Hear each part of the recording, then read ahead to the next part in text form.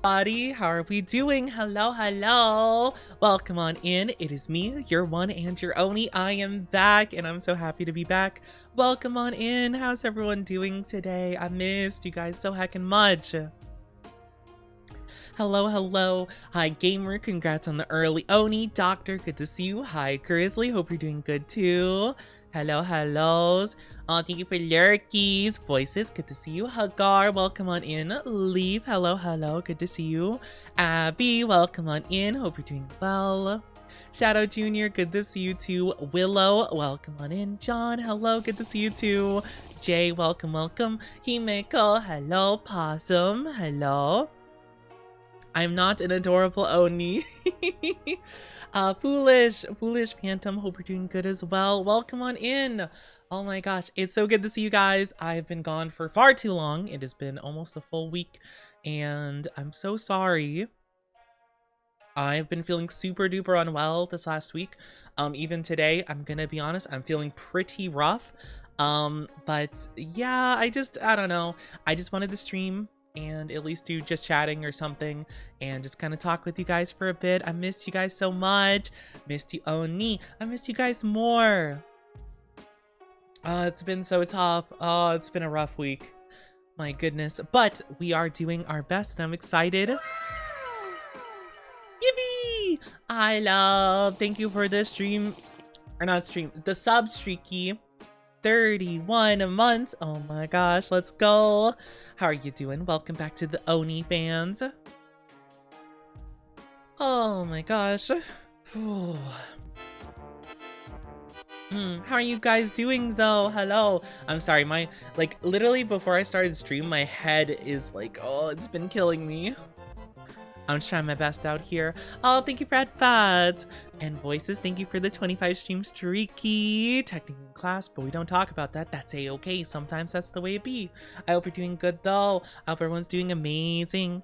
How's the Oni boy trying his best? The Oni boy's trying his best. But no, I don't know what's been going on. It's not like I'm down with the flu. I'm just getting like fevers and migraines all over the place, and it's just been tough. I've been debating like every day this week of streaming, and every single time I'm just like, ugh. Like right before, it's like always right before I stream, where I'm just like, oh gosh, I feel like death and pain. Hi Frostbite, good to see you. Glad you're feeling a bit better. I'm trying my best. But yeah, I just wanted to do something, even if it's like a small, like just little just chatting stream. I just wanted to say hello. I missed you guys. I was really planning a whole lot. And man, I just feel like every time I'm getting something set up and like trying to get the ball rolling, I feel like, you know, it's like Sisyphus, you know, where he brings the ball almost all the way to the top of the giant boulder, and like right as he gets to the top he falls back down. I feel like I'm like the opposite, where like once I get it started, it falls. You know? I start making some progress and then it starts going down. Thank you for the 70 stream streak, Shadow. Must hope for the Oni to get better. Yes. Please send me your healing energies. Hi, Darth Neo. Hope you're doing good too. Hello. Hi, King. How are you doing? Yeah, I'm just doing my best out here. But yeah, my head is killing me. I don't know why. I wish I understood. I wish I got it, but yeah, it's Oni time. It's time with the one and Oni. Lurk. All right, sounds good. Have a good lurky. Have the bestest lurky. But yeah, I've just been a bit under the weather. It's been pretty rough, and I don't know. It's been a struggle for sure. I'm trying my best though. Hi, Mr. Burke. I hope I'm saying that correctly. Welcome on in, thighs. We love the thighs in this household. How are you doing? Hi, Alia. Good to see you. Welcome on in. Hope you're doing so good. Oh my gosh, I'm the prettiest princess in the party. My gosh. Take care of yourself. I'm doing my best, of course. I took off this last week just to like try and take care of myself, and I thought it was good, like, because yesterday for the most part I was pretty all right. I just was like a little bit like off, so I'm like, okay, let's take like one extra day. And today I was feeling fine until like literally like less than half an hour before stream, and then I'm like, oh, my head hurts like crazy. Thank you, Mr. for the follow. I appreciate it. Welcome to the Oni Dynasty. Hope you're doing good. Hope you enjoy your stay here with us. Yeah, no, like I got like a head splitting headache, and I'm just like, oh gosh. Like it's okay. It's okay. It's okay. It's okay. You know why? Because I get to spend Thursday with you guys. I get to finally see you guys after so long and so much time apart. So you know what? Whatever pain I endure, I will manage. I will manage. But yeah, I was planning on doing some stuff last weekend. I'm kind of glad that I am able to take a little bit more time to make sure things go smoothly for like stuff I do have prepped. So, I mean, I guess it works out like a little bit. It's just frustrating. It's so frustrating when, you know, you're trying to do something and like right when you start getting like a little bit of like a rhythm to it, then like you have complications, and then you're just like, ah, why? Oh, it's such a struggle. I'm sure you guys can understand to some degree, but yeah, it's just kind of tough. But we are doing our best. I'm very excited to be back. I'm so glad to see you guys again. And yeah, I hope you've been taking care of yourselves to some degree. I just have a really bad immune system, I guess, and it's really beating me up. So I've been having to take some hiatuses, like, I don't know how many, I feel like I've taken a couple of like sick hiatuses, like just this year. I feel like I've taken like 2 or 3. I'm getting like one like little mini hiatus like per month basically. And I'm like, oh, I want to be a healthy boy. I want to be a healthy boy. Someone give me your immune system. But at the very least, I do get to work on stuff here and there. I've been a little bit down because I always feel like so negatively when I don't get like a lot done. I feel like I always have to be doing stuff and like being productive in some way, or just like doing something, you know? So I'm not. I feel really bad. Sometimes it happens when I get sick twice a year going in and out of truck. See, that's the thing. Like if I got sick twice a year, it'd be frustrating, but like I would be cool with that. I'm getting sick like once every 2 months. I'm getting sick like six times a year. And I'm like, it's just so frustrating. And I cry. But you know what? Negativity out the window. We're throwing it out there. We're getting it out of here because I'm not dealing with it anymore. Nope. This is my positive time with my dynasty. But yeah, I did have like a good, I guess it's like very different because like I only started getting sick like 2 years ago, like a year or so ago. I started getting sick like frequently. But before, I had like a streak of like 5 years where I didn't get sick at all. I didn't get sick for like a whole entire 5 years. And it was awesome. And I was like, oh, okay, like, huh, how weird. And once that stopped, I kept getting sick every couple months, and it's so frustrating. Hi, Unicron. How are you doing? Welcome on in. Hi, Double Zeta. Beautiful, but I am not a beautiful boy. I don't know what you're talking about. I don't know what you mean. I could never be. I hope you're all doing so good, though. It's so good to see you, lovelies. But yeah, I have been pretty sick. I've been under the weather. Well, like I haven't even been like traditionally sick. Like normally I'd be like, you know, stuffy nose and coughing and like, you know, like raspy voice and stuff. Like, you know, that's kind of like normally the sick stuff. But recently, the last couple times have only been like fever, like migraines, like can't really get out of bed. It's been like really, really hot for me recently. Like this last week, I've been like, I feel like I've just been like sweating bullets, you know, like my body's like overheating. I guess like the fever and stuff, but like I don't know, it's kind of difficult, you know. Very cute. I am not any of those things. I am not. No. But yeah, it's been kind of tough. It's been pretty tough as I've been going, but I'm hanging in there. I'm doing my best. Hi, Doug. How are you doing? Good to see you. Hope you're doing well. But yeah, I didn't really have like much of an idea of like what we're doing today. I just wanted to do something today. I just wanted to like finally stream again because it's been so long, and I hate when I don't stream or don't really do much, you know?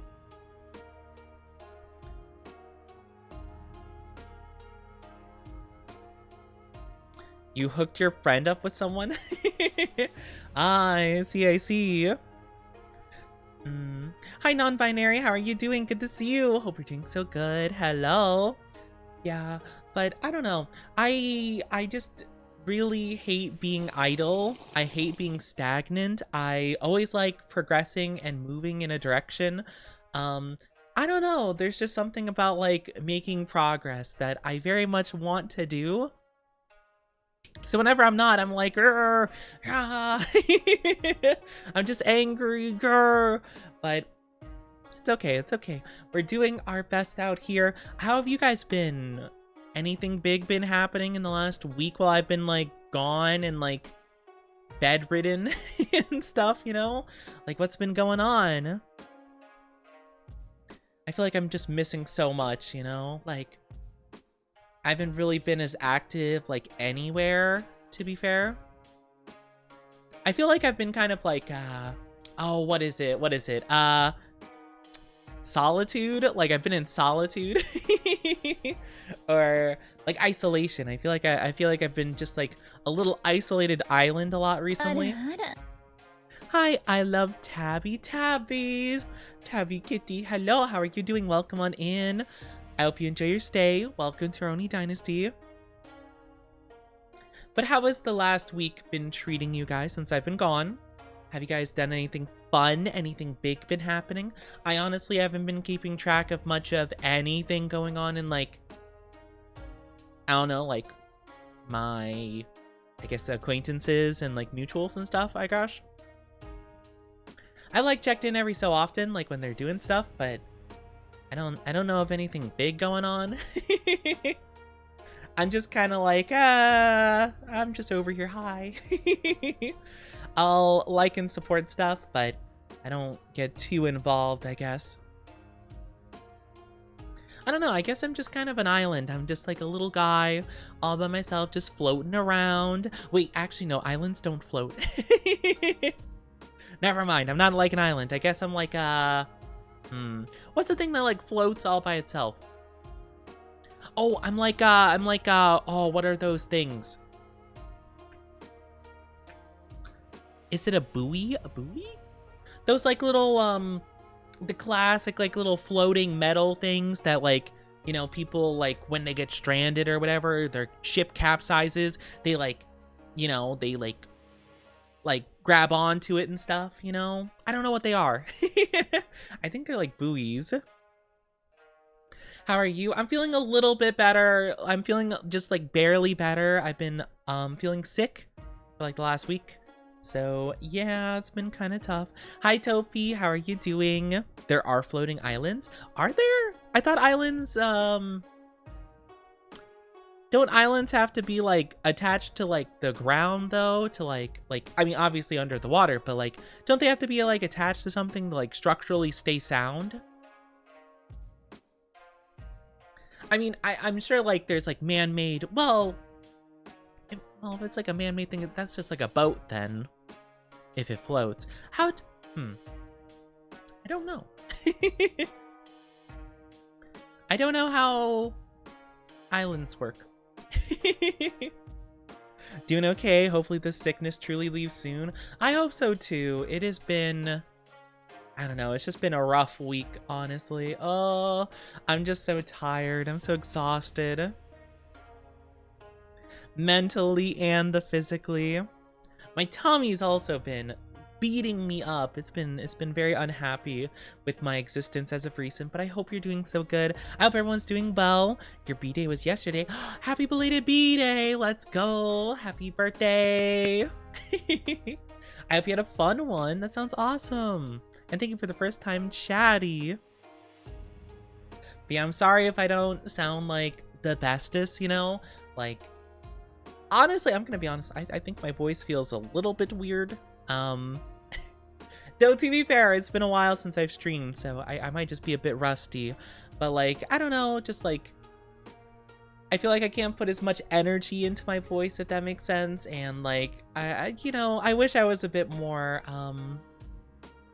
energetic, you know? I'm hoping for the best though, keeping things positive, but at the same time, it's like, oh my gosh, like, I'm sure I do not have quite the energy reserves I normally do, but I am just here for my best, you know? I'm here to do my best. Known as Floatons, Tussocks, or Suds. I know Suds because SpongeBob had the Suds. He had the Suds, and a giant hand had to come by and scrub, scrub, scrub. Scrub, scrub, scrub. I am not down bad, how dare. But yeah, so I'm gonna be honest with you, like, as much as I am loving seeing you guys and all that good stuff, I am still hurting in the head. I'm gonna be honest, like, I genuinely am like looking over at chat, like reading the stuff and my like, I don't know how to describe it, but it feels like my like head hurts and my like vision gets a bit like you know. So we're just doing our best. I did take a good bit of Advil before I started, so hopefully that kicks in at some point soon.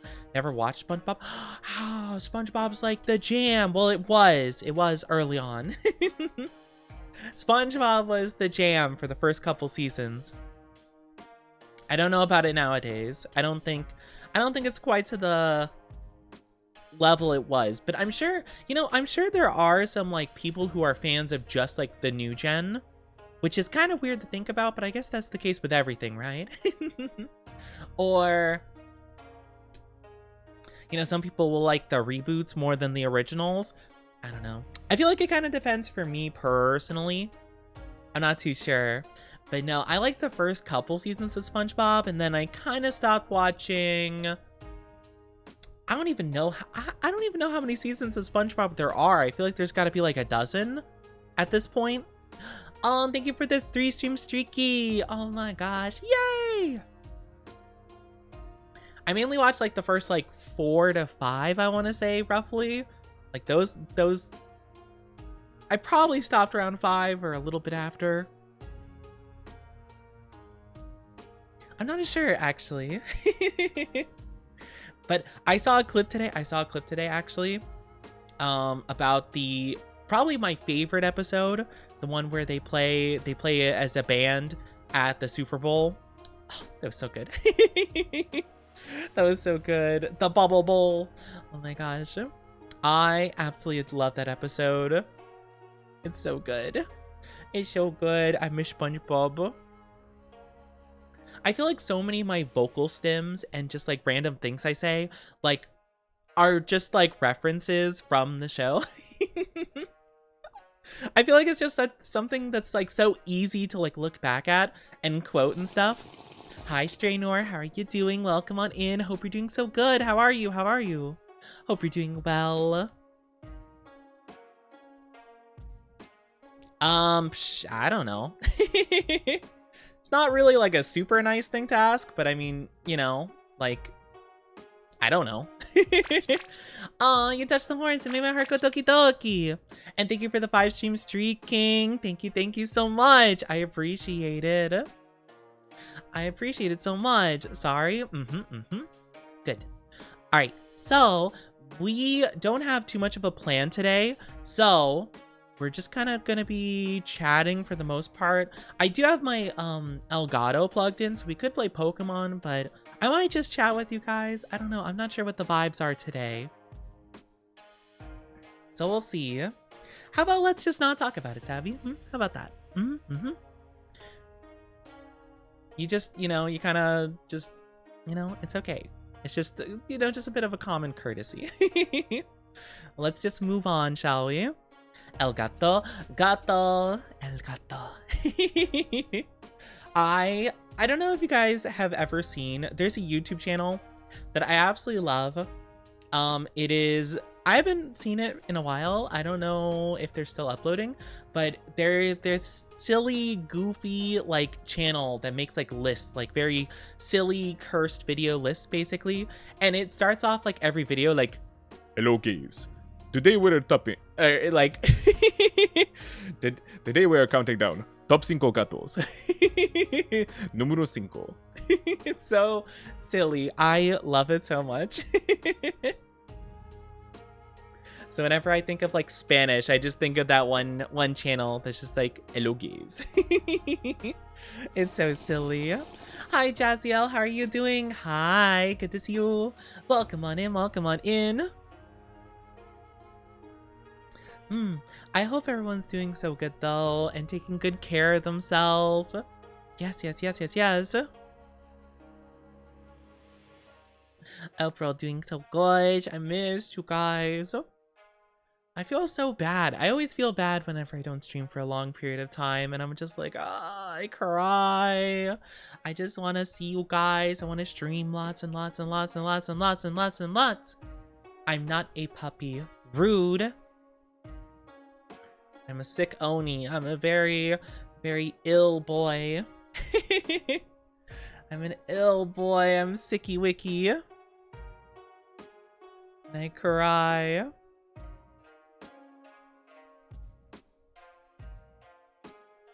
That's okay though. Hi Ben, how are you doing? Welcome on in. Hope you're doing so good. Hello. Adorable. No. Not in the slightest. I am super like low energy, running on fumes. My vision's been a bit blurry today. Echo? Echo? Echo! I don't know what you mean by that. What echo? I'm trying to think of like, guess anything that's been happening recently I can talk about. Not really. Again, I've been kind of like just not as active recently. I've been trying my best to work on stuff here and there, but I can barely make any progress before I feel so like dizzy and nauseous. I have to like rest, you know? Hi Orm, happy birthday! Oh my gosh, hope you have a good day. Well, thank you. I'm trying to get over Sicky, but I hope you have a fantastic birthday and that whatever you have planned, it goes well. I hope with all my heart. Oh no, yeah, it's okay. I've been struggling. It's been a tough week for the one and Oni. But we're hanging in there to the best of our ability, okay? But yeah, I hope you have a good birthday. Whatever you have planned, I hope it goes fantastic. Hopefully it goes amazing. I'm trying to think of anything. Is there anything fun I can share with the class? I don't have anything. I got a whole lot of nothing to share. Just like, oh, I worked on like a little thing here and there that I can't reveal yet because it's not done. Some art stuff in the future will be happening. Some art commission stuff, maybe. No confirmation on exactly when, but because unfortunately, it's completely fine that this is the case, but I asked for some like commissions. Like I put in some stuff like a month ago and I got like completely like just not looked at in like a month. So just recently I just got like a little like, oh yeah, sorry. So in the works, you know. Hi Happy, how are you doing? Hello, hope you're doing good. Good to see you. Gonna take you out for dinner. Gonna try making a chocolate cherry cake. Ooh, I hope you have a great one with the chocolate cherry cake and the dinner. That sounds really nice. That sounds really nice. I have a commission I paid for 2 to 3 years ago and heard nothing. No, you have to check in on that. I don't know like when the period is you can ask for a refund, or okay, not when you can ask for a refund, but like when you can no longer ask for a refund, if that makes sense. Because I don't know, I feel like I remember hearing if you use like PayPal or something that there's like a certain area of time where they're just like, shrug shoulders, you know? So I don't know if it's like, I don't know if there's like a limit to that or how that works exactly. I have had, luckily I've been pretty fortunate that I do check in with stuff. Oni definitely the type of person to buy things from door-to-door salesperson. Do you think I answer my door when people knock? Are you crazy? I pretend like I'm not home when someone knocks on the door. I don't want to talk to people. I'm an antisocial, like, anxious Oni. I don't answer my door. Even if someone I know knocking on the door, I don't answer. I'm just like, no, Oni not home. I would definitely not buy something. I made the mistake of answering my door like one time, and it was like, I don't know, it was some like school kid being like, oh, I'm selling these like stickers for like stuff. I'm like, I'm sorry, no. No, I'm sorry. And I'll never open again. Never again. I checked with the artist several times. They said that they've been busy with moving holidays, and I've been trying to understand. No, like once it passes, like you can maybe say like move and holidays, but like once you get like a free period, I don't know, once like a couple months pass and like you don't reach out to like the person commissioning you, that's just a problem for sure. I always want to defend artists and stuff like that, and obviously like there's a lot that get taken advantage of, but like if you as an artist are not, I guess, like, you know, making at least an effort to like keep someone updated on as to like why you're not doing it, like when they've commissioned you, I think that's like a bit of an issue. Like it doesn't even have to be like a big, like, oh, I'm so sorry, like a giant 5-paragraph apology, but more so like if stuff does keep coming up, you should be reached out to by them, you know? Because like if they're having all these situations, like you paid for their service, and if they can't provide it, then you know it's kind of on them, you know? Yeah, I have had that happen with I've had that happen with raffles. I've joined multiple raffles on Twitter. I've actually been pretty lucky about winning raffles, oddly enough. I think I've won a total of 5 to 6 raffles, and half of them, like 3 of them, I've been ghosted on, so I no longer participate in raffles. I think I've gotten like 2 raffles back, and then I've had like 3 or 4 that they just ghosted me on. Like they would be like, oh, congrats, you won the raffle, blah blah blah blah blah, and I'm like, oh, here's like reference, here's blah blah blah, and they're like, oh, cool, all right, sounds good, and then they just never get back to me, and then I reach out and they don't respond. And I remember there was one. Hi, Rin. Hope you're doing good. Oh, you want a hi, honey?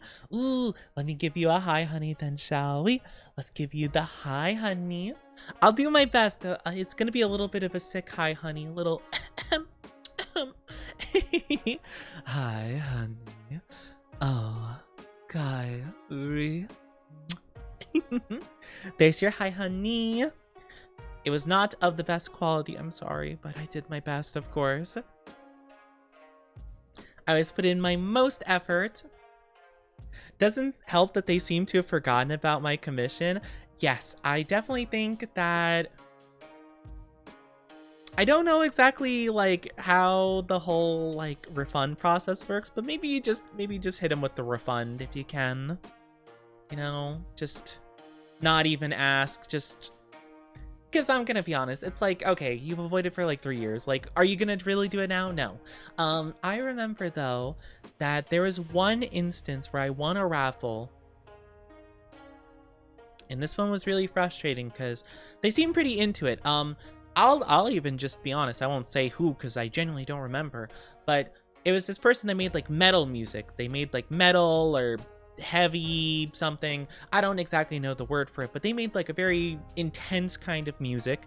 Not even really my jam, to be honest with you, but like I was interested. I was like, oh, that sounds cool, like getting more music. And I won the raffle, and they reached out, and I sent them like the music I have here for like my Oni stuff. Like I actually did commission someone on Fiverr way back when for my just starting screen and my just chatting screen. This is my music that I own, that I commissioned someone to make. So it's pretty cool actually. But I sent them this, and I'm like, okay, this is like kind of my vibe, like blah blah blah.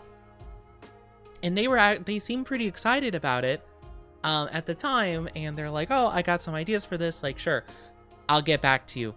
Never got back to me. Like months passed, and I reached out, and they're like, oh yeah, like yeah, I'll get around to it. You know, like don't worry. They kind of like brushed me off. And I'm like, okay, sure. Months passed, nothing. So I reached out to them, ignored. Months passed, reached out, ignored, and I looked at their like Twitter. And like literally like the day after I reached out to them, like on the like one of the last times, they like said like, man, I want to work on something, but I got nothing to do. Like they said something along those lines, like, oh man, I wish someone would commission me or something. And I'm like, I was like, crazy. So I just straight up like gave up. I think like over a year and a half had passed at that point, or like a year. And I just like unfollowed, and I'm just like, okay, yeah, cool. That was the last one I ever participated in a raffle for, just because like it sucks honestly, you know. I think it's crazy. It happens so often where people put out raffles and they never intend on actually following through. I've had more raffle wins where they never follow through and never actually want to do anything with it. And it sucks. It sucks so bad. I think it's truly awful. But yeah, so if you're an artist out there, or if you guys are people who want to do raffles and stuff for engagement, actually, like, you know, do something you can follow through with and accomplish, because, like, what's the point if you're not gonna? I do know, I saw recently, actually, there was one person that put out a raffle for, I believe it was model art, I'm pretty sure, where they're like, oh yeah, I'll make your VTuber model. Or no, VTuber rigging. I think they offered VTuber rigging, but when someone won, they'd be like, oh, like blah blah blah. I forgot what it was. Yeah, I think it was VTuber rigging, and then they were saying like, oh, like you should, you know, get my model so that I can rig it better. They were basically trying to pressure people into paying for their model, like a different service essentially, so that they could rig that, or vice versa, or something like that. And basically it was like, okay, so like if you don't buy my other thing, I'm not gonna give you this raffle thing. And it's like, that seems not cool. So that was kind of a big deal. Shouldn't happen to. I'm not a good boy. I can't do art to save my life, and that's okay. That's okay. Like, everyone starts somewhere. I think everyone can do art if they, you know, practice, and you know, it takes a lot, to be fair. I don't really. I liked doing art, but I kind of fell out of love with it, and I don't really like it so much anymore. Like, I do like it, but it just, like, it sucks to, like, get down and get started, especially when, like, you don't have that inspiration, or even if you have the inspiration, sometimes it just, your brain doesn't translate to, like, on the thing, you know? I am not a good boy. Oh my gosh, I can't believe this. I can't believe this. But, like, even if you, like, You know, even if you can't do art or whatever, like, I'm assuming you're not putting out like raffles being like, hey, engage with my thing and then you'll get free stuff. That's silly, okay? You can do that. I've even thought about doing that for like a silly little thing, right? Like for, I used to have an emote where it was like me in like a little red panda onesie, and it'd be me kind of like slamming my hands like on a table. Not quite like a bongo thing, but it'd be like one hand at a time, like hand left, right, left, right, left, right, left, right. And I thought it'd be kind of cute, like to do like a, oh, VTuber in like a onesie, like smacking thing. So I thought like, oh, maybe I could do that, but I would follow through with that, you know? Like, that's the thing. It's so silly if you're not like planning on actually doing it. Like, I think the raffles are fine, but there's so many I've seen where it's like the person really just doesn't want to actually do the like work part of it. They just want to get the free engagement. And it's like, then don't like do that. I don't know. Just seems silly. Hi, old man. How are you doing? Hi, Muzzle. Hope you're both doing good. Hello. And even if you have inspiration, yeah, no, sometimes like you don't have time. I remember last time I tried to do some art was quite a while ago, and it sucked. I had like an idea for something I want to do. I just couldn't get it to work no matter how hard I tried. I could not get the idea from my brain to the page, and it just like, it sucked. And I felt so sad and so defeated, and I'm just like, I don't want to do art anymore. So yeah, unfortunate. Hello and good night. Hello and good night to you. Hello. Hi, Jay. Oni Femboy. It is me, the Oni Femboy. Hi, Yukio. How are you doing? Hello. Good to see you. Good to see you. Hope you're doing so good. The collar. I should have known that was happening. I'm just not even gonna remark about it. Thank you for the stretchies. How are you doing, Yukio? How are you? How are you? But yeah, I am not good, boy. I'm sick, boy. I'm feeling tragically bad. How are you? I'm in agony. I am in agony. I feel so bad. My head hurts so bad. I feel so dizzy. Hi, Bacon. How are you doing? Hello. Hope you're doing so good. Hope you feel better soon. It's okay. It's okay. It kind of just happened, like, pretty suddenly, to be fair. Like, as I was starting to get started with stream, like, my head kind of hurts. But, like, as time went on, I was like, oh, man, this is tough. I don't know. Like, it's like, it's so strange. Why does my body conspire against me? I just want to stream, and I want to see you guys. I want to see you guys and be happy and laugh with you all. It sucks. It just can't happen. It's tragic. Rest if you need to. I have already rested so much, though, and that's the thing. Like, today felt like I would be fine, you know? And suddenly I wasn't.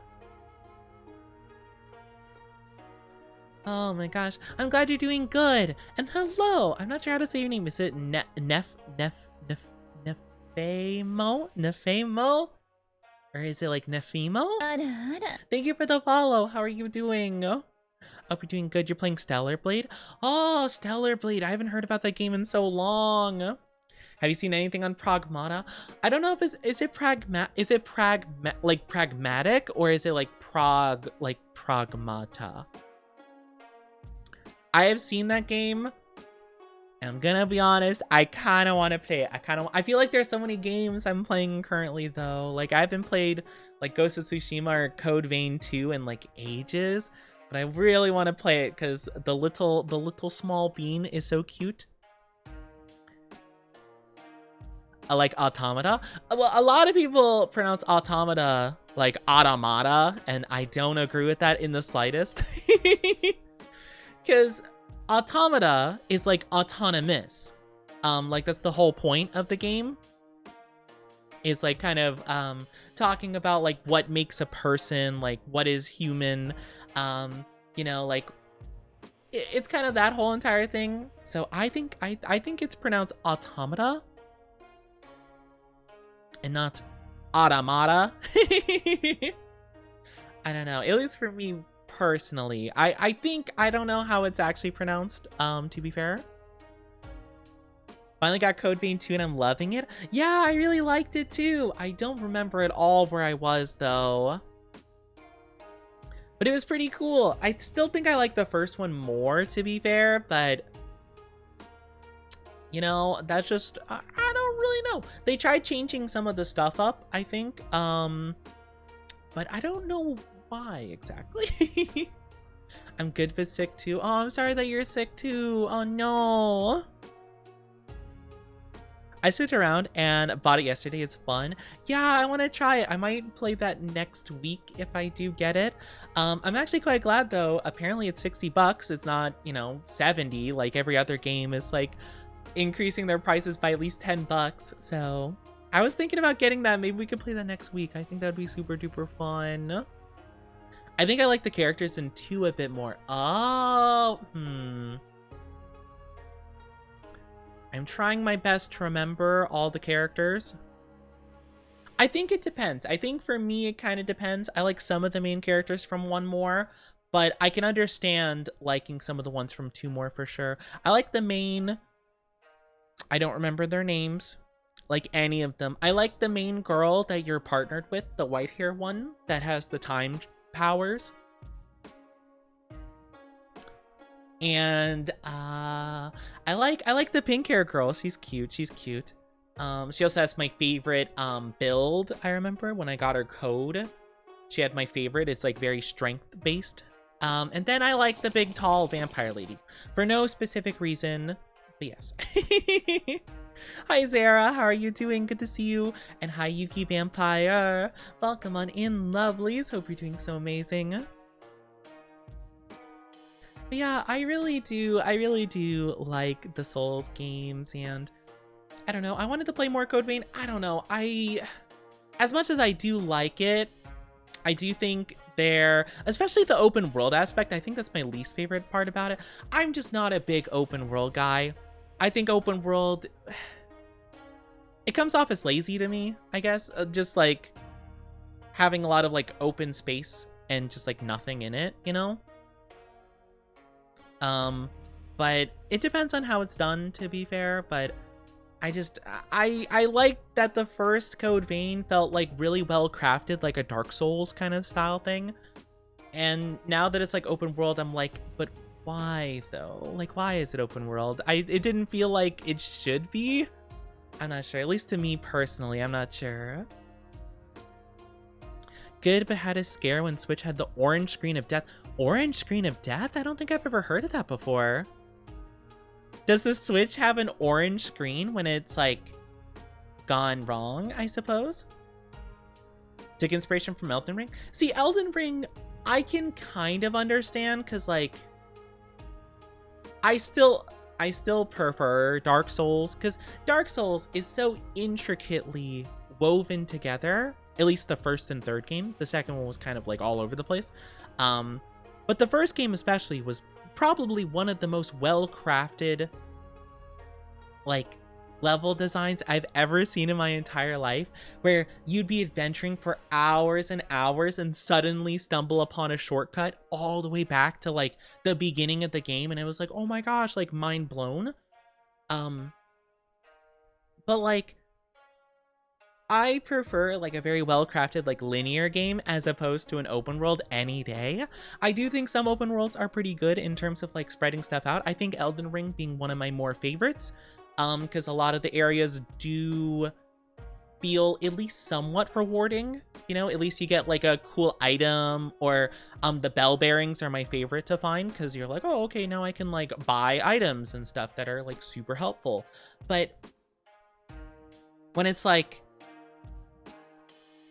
not much, you know, because like again, I like Code Vein 2, like from what I played. I don't know how far I got into it. I got a good couple of bosses in there, but like to me it feels less cool because like I side quested a bit, and like the most I'd get out of it's like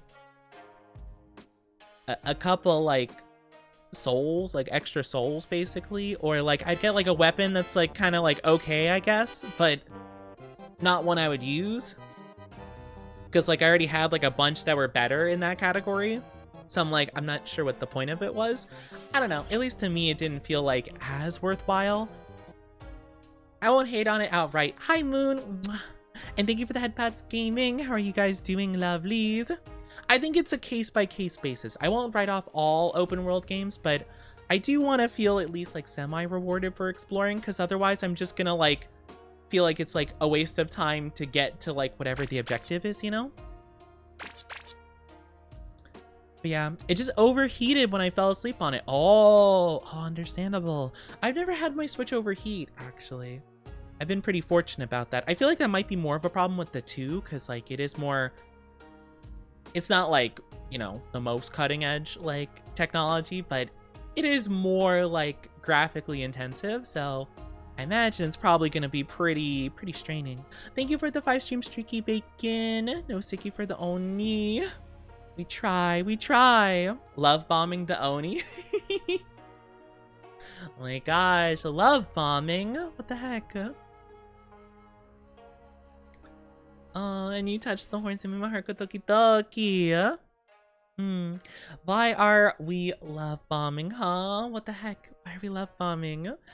One and Oni's back and collared. Yes, I am back. I'm still not 100% over being sick, but I'm feeling a little bit better, so that's good. Thank you for the stretchies. Thank you, voices. I appreciate it. But yeah, for me, open world games, it kind of depends on what they do. I feel like I have 2 rules when it comes to open world games, okay? So, actually, we'll say like 2.5 rules, basically. So the first one... love bombing is the toxic thing, no? Because then, no. I do know some people use it as like a toxic thing. I think it depends. I think it depends. How about let's say this? You're not love bombing me. You guys are spoiling me with affection. We'll say that. I think that's a nicer way to put it. I think love bombing can be good or bad. It depends on the circumstance. Whatever that one guy is, I don't know how to pronounce their name. The guy that got like called out recently, the streamer that's like weird. They are toxic love bombing because they'll do it like in reaction to someone else like calling them out for something or having a problem with them doing something, and they're like, no, I love you though, you know, forget about it, you know, like to try to like distract them from bad stuff, you know. That's toxic, I think. I don't think it's always normally, but we'll just say, yeah, showering with love, smothering me with love, you know. You guys aren't toxic. You're just what's the term? You're just sussy.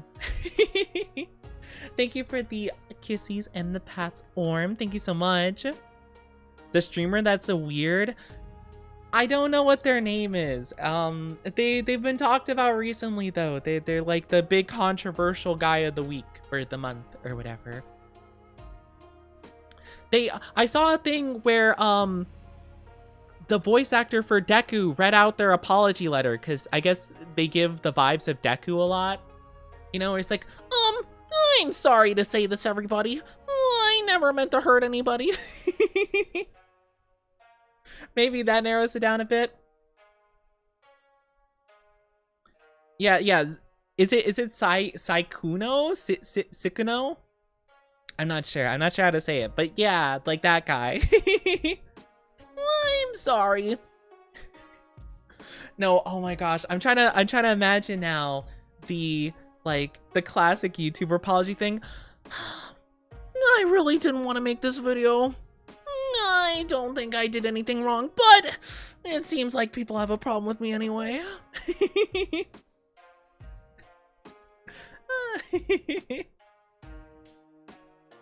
Oh my gosh. Yeah, apparently they're pretty icky. I don't know too much about the situation, but it seems like they were weird. See, this is the thing though with like big drama, I feel. Like a lot of the times it's like, oh my gosh, I can't believe this big streamer did this. And I'm like, I've never heard of them before. Like, I don't know who that is.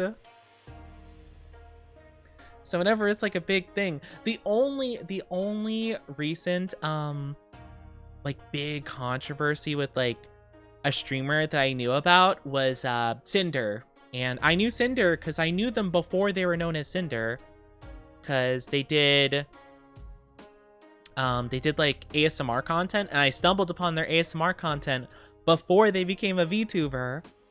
And then they started doing VTubing, and I watched like the first couple streams, and then they became Cinder and then popped off and stuff, and then I kind of forgot about them. But then it came back, and I'm just like, oh, yeah, I knew that person, like, way back when. That's crazy. And then I moved on with my life because I didn't have any attachment to them. So, at that point, a bumblebee landed on my shoulder to watch you. Aww! A bumblebee, hi! Your name is Barry Bumblebee Bamshin. A flower? I'm not a flower. Maybe they think you're a flower, though, if they're landing on you. But, man, I completely lost my train of thought. I have no idea what we were talking about before. I don't know why we started talking about this, the stream. Oh, the love bombing. Yes, that's why. Oh, but I was gonna say, when it comes to open world games and like whether or not I like them, I feel like there's like 2.5 rules for open world games. I feel like they either have to have a lot of like varied content that is rewarding at the end of it. So like, you know, like getting different things, encountering different enemies, situations, areas, that kind of stuff, and getting something at least decent out of it. Or the second one, you have to have a really fast mode of transportation to just skip through the monotony of like the open world, you know? I feel like you have to have one of those two things. Or the half rule is that like it has to be kind of easy to like navigate the open world. Like I think that was another thing with Code Vein 2 that I had a problem with, is I didn't know how to navigate the area. Like they have like the big markers on the map, but I couldn't like figure out how to navigate like some of the roading and the pathways and stuff. And there was one I remember, you guys might not have gotten as far as this, but I remember it was, I think in my last stream of playing Elden Ring, or the Code Vein 2, but it was like this one thing, and it's like, oh yeah, find like the entrance to a cave or something like that. And I was like, okay, so I just like left the camp where we got the mission from and just like went that direction.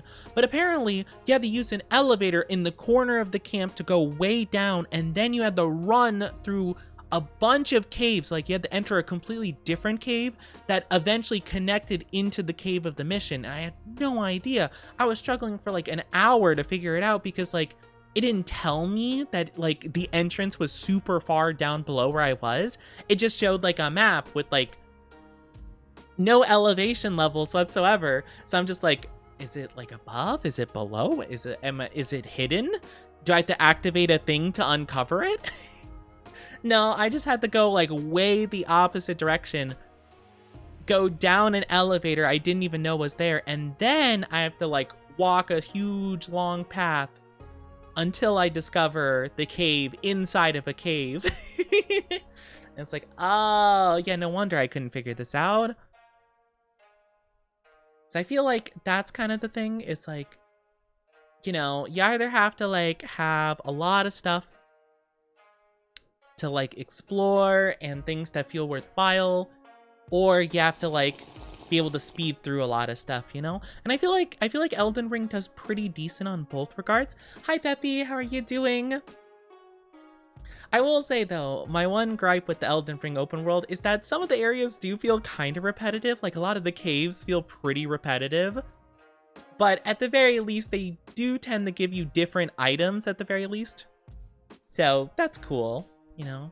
get the bell bearings, which is kind of just like advancing that stuff, or you get like a weapon or a spirit ash. So like you know, I guess it kind of works out, but a little repetitive. Hi Alistair, how are you doing? Howdy do. How are you? How are you? Hi Megla Mom, how are you doing? Welcome on into the Oni Dynasty. Hope you're enjoying today. How are you doing? Hello, hello. Hope you're doing so very good.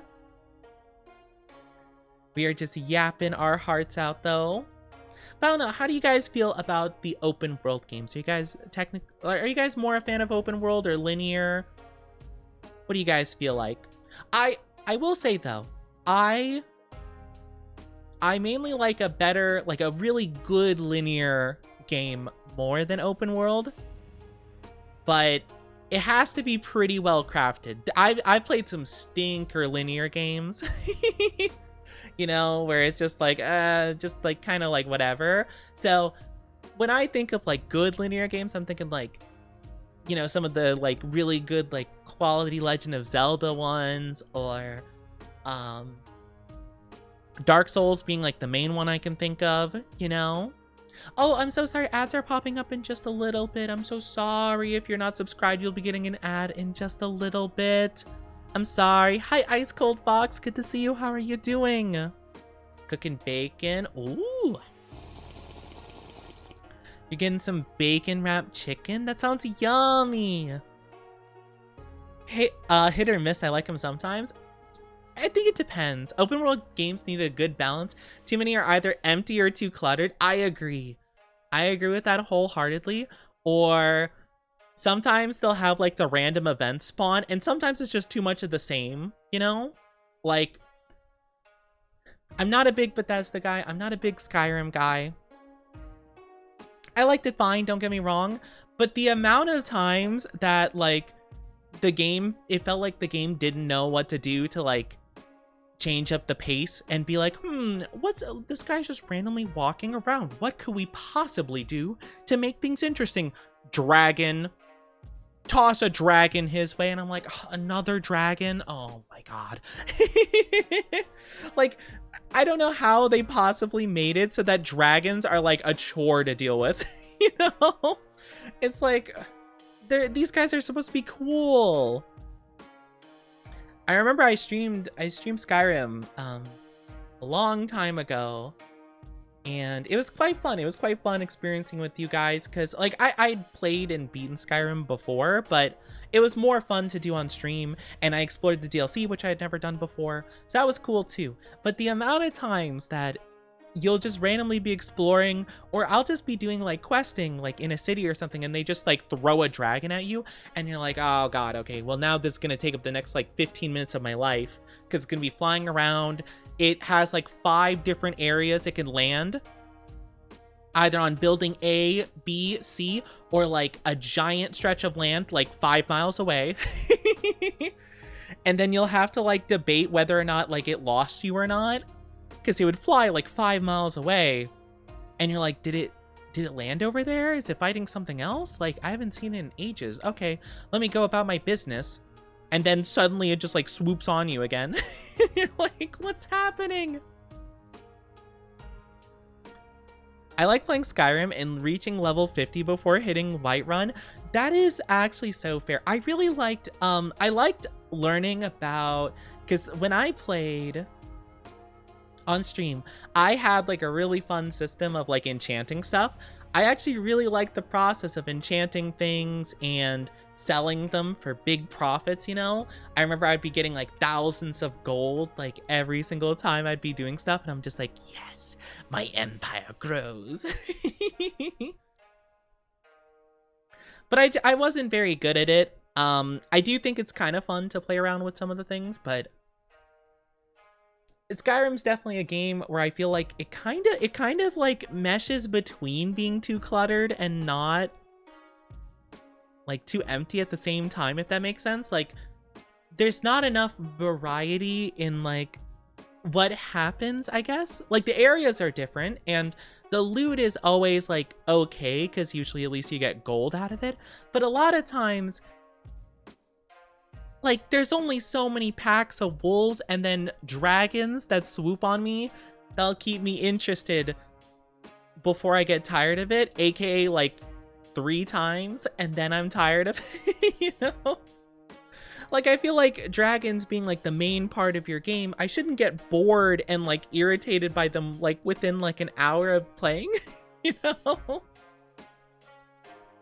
I don't know, at least for me personally, but I mean, I do think there's good things, of course, but that's kind of one where it feels like it needs like just a little bit more variety in the things that happen, you know? Also, welcome back from the ads, everybody. Welcome back. Welcome back so much. I appreciate you guys waiting for me. Too much stuff and you'll get a map of icon soup like Ubisoft. No! Yeah, Ubisoft. Not the best in making the open world games for sure. You know what game I really like from Ubisoft that I feel like nobody talks about very much? I really like the original Watch Dogs. I think that was probably one of my favorite Ubisoft games other than like the original like Assassin's Creed games. I think the original Watch Dogs was super good. And then I played 2 and I felt that very much. I felt like it was way too cluttered for its own good. I also just really didn't vibe with like any of the characters or a lot of the humor I feel like from the game I just didn't vibe with, you know? Needs to be enough for me to be distracted but not bored. Yeah, that's the thing. Like, I feel like you have to have like a decent variety of things, right? I think that's kind of the part that where it can lose me. Because a lot of games, what they'll do when it's an open world, they'll give like little collectibles to do. But it'll be like, oh, collect this one thing. Oh, collect this same thing. Like, we have 100 of them spread out throughout the map. You gotta go get them all. And that's like the way they like get you to spend your time, which is kind of boring. I feel like you can't have too much of the same exact thing. I feel like one game that really teeters the line between it being like fun and annoying is Spider-Man, the Insomniac ones. Like, I think it barely passes the point where it's not like too annoying, depending, but it definitely did that for sure. Especially because sometimes you do it just to upgrade the gadgets, which I never used the gadgets. So it felt a bit pointless to me personally, but they did that a lot where it's like, oh yeah, collect this like random thing in an area. Like, oh, you have to track like a spider robot with the scanner or whatever. And if you do, you get a gadget point. Cool. Wasn't that great, but it wasn't like egregiously like awful. It just like, I don't know, it just wasn't that interesting.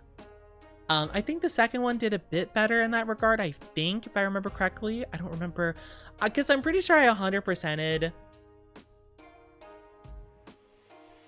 most of the collectibles in the first couple games. I don't know if I did in Spider-Man 2. Did I 100% it? I know I got all the costumes. I know that was a big thing I wanted to do. I don't think I collected all the gadgets and stuff. I don't actually remember, though. It's been such a long time since I played that game. It was really good though, and I think Spider-Man kind of encapsulates my second point perfectly, where I said like you either have to have like a lot of variety and stuff to do, or you have to have a good way of traversing the world that if I want to ignore all the collectibles and stuff, that I can do that and still have fun with it, which I think Spider-Man does like the first one pretty well, the second one really well. Where you can you know, you have a little bit of fun with the collectibles, you can do that stuff, get some upgrades if you want to, but if you really want to just breeze past it, ignore it completely, you can do that so easily, and it's so fun swinging around that, like, I don't mind, actually, you know? I actually really like the crimes that would happen, like... that's a funny sentence out of context. I really like the crime that happens in New York City. But I like that you would occasionally randomly get a phone call and be like, oh man, some thugs, like, just quickly take him out. I think that's kind of fun, and it feels like, you know, it's a very, like, immersive Spider-Man thing. You can ignore it, which feels a bit bad to do since you're Spider-Man and all, but you could. I played Watch Dogs 2 for Revenge. Is that the guy with like the emoji face thing eyes? I don't know how to say it. Emoticon, like the emoticon face? I think so, right? Yeah. See, I think they were the only character I liked. I think that was the only character in the entire game I liked, but I didn't play the whole entire thing. Hi, Ben. How are you doing? I just joined. I don't have context. We're talking about open world games currently. How are you doing, though? Welcome on in. Hope you're doing good. I'm so sorry. My throat feels blah. I'm gonna take a drinky. Again, I'm still not quite over being sick, so please be a little bit patient. I do apologize if I'm not like 100% feeling better. I need to take some drinky breaks here and there, but we are doing our best. But I was talking about how I think Spider-Man was doing... I think Spider-Man does okay. I think it does pretty okay in the open world aspect. But I think that's kind of the importance of my like 2-rule system, you know? And it also is pretty easy to navigate because you just swing through and over everything, so it works pretty good. But I think that's like the main system I have. But yeah, there's a lot of like kind of pointless collectibles here and there. I remember, yeah, actually speaking of Ubisoft doing that, I remember a lot of Assassin's Creed games. Although I love Assassin's Creed, especially like the first couple of games, there's a lot of pointless collectibles for no reason. I remember the first game was pretty bad with that too. Where it just had like a bunch of like random like flags to grab and like little like things you could do. Like it wasn't too bad. It just like, it was very like tedious. I don't know, there's a point where it gets very repetitive, and I think that's my problem with it. You have to have it be like not too common where it's like super duper repetitive. That's why I think Elden Ring probably is my favorite open world, I want to say, just because like even though some of the areas and like cave systems and stuff are a bit repetitive, at least you get different items at them, or you know, you'll run into all the churches and like all the dilapidated churches, and then you get like the little sacred tear to boost your healing. So I mean, at least you're getting like fairly important stuff. It's not just like, oh, get like a little gadget upgrade. I don't know. I think it's the season. Almost all the streamers are sick. Oh, the sickness. I mean, we've talked about this many times, I feel. Because everyone says like, oh, it's flu season. I feel like flu season is all year round. I genuinely have heard it's flu season for the last like 5 years. I don't think flu season ends. Every like day, I feel like people are like, oh man, it's flu season. Like, does it ever stop? When's healthy season? Please. I need healthy season. I beg. But yeah, I don't know. I'm not a big open world person. I think they can be good, but I think a lot of them tend to be a little bit lazy. Once every decade. It's like a leap year, but worse. When leap years happen, it's at like a couple days. It's like, a couple days every couple years, you know? I don't know. They just can be for sure. I guess I'm a little bit surprised at like how popular Breath of the Wild was. Despite it, I feel like having, I don't know, at least for me, Breath of the Wild kind of didn't make me happy in any of those categories. Like, I felt like it took super long to get anywhere. I feel like all the little side areas I explored were not very rewarding or gave anything interesting. And I felt like it was actually pretty dang hard to navigate a lot of the areas, to be fair. Mainly because verticality is so limited until you get the little flying thingy. The, like, the ability that, like, floats you. I mean, unless you're, like, a speedrunner and you could do the thing where you chop down a tree and then freeze it in time and then do the and launch yourself. I don't know. I struggled a lot with the enjoyment of that game. Which is why I never ended up playing Tears of the Kingdom. But I heard a lot of people really like that one. I know with that one you could build like robots and stuff, which is like kind of a wild concept for me. Thinking of like Zelda and building robots. Though I guess there are robots in Zelda. I guess there are a couple, but I guess I never think about it because it seems so like medieval and like magic based, I guess. I guess there are some robos. Ah! I'm so sorry. Oh, I hit my hand on my desk really hard. Oh. Gosh. Oh, I'm a mess today. I'm a mess. Oh, goodness gracious. Chat, I'm struggling. I am not down bad. I crash out. Oh, my head hurts so bad. My whole entire body hurts. I don't have the capacity to be the down bad. I genuinely am in so much pain. I can't be. Owie. Oh, but I hope you guys are doing good, though. Yeah, I don't know how long I'll be streaming today. I just wanted to see you guys at least a bit, you know? Aw, Ducky Ducky in the head pads. Bum bum bum bum. Pokemon's still the biggest fan base of an open world game? I guess that's a good point. I mean, to be fair, Pokemon is just one of the biggest fan bases in general. Though I don't know how many of them actually like the open world game. I'm personally not huge into Pokemon being open world. It makes sense for it to be an open world game, to be fair. But it makes me not want to explore as much, to be fair. At least personally. I don't know. I like Scarlet Violet fine. But the open world aspect was definitely my least favorite aspect of the game. I don't know.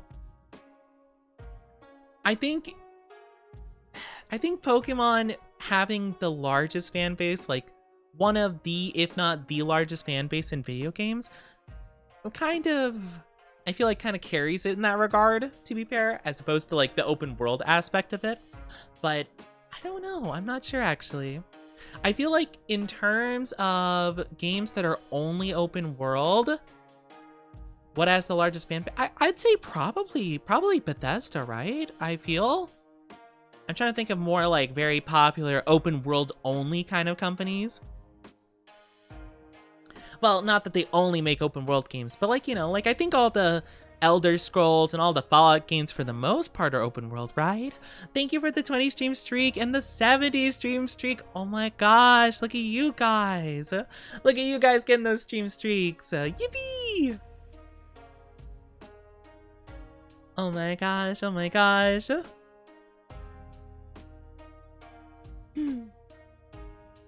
Thank you so much for the stream streakies. That's so awesome. Oh my gosh. Oh, it makes me so happy to see. Gosh, but yeah, no, I am kind of in suffering. Rockstar. Oh, true. Grand Theft Auto. I actually don't know how big the Red Dead community is. I mean, I know the new one is pretty big. But I know, yeah, GTA is definitely big for sure. That's a good point. I kind of forget about GTA, to be fair. I've only played 5, and I thought I could understand the appeal for it. Not super my cup of tea, though. I don't think I'll be playing 6 when that comes out, but that's probably fine. I think people are gonna be oversaturating 6 a lot, so I think I'm gonna avoid the giant the giant what's it called, like I guess like the hype beast that will become GTA 6, you know? It's like a giant monster, just like hype and expectation, you know? I think I'll just grab my popcorn, sit across the way, and just kind of watch the whole fire burn everything down. I don't know. I feel bad, though. I feel bad for all the people that are going to be working on it, because, like,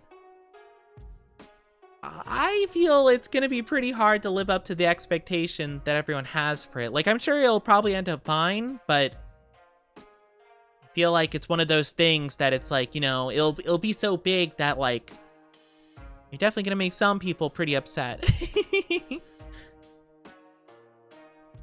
So I wish them the best. I wish them the best though. But yeah, I don't know. I never got super into Grand Theft Auto. I know the big ones people played. I think it's I think San Andreas. I think is the best, like the most like agreed upon like good one. But I don't really know much about the series as a whole, to be fair. But yeah, I guess that is a pretty big open world series too. I mean, it seems like a lot of games ever since Breath of the Wild have been trying to adapt themselves into open world. Like, you know, I'm trying to think of more games that have done that. I'm trying to think of, because, well, they started doing, like, I don't know if you'd say Battle Royale or open world, because, like, you know, you could say, like, a lot of games have added, like, open world Battle Royale elements to them that weren't in there before. Like, Call of Duty's been doing that with a lot of game modes, and I don't know. I'm not really too sure how that all works. I remember one really kind of, I don't know if I want to say niche, but one that I never hear anyone talk about. I played a game a long time ago called, I think it was just called Rage 2, I'm pretty sure. And that was an interesting open world. I don't know if it was post-apocalyptic or what it was. It was kind of trying to be Mad Maxy, I think. Yeah, it was called Rage 2. It wasn't like horrible. It was fine. That was kind of like, I remember that being kind of a mediocre open world experience, you know? Like, not too crazy. I love Rage. I heard a lot of people who liked the first Rage was not a fan of the second one, which I thought the second one was fine. I didn't play the first one, but yeah. I was like, this is fine. Like, this isn't bad to any degree. Just not, like, I wasn't super enthralled, I suppose. Like how Fortnite had the battle pass and now most games have a battle pass. Yeah, well, that's the thing, right? So many video games, similar to movies and every big industry, they'll see one thing that works really well and then they try to recreate it. They try to recapture the lightning in the bottle and keep trying and trying and trying and trying until like no one even likes the original because of like how much has been done. You know, they kind of like kill it, like, you know. It's like battle passes were like pretty interesting for Fortnite and you're like, okay, that's cool.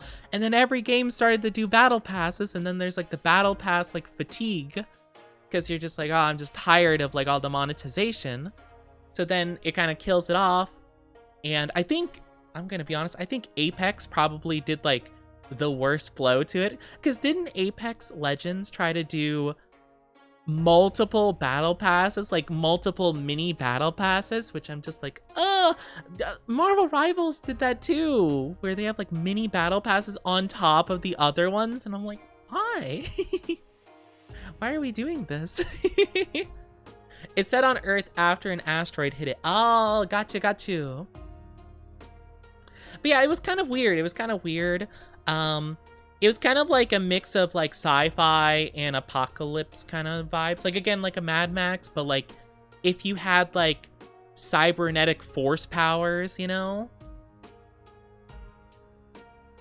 But it was kind of cool. It was kind of cool. Just didn't leave too much of an impression. Not in like a bad way or anything. Wonderful voice owner. Hi, Mel. Thank you for the first time chatty. My voice sounds so bad. I've been sick the last like week. I'm so sorry. If you think this is wonderful, I don't agree. I don't agree. Oh, I've been struggling so bad. But that's like the big thing with a lot of games. They'll see one game do something and it works good, and then they decide like, we need to try to do that as well until it dies and everyone hates it. Battle royales, battle passes, what was the open world games, I feel? Like, once there's one big hit, it feels like everyone has to do it. Or I feel like another one, maybe this is a bit of a niche one. Like, it's hard to say this is like a trend more so, but I feel like fighting games also are kind of that way, where I feel like, I don't know why, it feels like there's always been a lot of fighting games, don't get me wrong, but it feels like a lot of like crossover fighting games have been happening recently since like Smash Ultimate, you know, where it's now like, oh, Nickelodeon's, oh, Cartoon Network, or not Cartoon Network, but what is it, Warner Brothers, you know, multiverses. Oh, Nickelodeon made a second one because the first one didn't do well, so I guess might as well sink more money into a second one. You know, it's like, how many crossover fighting games do we need? You know, because a lot of them don't do well. I know Multiverses was like a big flop, so was the Nickelodeon one, and the second one I think was also a flop, but I don't know, they keep trying, I guess. Hi Nolan, how are you doing? Hello, good to see you. How are you doing today? Hello, hello. Doing well, that's so good to hear. If something work, everyone do it. You're not wrong, but that's also the only game who will get money from the investor, so they don't really have choices. Yeah, that's kind of like my thing, right? Is that a lot of investors are kind of ruining games as a whole. Hi, hello, how are you doing? Welcome to the Oni Dynasty. Hope you enjoy your stay. How are you? But yeah, no, I never really blame, like, it's always my big pet peeve when people are like, oh, this game is so bad. I guess the team working on it must have been super lazy, or they're just like bad. And it's like, they probably just got told to redo their work a lot because like some random old guy with a lot of money was like, Fortnite has a battle pass, make a battle pass. Nintendo actually has a big record of doing that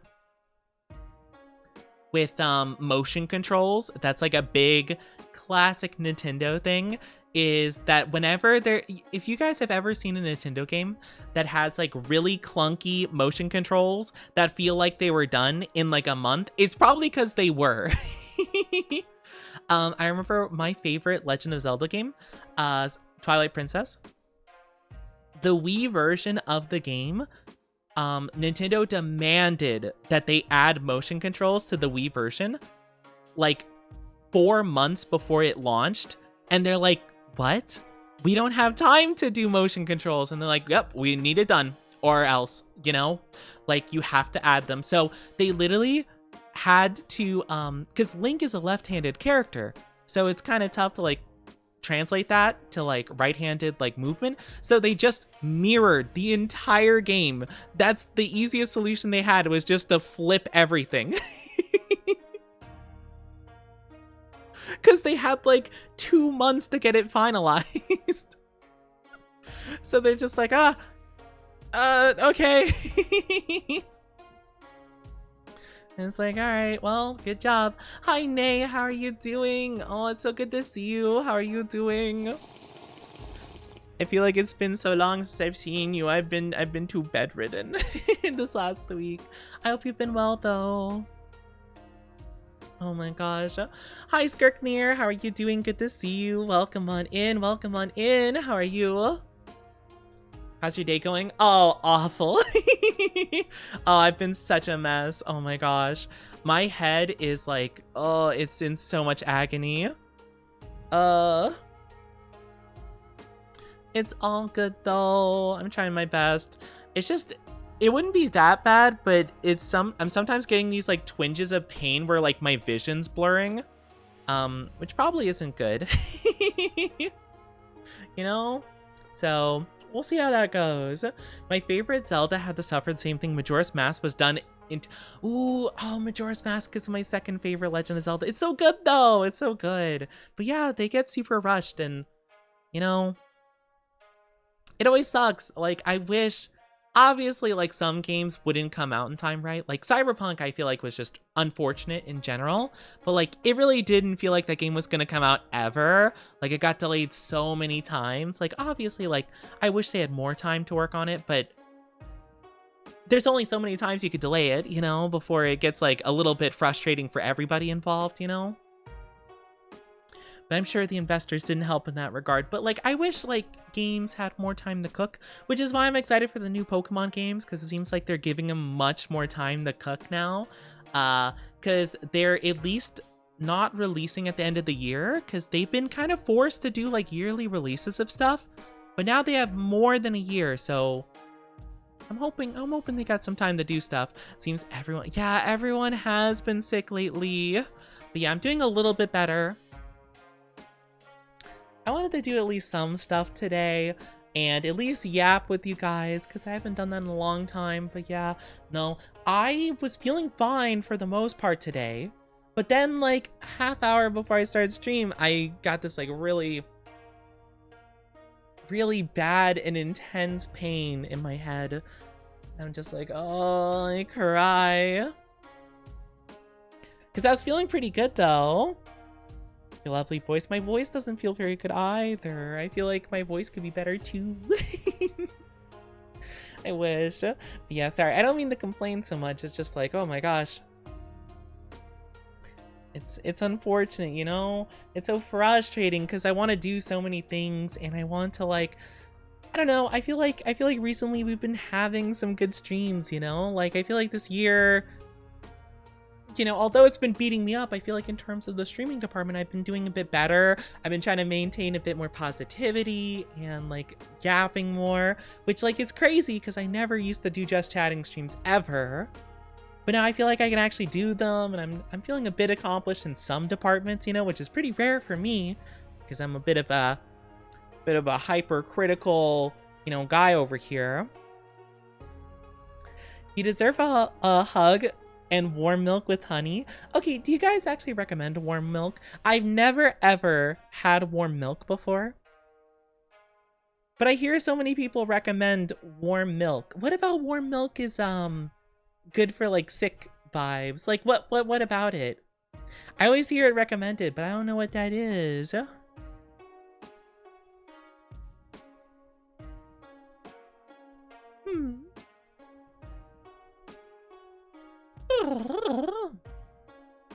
Cause like I hear that. I might actually try it, to be fair. Like if it does help, I mean sure.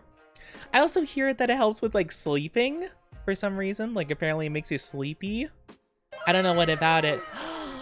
Oh my gosh, Shuggy, half a year.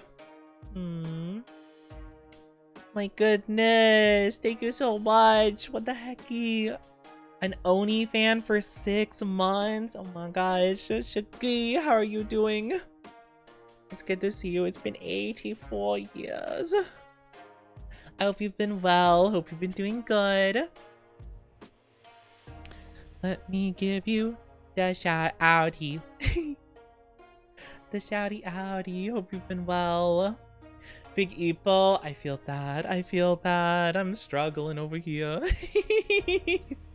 I feel like we all just struggling today. What's the deal? What is the deal with 2026? I was gonna say 2024.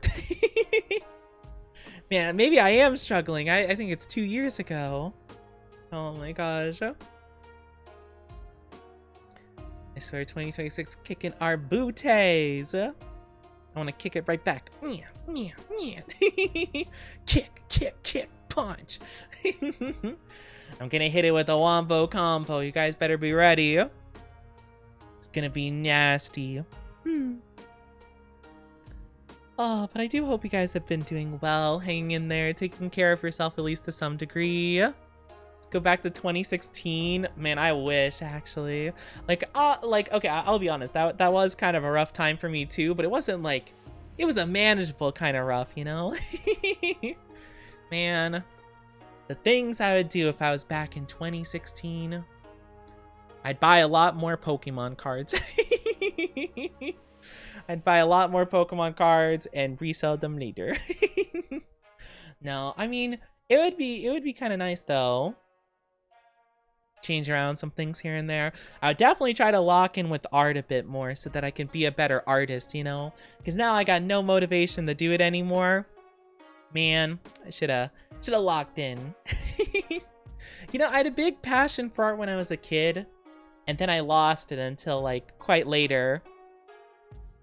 Like around 2020, I got back into it, I feel. Or a little bit before then, but you know, like, and then it was just tough. I kind of wish I stuck with it the whole way through. I wonder how good at it I would have been. I'm probably not like crazy good, but at least I would have been a bit more confident, maybe.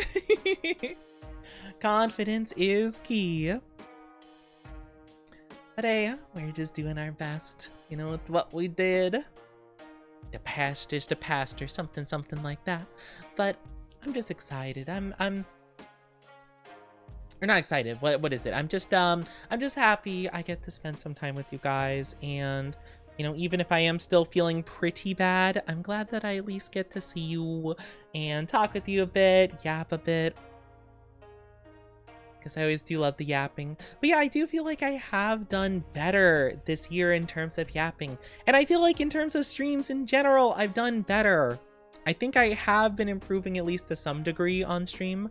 I always have the little hiccup or the little trip that like, it frustrates me so bad.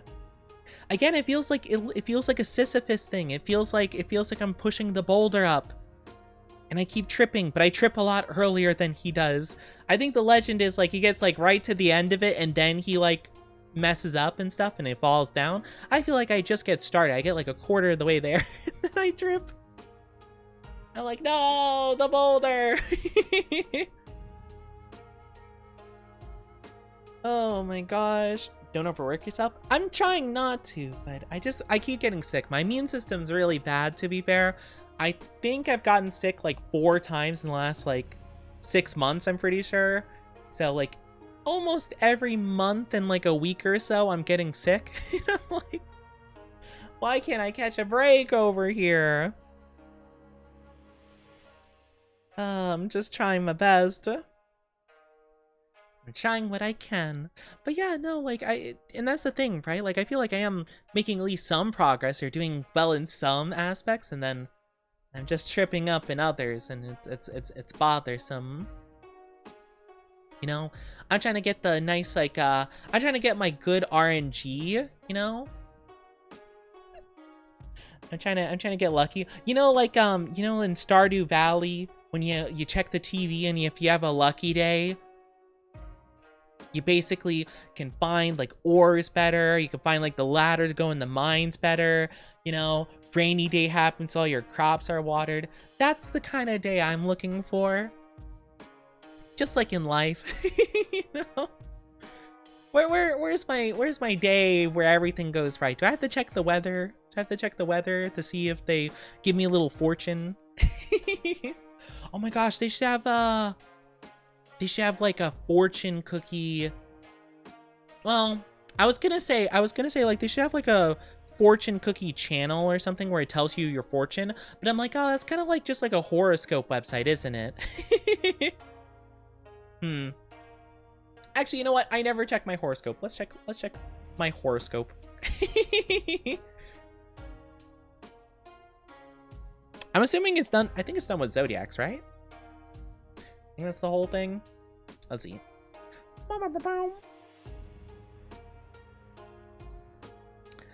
All right, let's see. April 23rd for the Cancer zodiac, me. If you feel like you're trying to push a square peg into a round hole, you're probably right. Whether you're having personal or professional difficulties, there are times where it just doesn't pay to try so hard. In fact, it's often a sign that there is something fundamentally wrong with the relationship. Try to take a more philosophical attitude. If it's meant to work, it will.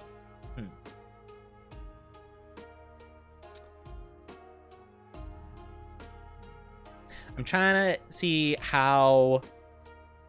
I mean, sure. See, my thing with the horoscopes, it feels like this could just be anything, right? Like, it's just vague enough to where anyone could relate to it, right? So it's like, I don't know.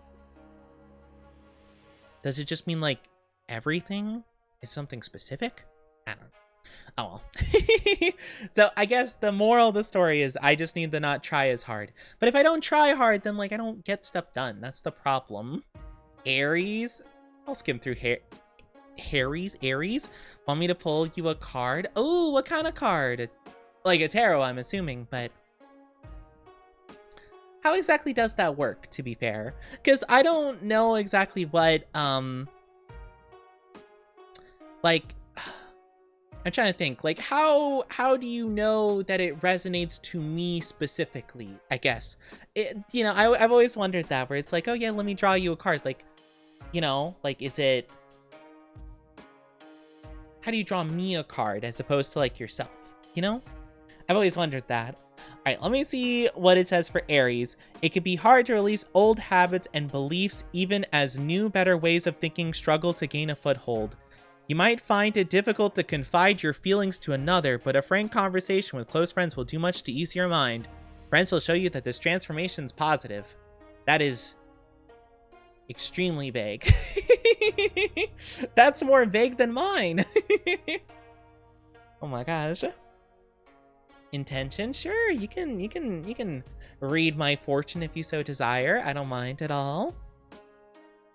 If stuff happens, well, that's that. Yeah, my fortune was just like, you know, if you feel like you're doing something wrong, you probably are. Sometimes you just need to let things be. I guess.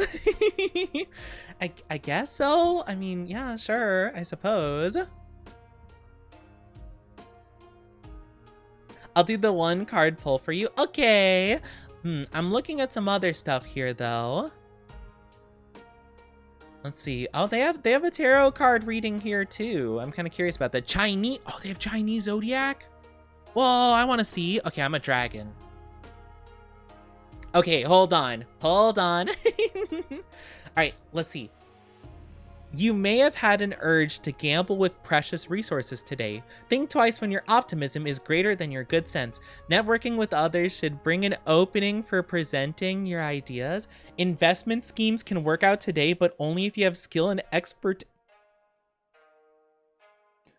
I'm sorry, is my Chinese zodiac horoscope saying that I've been trying to, like, do some money schemes? My horoscope's like, I don't know, Oni, you seem like you're money laundering over here. What is it accusing me of? What does that mean? Investment schemes can work out today, but only if you have skill and expertise. I'm not trying to do any kinds of like scheme. I do like this zodiac more though, because it's very hyper specific. Like, hold on, I want to see what does my Chinese horoscope say for tomorrow? You are likely to feel at the top of your game today. The cosmic energy encourages you to follow your passion. Thank you for the follow. Is it Tashibi? Is it Tashibi? Let me know if that's how to say your name. Thank you so much for the follow, though. Welcome to Stony Dynasty. I'm currently reading my Chinese zodiac horoscope for tomorrow. Make extravagant plans, all from a safe distance, of course. This is a great time to recruit helpers. Others appreciate your concentration and attention to detail. I actually like these because, like, they're so specific. I actually, you know, I feel like a lot of, like, zodiac horoscopes are so vague they apply to anybody. I feel like this is so hyper specific it applies to, like, one person. And it's not me. Like, who's trying to work in an investment scheme today? Hey, Chad, is anyone trying to, like, form a pyramid scheme today, or? That is so goofy.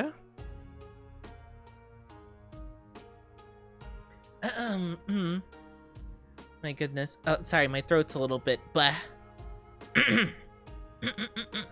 Ahem. Ahem. Ahem. The world. Sawardo. Oh my gosh, it's my favorite. My favorite zodiac. Or not zodiac, tarot. Oh my gosh, it's Sawardo. What does that mean exactly? Because the world,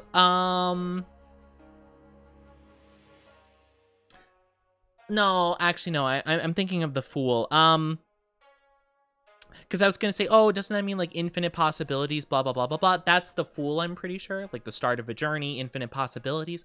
The world is kind of like, I don't actually know. What does the world represent really? I like it because JoJo. I have a random way to check a fortune. Random Pokemon game, and if I get a shiny starter, you're goated? That's such a rare chance, though. Pokemon Platinum. It's my favorite. I hope you get a shiny, Chimchar specifically. You know, we'll see. Upright meaning. Completion of a cycle or a journey. Triumph. The hard-fought victory. Successful outcome over adversity. I got no successful outcomes over adversity. Is this a reading? Actually, is this a reading for today? This year? I actually don't know. But yeah, I guess how would I interpret that for currently?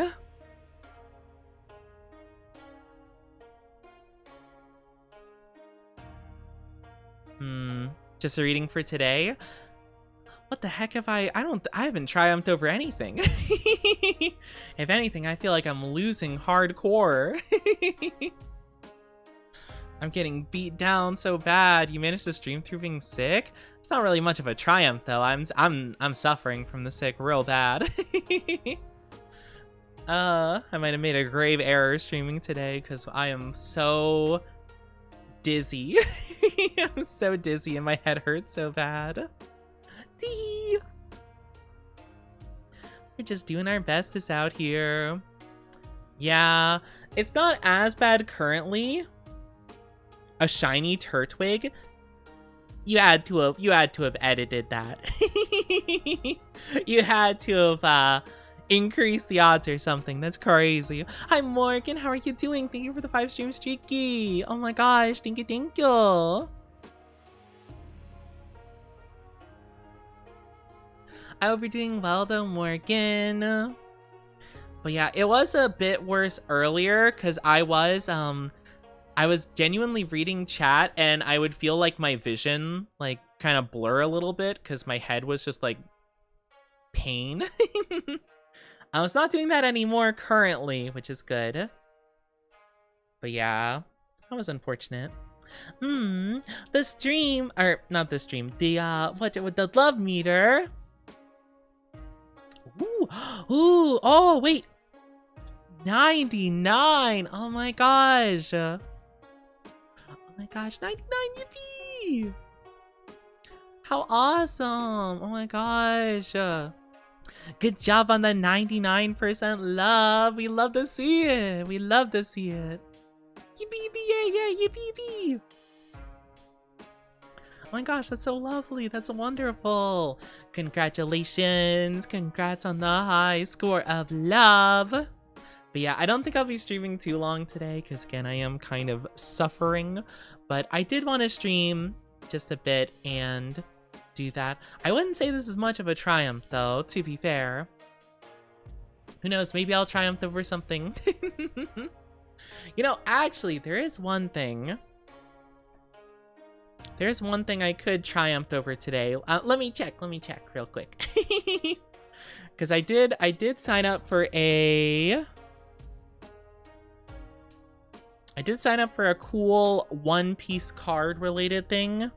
And I mean, if I win that would be pretty cool. Okay, no updates about it yet, but would be cool. That would be a triumph if I did get that. That'd be pretty cool. I'd consider that a win. Well, or if I triumph today, maybe I gotta play Pokemon. Maybe I'll get Master Ball rank. If I play Pokemon, maybe I'll get super good on a win streak. Because I did want to play some more Pokemon. I just I did get some new guys because I did do a little bit of shiny hunting in my own time. That was one of the things I did in my free time just to like relax a bit. Because you know, I'd just be like in bed and stuff and I just pull out the Switch and I'd be like, okay, you know what?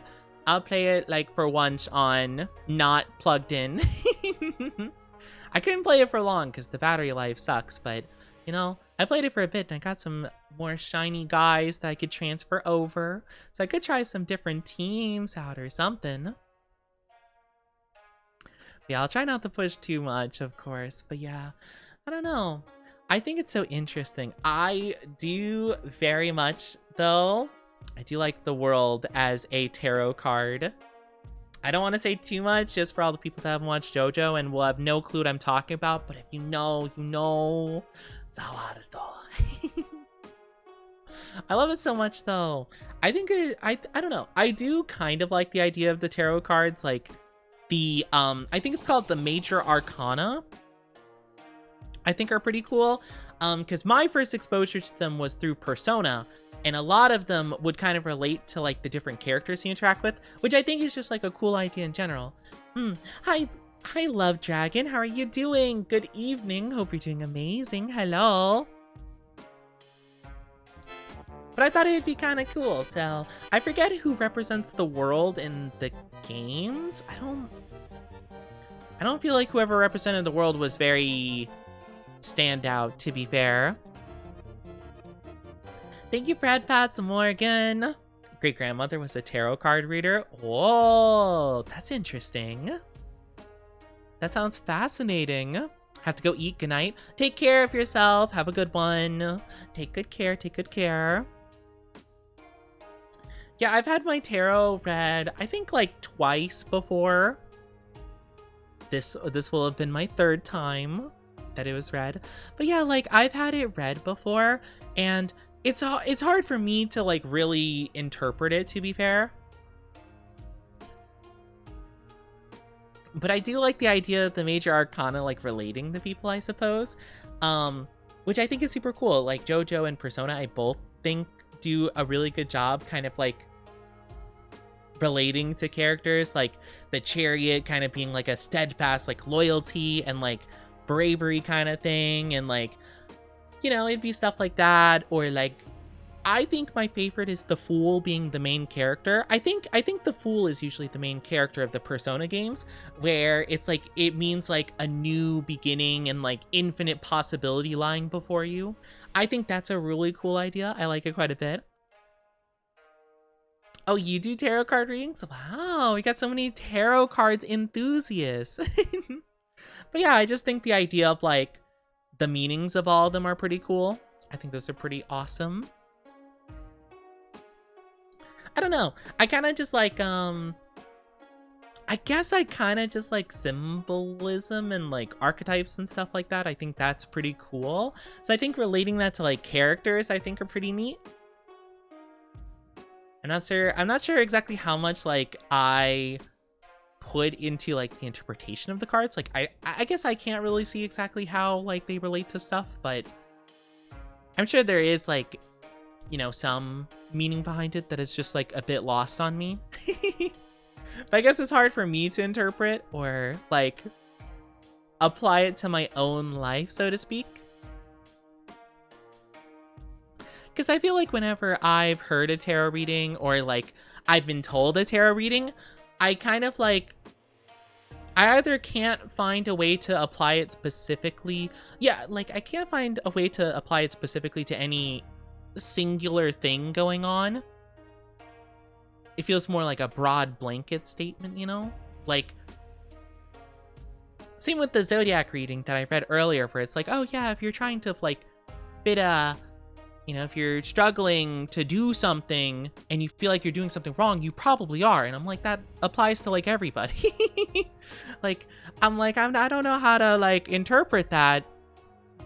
Like, I feel like I do everything wrong. Like, just my life? I don't know. I don't know. It's like, oh, well, sometimes you have to just stop trying so hard. I'm like, at life? I'm like, I guess I could just like not exist. I suppose that's an option for sure. I guess my tarot reading, or not tarot reading, Zodiac reading just doesn't want me to exist, I suppose. I guess I'll just vanish into the ether. Bye. Bye. Oh no.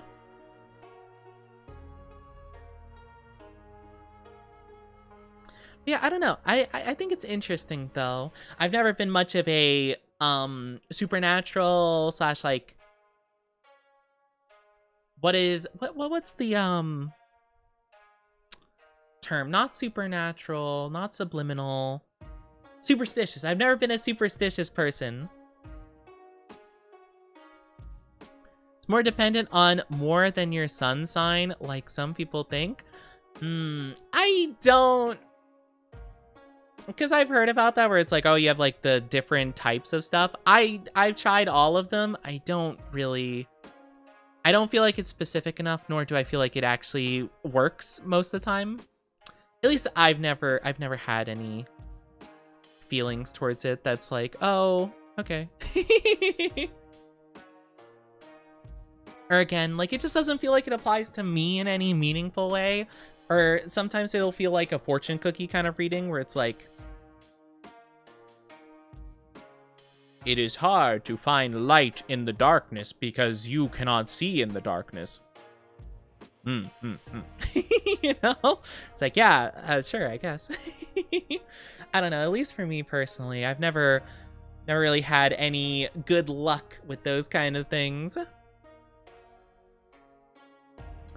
So I never really see much in those. I don't know. Maybe one day.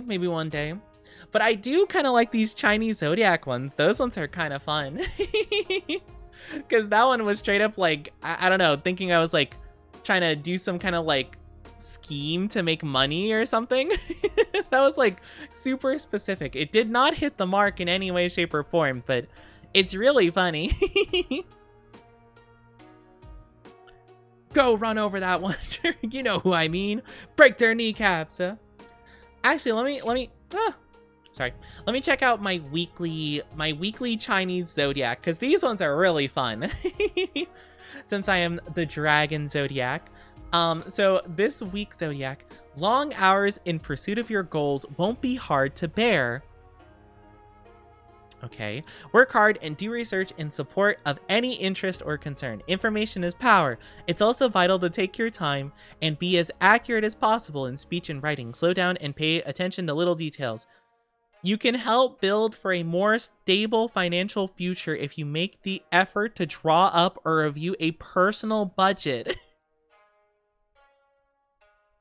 Okay, so it actually had like a pretty standard cookie cutter, like not super specific like reading. I will say though, again, it did quite miss the mark, because yeah, no, long hours in pursuit of goals are very hard for me to bear this week because my head is splitting in pain. but I'm sure for whoever like read this that isn't going through being sick, I'm sure they are super motivated.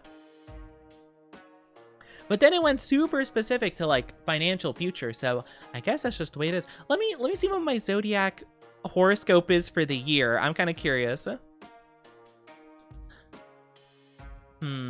Let's see. Hi, Siren Goth. How are you doing? Hello. Welcome on in. Hope you're doing so good. Good to see you.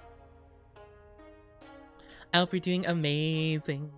Hope you're doing so good. But no, the Chinese zodiac ones are really funny. They're so specific. I'm fine. How about you? I am suffering.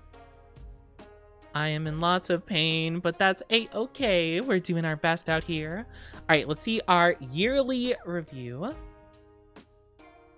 The Fire Horse brings positive energy to your life.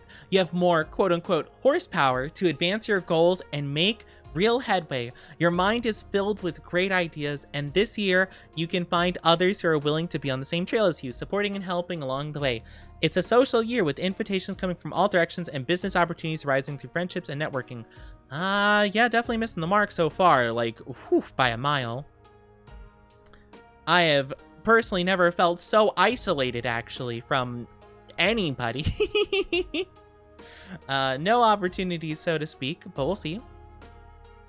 In 2026, when you consider the 12-year cycle as a year on the farm, you are in the last year of seed planting, and this is like the end of spring. After making quite a few changes over the last couple of years, things are becoming a little bit more established. Dragon, you can get a new job, but it's likely you'll gain... Wait, you can get a new job, but it is likely you will gain through a promotion or a transfer. Casual friendships can grow to... What? Okay, so it wants me to quit VTubing. Okay, gotcha. All right. You know, that's definitely not exactly the news I wanted to hear. Hi, Dari. How are you doing? Hello. Hope you're doing so good. In a fire horse here, you have a clear picture of motivations of others. You can see why they do the things they do. I cannot, and in turn, your own motivations are encouraged. I am not. You learn the truth this year about yourself and those you relate with. This energy will drive you towards meeting new people, eventually influential people in your social circle and career. It's gonna be a no so far. I mean, I guess we have like half of the year to go through, so maybe that could change. You can establish all kinds of acquaintance, friendships, and partnerships. Your keyword this year is co-creator. That was a swing and a miss. At least so far, it's been a swing and a miss. Although I do apologize though, lovelies, if you are not subscribed. You'll be getting ads in just a little bit. I'm so very sorry.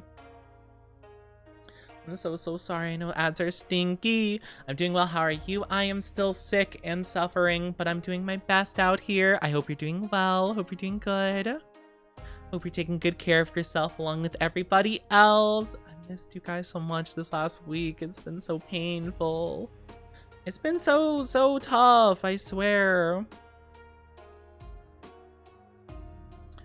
It has just been a tough time for you, boy. I'm doing my best, though. I'm doing my bestest. Doing my best, hang in there. I hope you guys are doing well, though. Hope you feel better. I hope I feel better, too. It's been so bad. It's been rough with a capital R. Yeah, I'm just trying my best out here, though. I'm trying real hard. Did you eat food? I did eat food. I just feel really bad. I've been sick for like a week, roughly, give or take. I've been pretty bad, and my head hurts really bad. I'm dizzy. It's a whole thing. Thank you for stretchies. But I'm glad you guys are doing well. I'm glad you guys are doing good. I can be happy vicariously through you guys, you know. I can experience a happy world through your eyes. Oh my goodness. But yeah, I don't know. It's just been tough. It's been tough recently. I've been getting sick like so frequently. It's so frustrating. It really sucks so bad. We're trying. We're doing our best out here, of course. Thank you for drinkies. I will take the drinkies. I'm probably not going to be streaming too long today. I think this will be a short and sweet stream, but you know, I'll keep talking for a bit and just enjoying the vibes while we have them, of course. I don't know, it's just, I don't know, it's just slow, tired, exhausting. I've just been a little struggling guy. I'm just trying my best though, and I'm trying to keep the positivity to the best I can, but of course it's tough when you're dealing with stuff. But I really do appreciate the support you guys give all the same, and you know, I've really missed you guys, so I did want to stream today regardless. I mean, obviously if I was feeling like, you know, like bedridden completely, I probably wouldn't have streamed today.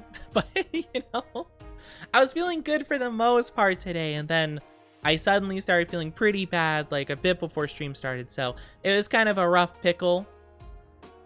But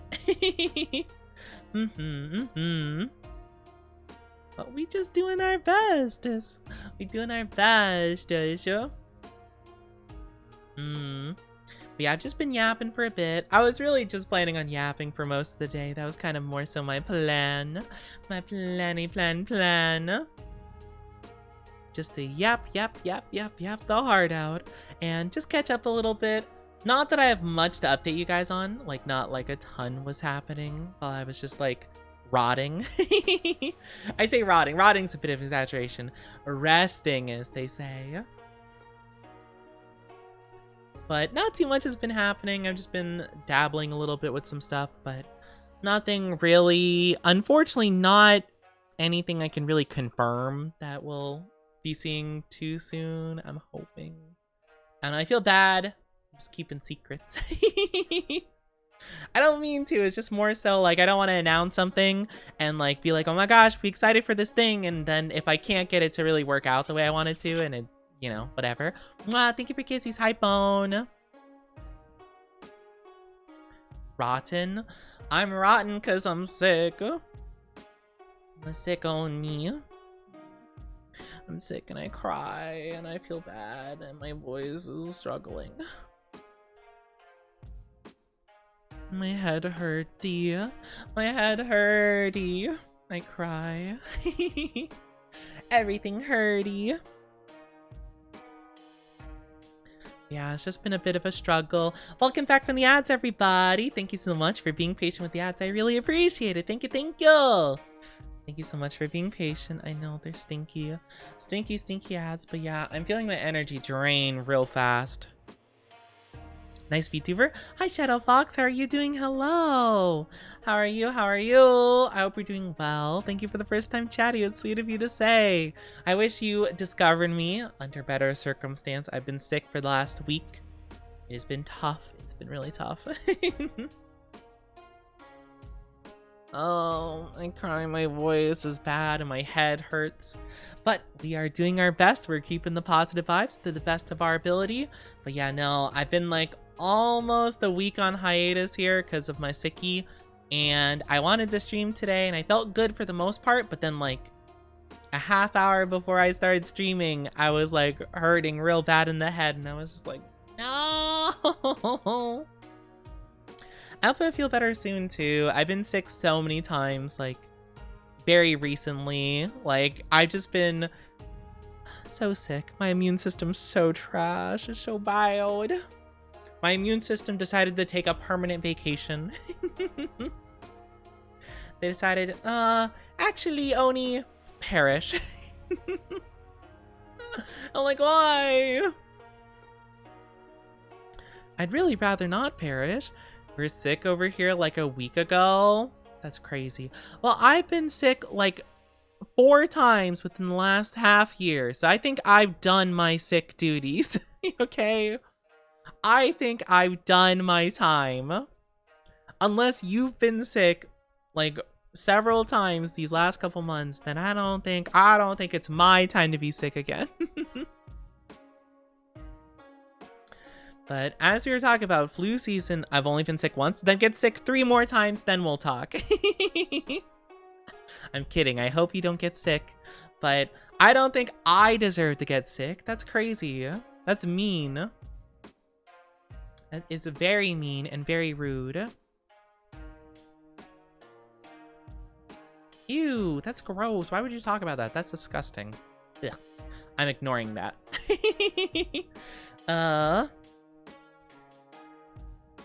But no, I don't know. It's just been painful. And it's so frustrating because I want to stream. I want to stream and make good content and things. And it's really tough. It's really tough because every time I feel like I'm doing stuff and making progress, it's like, nah, the world hits you with something else. The world hits you with another thing. I'm like, no, please. I just want to be happy. I want to be happy. I want to enjoy nice things in life, and I want to make progress in my life. You know, is that so much to ask? Is it really? What do you stream on?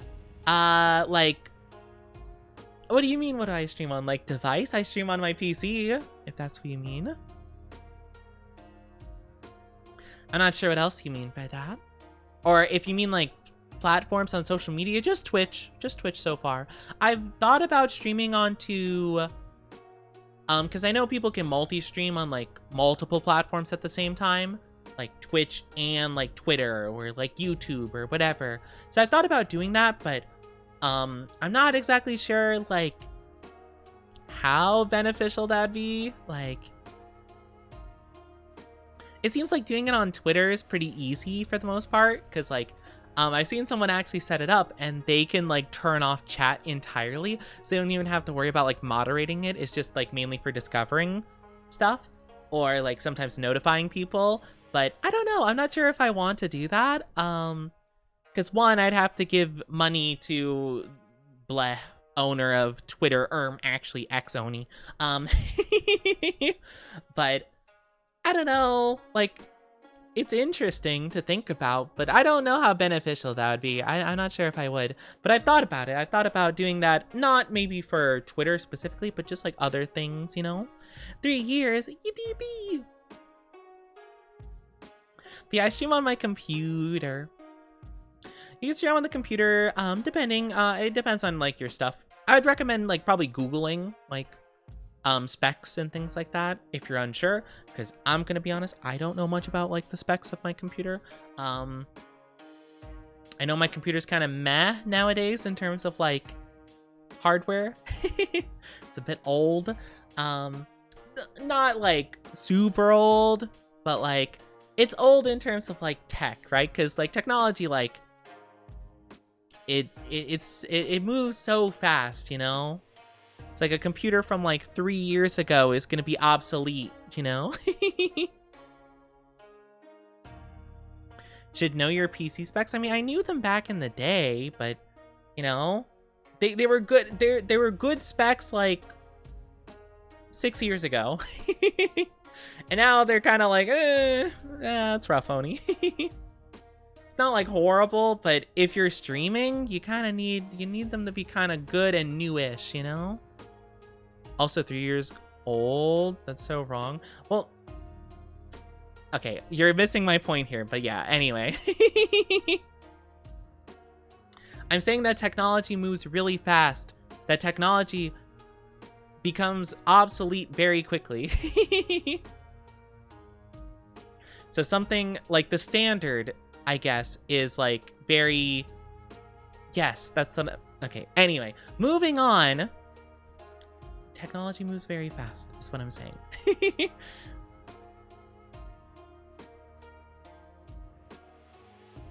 But yeah, so unfortunately my computer was like, okay, it was kind of like in the middle, average to like above average like 6 years ago. So now it's like pretty meh, you know? So it's unfortunate, and I wanted to save up for stuff, but then the whole RAM price is going up, all computer prices going up. So unfortunately, it's been very tough for me to get anything. So all the money I've been saving trying to get new PC stuff is, you know, not really going much of anywhere, because as I save more, the prices go more too. Hopefully in the near future, because I think some company announced they're going to be making more stuff. I don't know if it was AMD or someone did. I don't know the companies by heart. But yeah, so hopefully prices might go down in some point in the future. And then I can maybe invest into getting better computer stuff so I can stream more games. Because I can't physically stream most new games. It's just... I can't even play a lot of like the new modern games. Like, if I were to even try to play like Helldivers 2 or... what are some other new games, like big new games? I could play some single player games like solo, like on the lowest graphics possible. Like every single game I get nowadays, I have to put on the lowest graphics possible or else it's just unplayable. So it's really tough. Hi, Con, how are you doing? Hello, good to see you, good to see you. Hope you're doing well. How are you doing? Hello. Hope you've been good. Hope everyone's been doing amazing so far. Yeah, it's really tough. Gonna dip out and get ready for mod duties. Have a good one. Take good care, Orm. Doing good. What are you up to? Honestly, I'm just struggling. My head hurts so bad. But we're hanging in there to the best of our ability. I was doing a short stream. But yeah. It's really tough though. It's tough having a bit of an older computer, but it's okay. Did you drink enough water? I've been trying to hydrate so much. I've been trying so hard. I've been drinking water. I've been drinking some Gatorade. I don't know, I said it like Gatorade for the electrolytes and stuff. But yeah, I've been trying really hard to keep hydrated. Honestly, for me, it's honestly eating food that's kind of hard for me. Hi, CL. How are you doing? Hi. How are you? Hope you're doing good. But eating when I'm sick is really the issue because I have such a low appetite when I'm sick, and I feel like I just don't want to eat anything. So it's really hard for me to like eat stuff, I guess, when I'm feeling sick. I have to have a lot of like very plain, like easy to snack on food. So usually my go-to is like very like plain like tortilla chips or like popcorn, right? Just like simple popcorn, like from a bag, you know, in the microwave. And that's usually how I'll eat. It's very like whatever. It doesn't like overwhelm my stomach. I can eat a lot of it without feeling too bad. You know, that's kind of like the main thing, right? I go for those like foods that are just easy to eat, and that's how I can fill up when I'm feeling sick. Because otherwise, like if I have something that's like just like very busy and got a lot going to it, I feel so bad, and I feel like I want to throw up. It's so bad. I hate when my nose is shut because then eating's a struggle. Yeah, oh my gosh, having a stuffy nose is genuinely so much suffering. Oh man, not too bad. I'm glad you're doing not too bad. That's good to hear. That's very, very good to hear. Yeah, you know, it's just been a struggle. It's been a struggle, but you know what? We hang in there. But yeah, I've been doing pretty rough. Been pretty bad recently, but we're just trying. We're trying out here. You know, we're doing what we can, hanging in there to the best of our ability.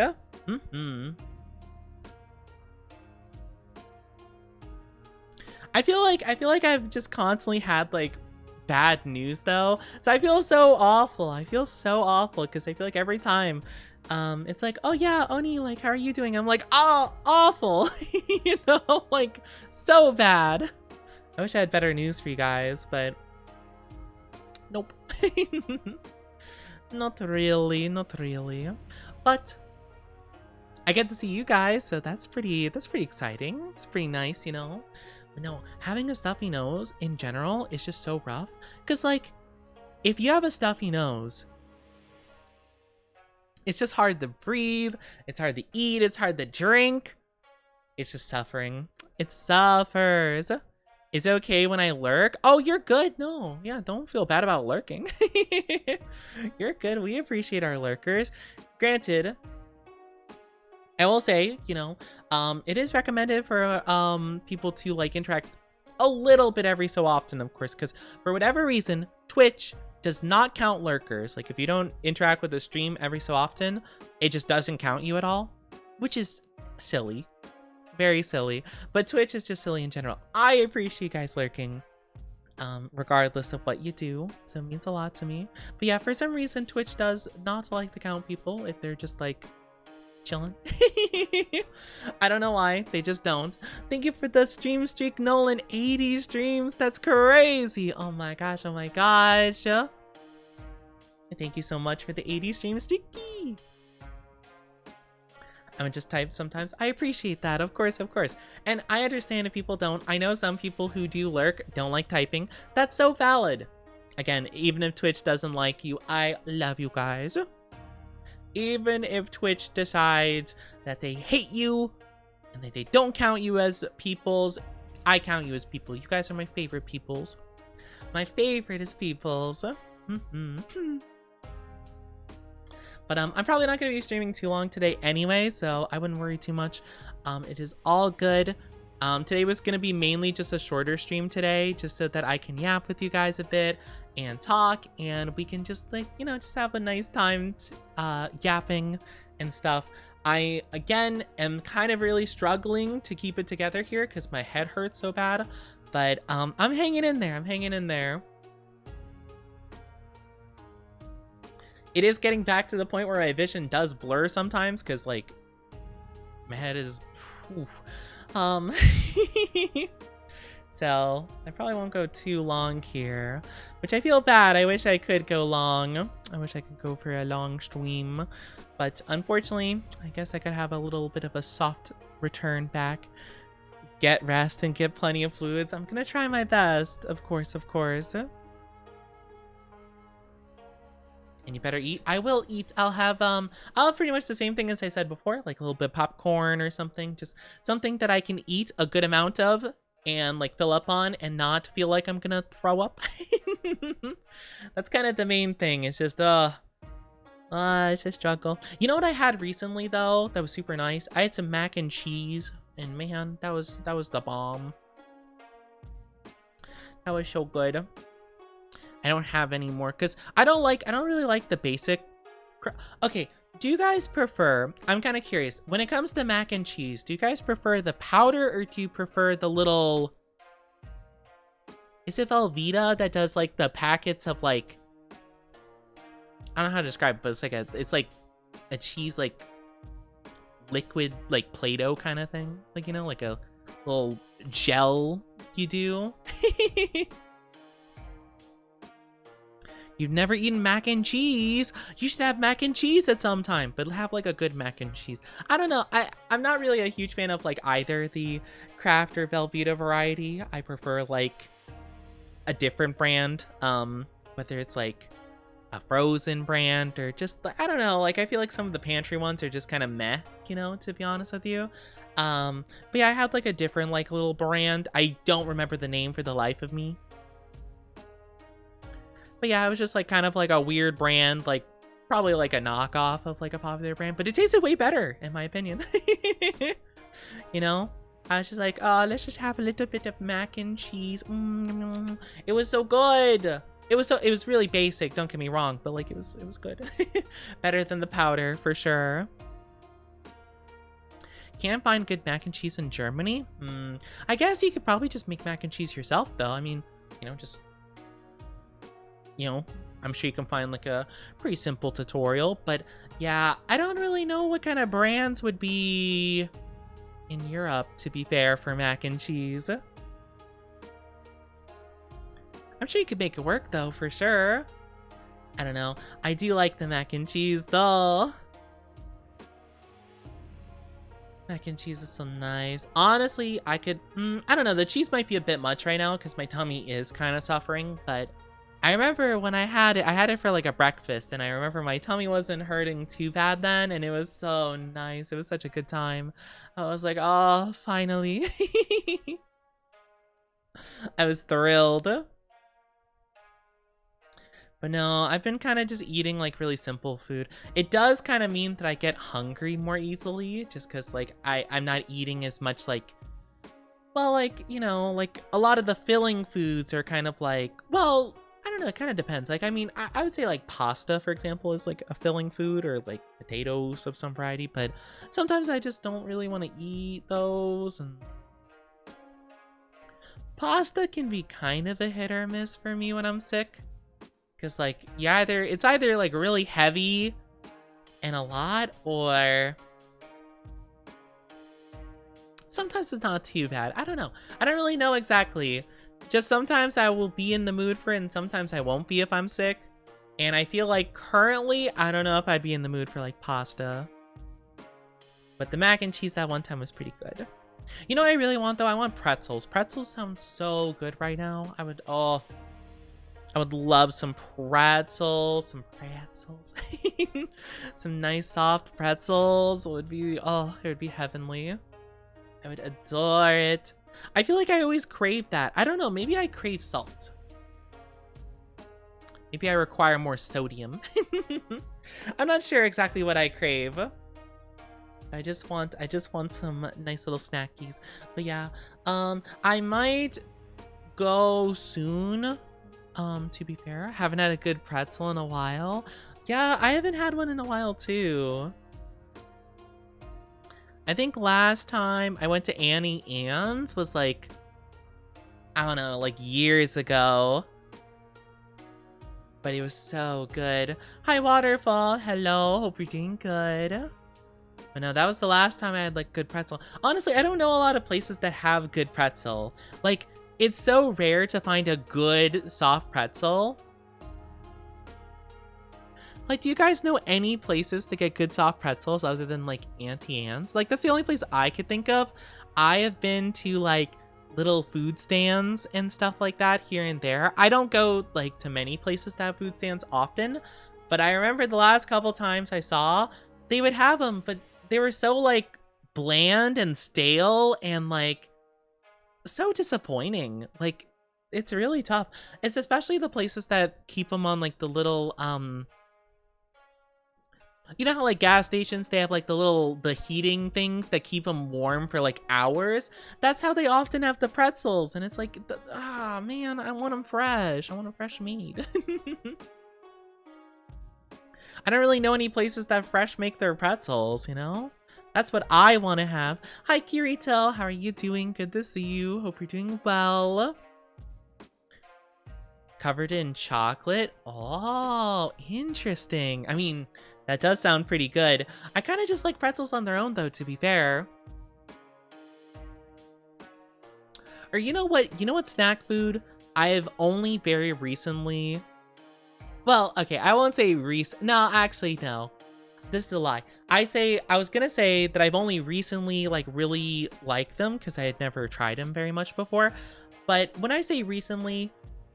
I'm thinking back on it, I'm like, no, it was a couple years ago, actually. But one that I semi-recently, a couple years ago, only started eating, churros. Because churros, I never really have been to places that offered churros before, but I tried them a couple years back, and they had, like, the little chocolate dip on the side you could dip them in. And I'm like, oh, this is so nice. It's so yum. So my brain thinks of that when it comes to like chocolate covering. It's like some churros. I think it's churros, right? I think that's how you... I think that's what you dip into the chocolate stuff. Or at least it looks like churros. You can always ask nicely to make them fresh. That's, you know, I could try, I suppose. I mean, I would just like... Because I just didn't really think about it, I guess. I mean... I'd just be like, oh, I want a pretzel, and then, you know, they just grab it, and I'm like, oh, okay. I'm not sure if they would, to be fair, but I don't have much courage to ask for that kind of thing, so I don't know. But also, like, I feel like I just run into a lot of rude people, so I'm kind of just afraid to ask anything, to be fair.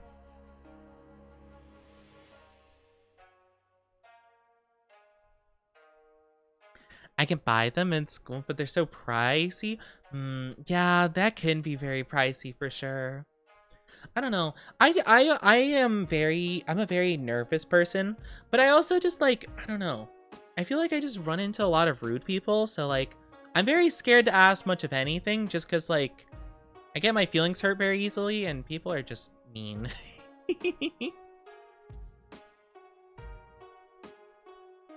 I just ask when I'm scared of talking to people in public. I don't know. I just, I'm genuinely like so petrified of like people in general. I don't know. People are just so mean. Like, I don't know. It just hurts and it's tough. And I just, I get overwhelmed too easy. So I think I'd just rather just not. I mean, there'll be times even where like I've been out and about and I just won't get food, even if I haven't eaten all day, just because I'm like, I just don't want to deal with people, and I would rather just like go hungry than not like have to deal with them, you know? Or rather than have to deal with like talking with someone or whatever, especially if I can like see them, like if it's like a line and then you order food at the front, you know, and I could just like see that the person like doing the orders is just like nasty. I'm just like, no, I'm good. I just wait. But yeah, I don't know. It's tough. It's tough for sure. I'm not sure. I don't know. That's just my personality, I suppose.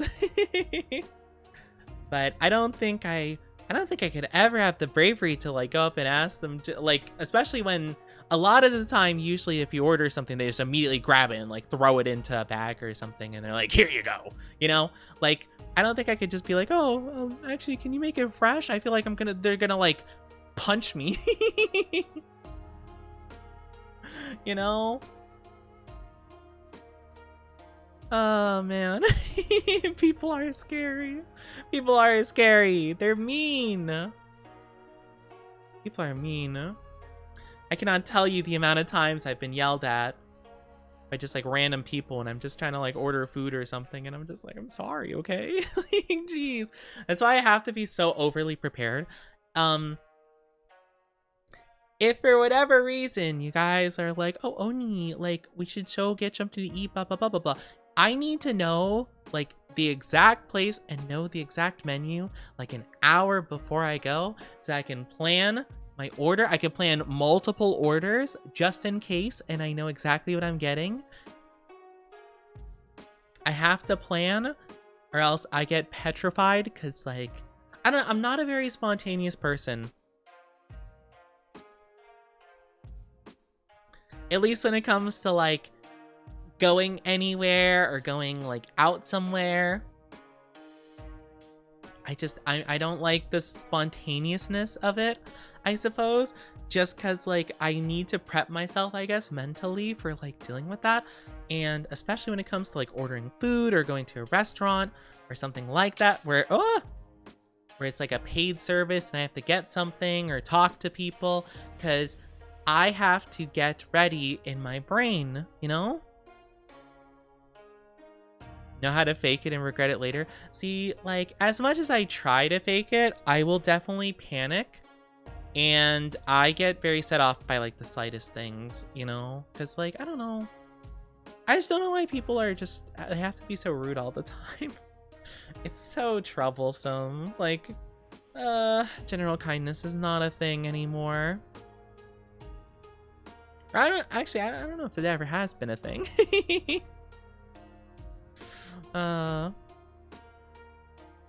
But I digress. I have to be very well prepared in advance to deal with like that kind of thing, though. Like, I can't be put on the spot for like an order, right? Or, I don't know.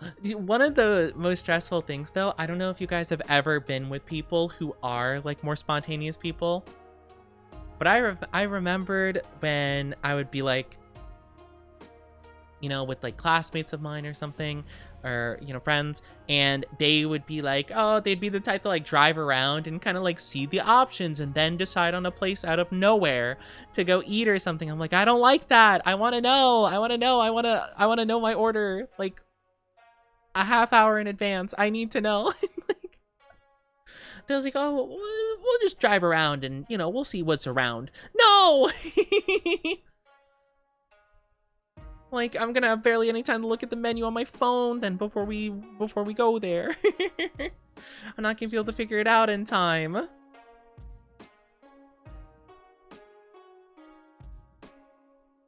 People don't understand, they're just mean. Yeah, I feel like there's not a lot of like, I don't know. I guess maybe I can't speak on, we live in a society, actually, but it seems like a lot of people are just like, if you're not like me, then I don't like you. It's like I have no patience for people who aren't like me, Hi, Selkie. Hi, Sophia. How are you doing? Oh, head pats. Thank you. How are you lovelies doing? Hi, Catboy J. Hope you're doing well. Can I have a question out of topic? Maybe. Depends on the question, I suppose. I might have an answer for you.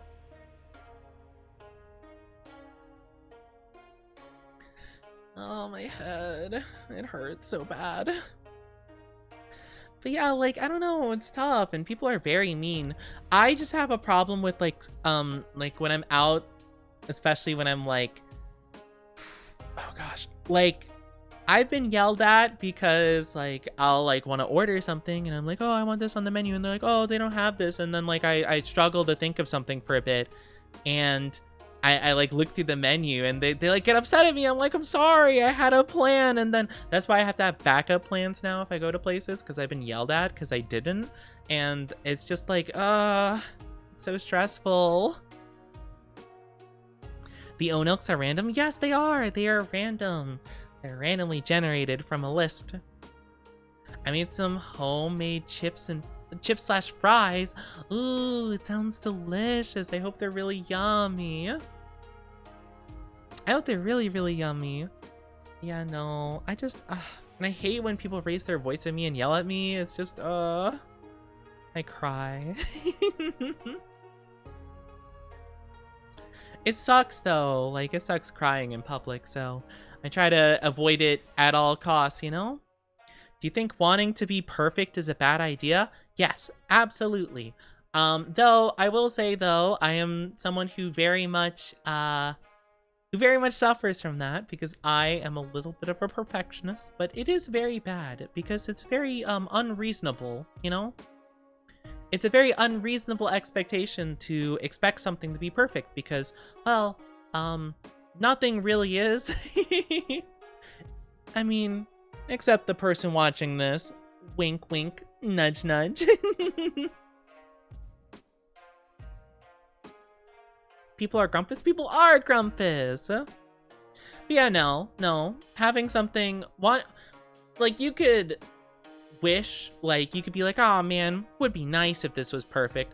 But if you try to dwell too much on it, it just, you know, it'll kind of just eat away at you. I can speak from experience.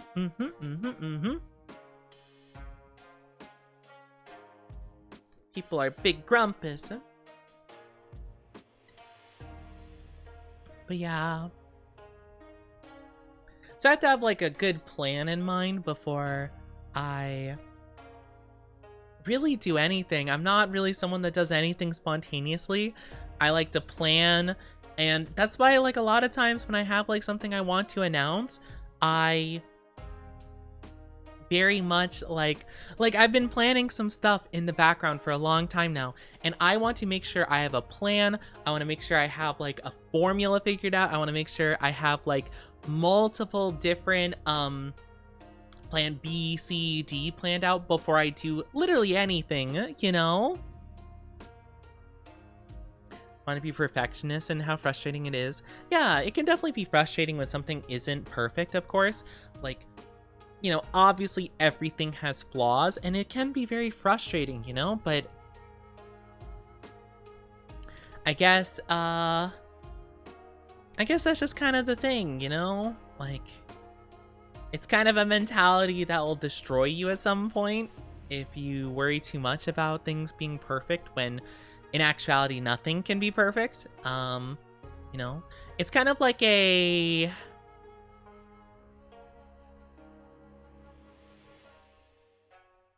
what is it?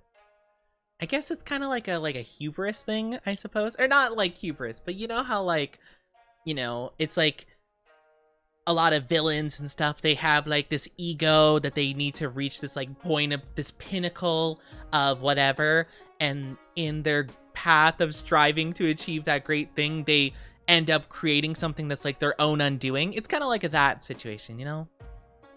It's like you'll kind of like, in striving for something that's unattainable, you'll probably bring about your own destruction, whether it's mental or whatever, you know?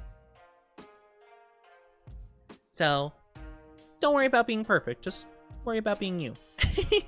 At least that's what I like to think. Hi, Lost. Hi, Lunar. How are you both doing? You want an Ada? You want an Ada from Sick Oni? Oh, gosh, I don't think it's gonna be very good, but I'll try. Ada. Ada. Ada.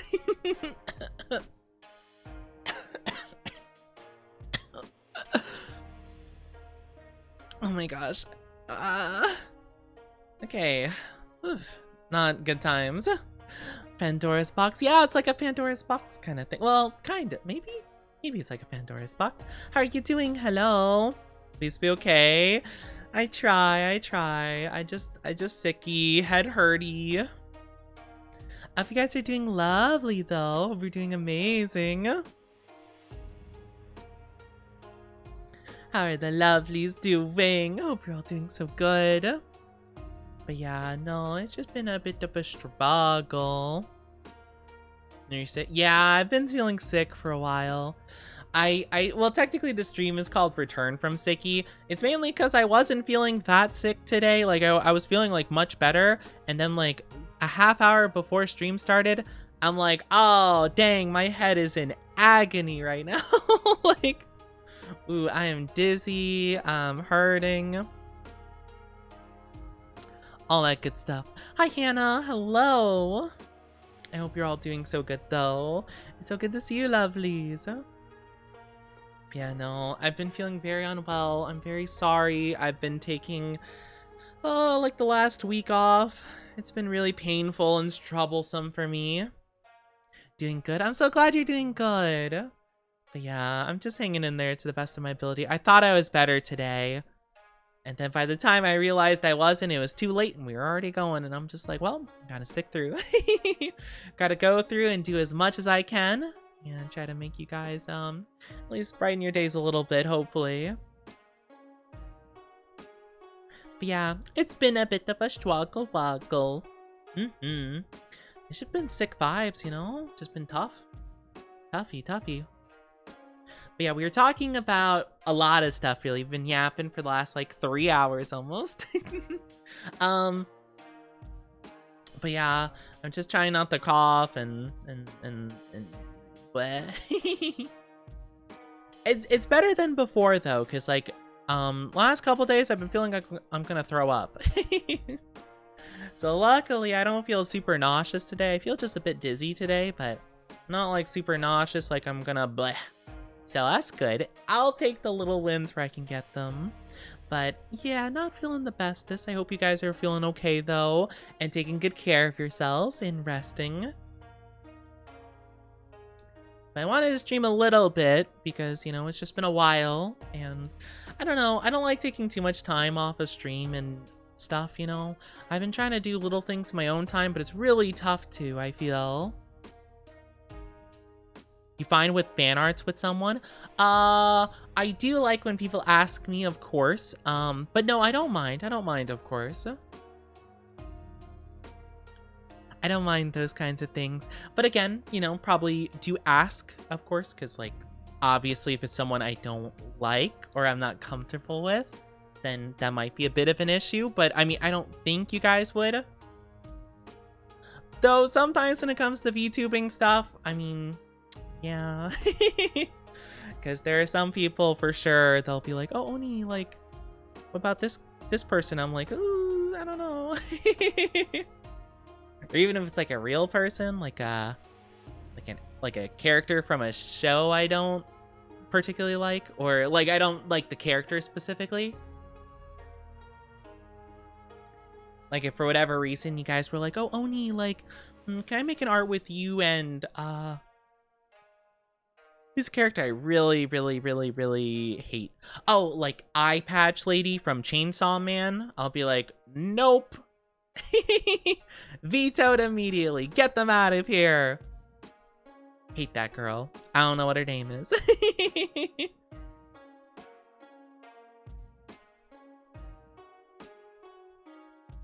But yeah, so I mean, it kind of depends, but for the most part, I'd say, like, yeah, most likely yes, for sure.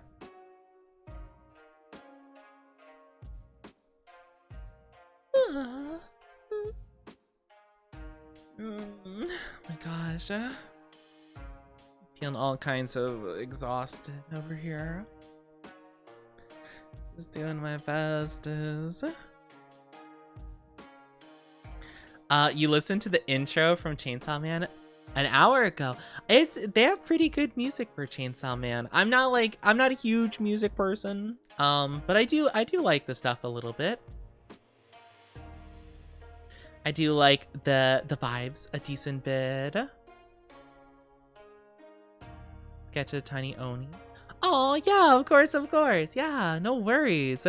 Nothing not safe for work or 18 plus. No worries. Yeah, of course. I will actually say though, for any artists in chat, I do not mind if you guys make 18 plus or not safe for work content as well.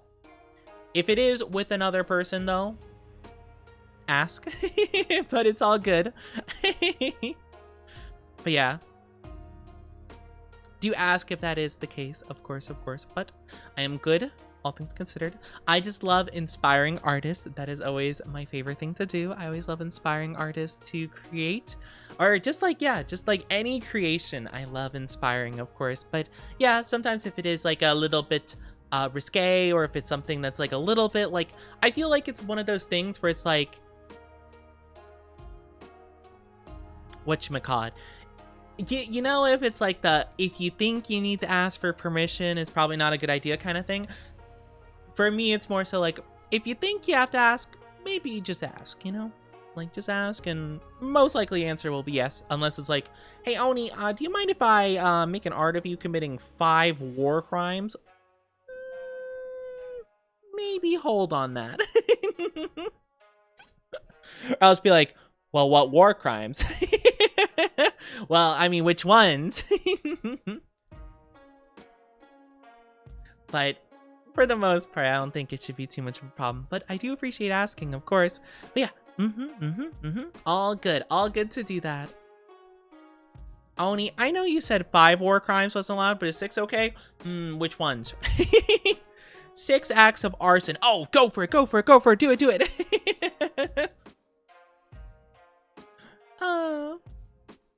I love Kickback. I think I like the new one more. Iris Out. I think I've been liking that one more, funnily enough. Do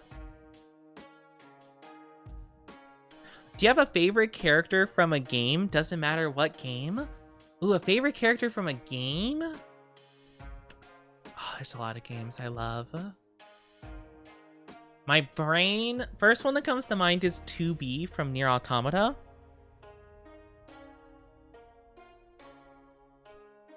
I feel like that's, yeah, she's probably my favorite. I do love her. She's so wonderful.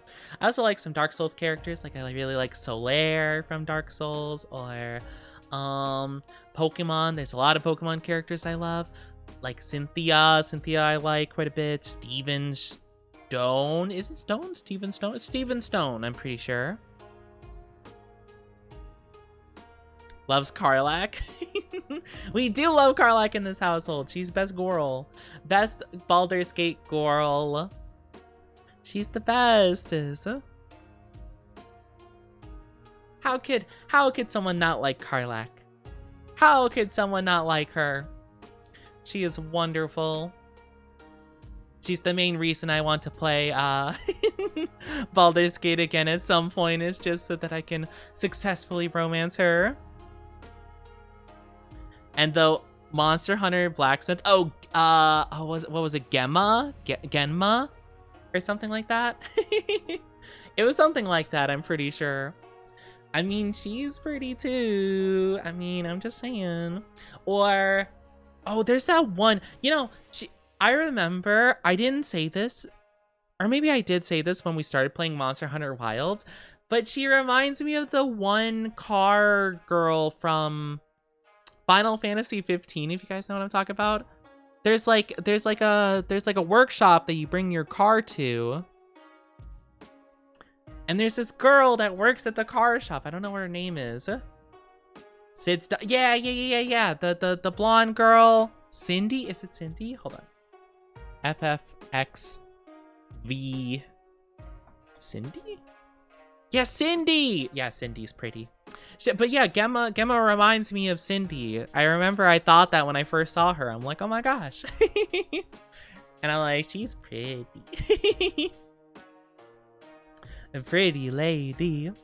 Wasn't Genma the reason the sweat allegation started? No, that was Stellar Blade. I remember the sweat stuff. The sweat / like smell thing started because of Stellar Blade. I remember. It didn't even have anything to do with the character in Stellar Blade. I just remember I happened to be playing Stellar Blade. I think the gameplay we were doing had nothing to do with anything. Like, it didn't even show like a cutscene with like the main girl like sweaty and stuff like that. It just like, I was just playing the game normally and the conversation came up. The foot stuff started because of Euro Truck Sim though, which to this day I'll never understand. Again, was the first time I heard you like sweat. Okay, why are you saying it like okay, well, you mean that was the first time you heard the allegation of sweat? That's what you meant to say. Okay. Do you think it'd be fine if I DM you because of the characters? I have an idea for another fan art, but now I realize my seal tail I just can't write. Sure. I'll say this one's okay because of like the content being art. I'm not really the kind to usually be like a DM person, but I can quickly just like give like a thumbs up if that's okay.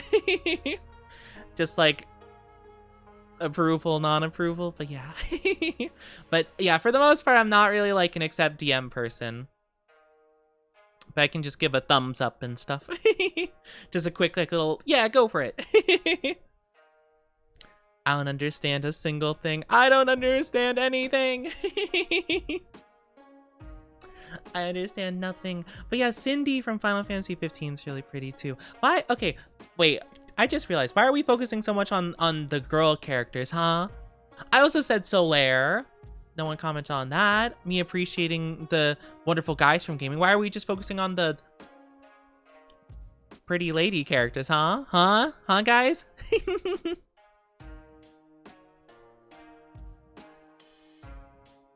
There are more characters than just the pretty ladies. Like Solaire. Oni, do you like Varka? Varka, who's Varka? Varka? I don't think I've ever heard of Varka before. Solaire's great, but to be fair, you mostly listed females. Hey, you're not wrong. Genshin? All right, let me look up Varka. I don't think I've ever encountered this character before. So I cannot confirm or deny if I like this person. At least like aesthetically, like they're fine, I suppose. Not, I can't say I'm too intrigued by them.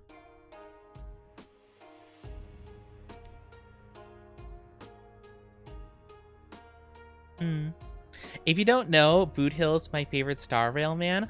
Oh, yeah, Boot Hill's a big favorite for a lot of people. I'm trying to think of all... In terms of the male characters from Star Rail, I don't remember most of them. Oh, I like Blade. Blade was cool. Yeah, I remember my main team was Himiko, the Fire Lady, Blade, Kafka, and then... we mainly had Natasha because she was my only decent healer. We didn't have any other good healer, to be honest. But yeah, no, Solaire is great. Hit 800 subs on YouTube. Aw, let's go. Yeah, I got some subbies because I've been getting those clips done from the Femboy channel. So I guess a lot of people have been discovering it, which feels bad because I don't really upload much to that channel. Because I don't really clip my stuff much anymore because I don't find any of my content good enough to like put into clips and stuff. You love Me Day and Sunday and Adventure. I think I do know Sunday. I don't know if I know about the other ones. Actually, let me look it up. Honkai, Star Rail, male characters. I feel like I'll only know the ones from the beginning. Oh, can I see like bigger pictures of these characters instead of like these little tiny icons where I can't tell anything? All right, this is just gonna have to do. Oh, I do remember Aventurine. He was like in the last bit of story I played because I remember I tried to do the Penacony stuff. And I'm not gonna lie, I wasn't very invested in the story there. Let's see.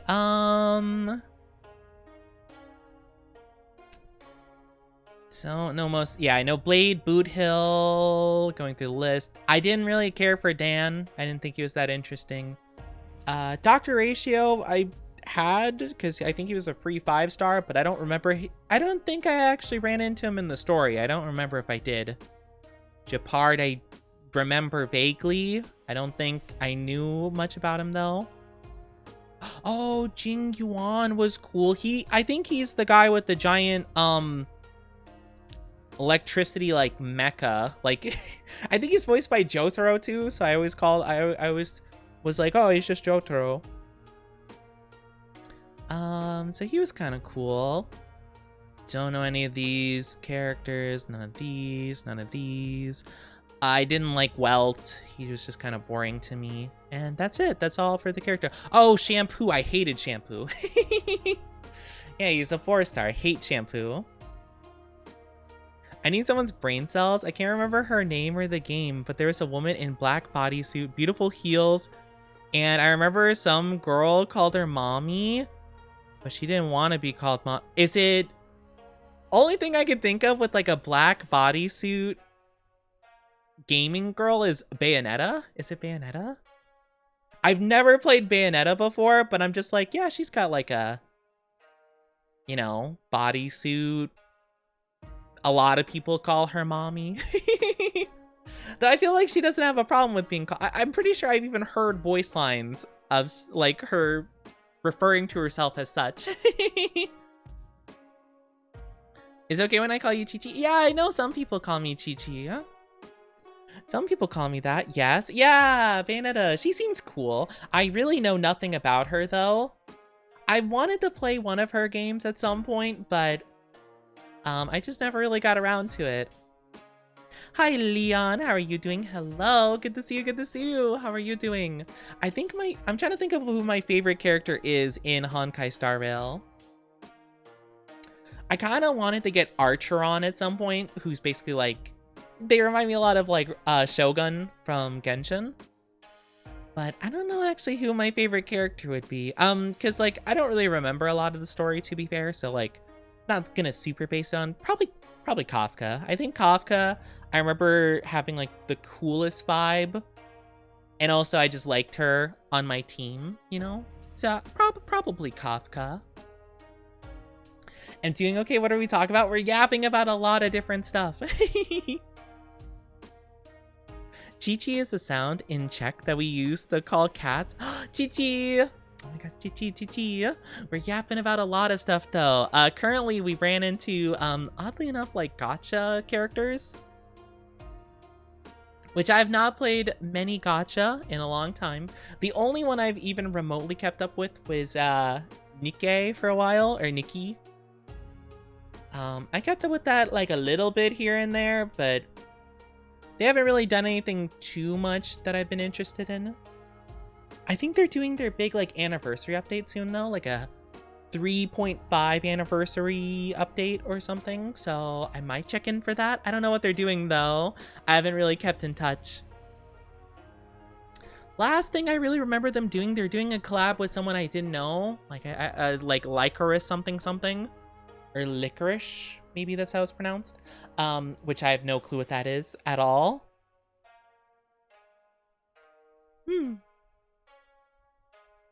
But no, I haven't really kept in touch with many of the gachas.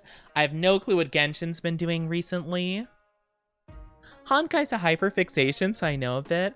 I know that there's Honkai, and then there's Honkai Star Rail, and then Honkai Impact, I want to say. I know they're like kind of different, but also loosely related. Like I know some people have been like, you know, commented on some characters being from a different Honkai game. I don't know anything about it, but it seems interesting though. I don't know, I never really got super duper into the gacha games, to be fair. Like I don't even know. I'm trying to think about like, I think the last character I remember that got added to Genshin was the motorcycle lady. I didn't even play much during that time, but I do remember she was like the last character I remember people talking about, and then I completely just like dropped off of the game and I have no clue what's going on anymore in it. I don't know, it's interesting. I need to get Baldur's Gate when it's in better price range. Oh yeah, definitely. That'd definitely be a good idea. Mavuika.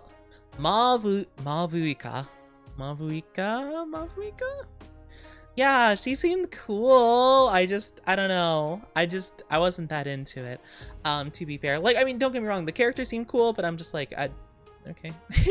Motorcycle, I guess, sure. Why not, I guess. I already had, Arlecchino, I think is how you say their name. The evil, fiery, scythe-wielding lady. So I didn't really need another fire character. Thank you for headpad. So I just didn't get the fiery motorcycle lady. And I was just like, well, okay. And I just stopped playing anyway. So yeah. We don't know the connection between Honkai Impact to Star Rail. We just know it's connected. Oh, interesting, interesting. I get you. But no, I haven't really kept into it. Oh, Oni, are you into what? Why are you asking if I'm into mommies? That's silly and crazy, and that's slanderous. I don't know what you're talking about. I don't know what would give you that idea. I don't know what would give you that idea. That's so silly. Chat, confirm that I would never be, you know, slander. Why are you putting in quotation marks? Is no one gonna back me up here? I just think it's a bold assumption that I would be into these quote-unquote mommy characters. I just think that's a bold assumption is all, you know? I don't know what you mean. I'm trying to think, like, out of all the characters I said, I feel like buy the clip. Oni totally doesn't like mommies. My gosh. Would you want to be called good boy? Okay, what are these questions? What are we questions? My gosh. I'm sorry, ads are popping up. If you guys are not subscribed, I apologize. Ads will be taking you away for 3 minutes. I'm very sorry about it. What are these questions though? What the heck? Also, hi, Boom Howler.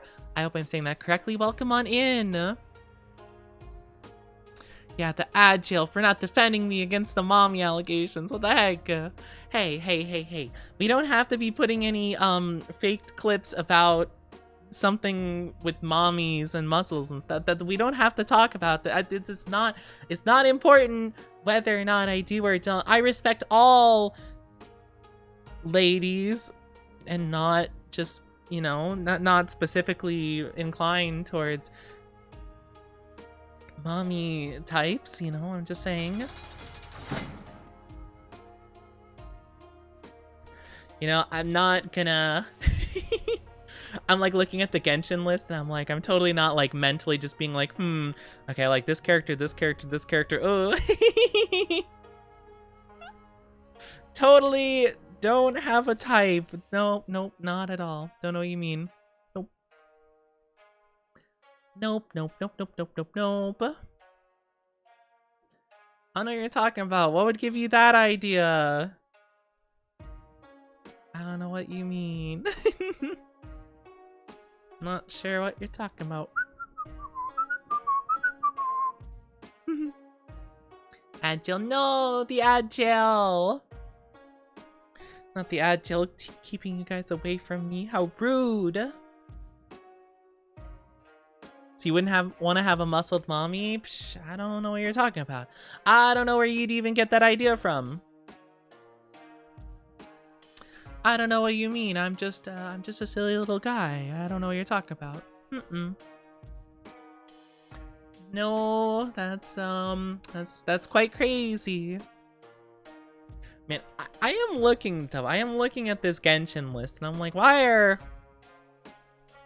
they, you know, maybe Genshin has a type, you know? They have a lot of mommy characters on this list, and honestly, maybe I shouldn't be the one called out for this. Maybe it's not my fault that,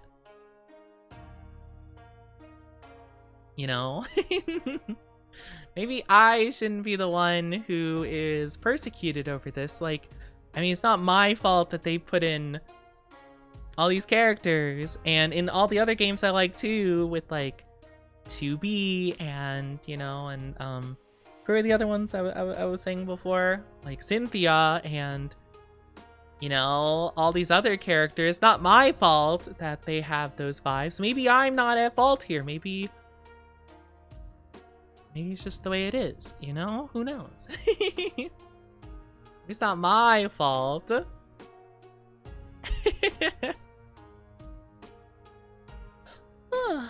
Oh my gosh. I'm just tired. But yeah, no, I don't know what you mean. I love how they have like separate like travelers for every element. That's so funny. Out of bad jail, yippee! Yay! Not everyone's out yet, so I'll wait to welcome everyone back together.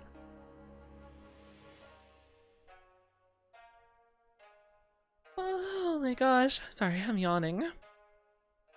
When you have to cover up your my cravings? What do you mean, my cravings? What does that mean? I don't have cravings. I don't have cravings in the slightest. I have no idea what you're talking about. That is crazy talk. No cravings here. Also, welcome back from the ads, everybody. Thank you so much for being patient with those. I really do appreciate it. But yeah, I don't think it's my fault that so many games I enjoy have mommy characters or whatever, or that my favorite characters from games tend to be mommy characters. I think that's not my fault.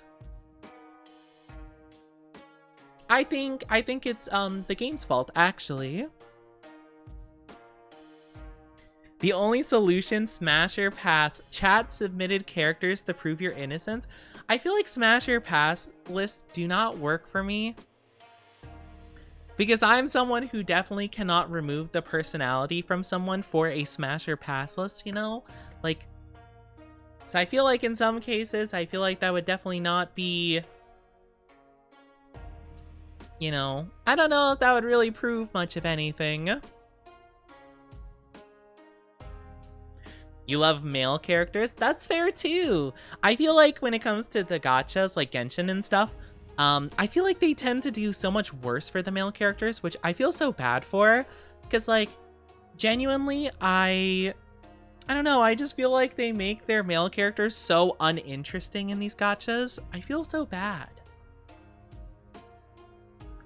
Like, genuinely, Genshin, I don't feel like really has much of any good male characters. Like, and you can be like, oh, well, this character is like hot, but like, if that's all they have, then I feel like that's not a good character, if that makes sense. I feel like that's like kind of the point that I struggle with when it comes to these games, that I want them to be cool, you know?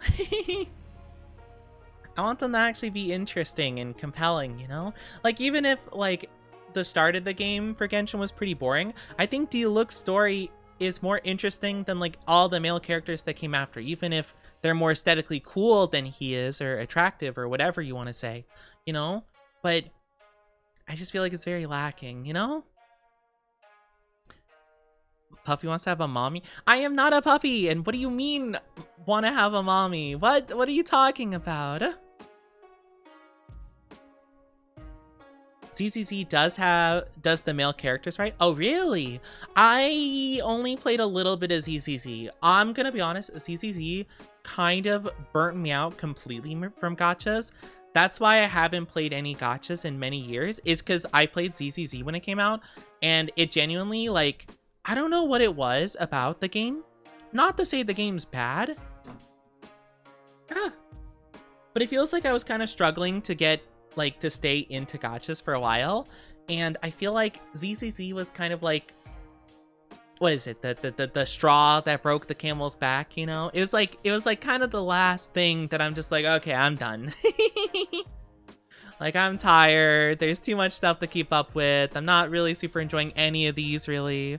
So yeah, again, Nikki was the only one I really kind of stayed into, and I mainly just checked in like for the dailies and stuff, and then I'd wish for characters that, you know, I'd wish for characters I liked in Nikki, but yeah, it's the only one I actually keep up with nowadays. But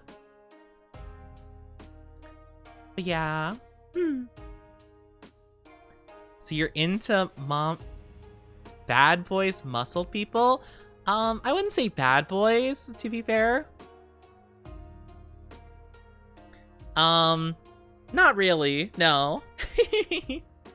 I do think I will like edgy characters, but like not like attracted to edgy characters, just more so like, oh, like I like playing them in video games, like, you know, like, oh, if they have like Shadow the Hedgehog in like a Sonic game, like I'll probably play Shadow because, oh my gosh, it's my silly little edgy boy. Hard to admit. No, I just genuinely am not attracted to them. Like, actually. No, because like I don't want to cause confusion. I'm just being honest, actually. Like, not even like being like playful, like tee-hee. No, just like, no, I'm not. Honestly, I feel like they'd be super hard to deal with, and like, because again, like when it comes to like a smash or pass thing, I do think about the personality. I would hate to deal with Blade. Like, genuinely, I'd get so annoyed by him. At least, like, from what I can, like, at least tell from the little bit I know about him, I would genuinely just be like, ugh, come on. Like, shut up. Hi, Leo, how are you doing?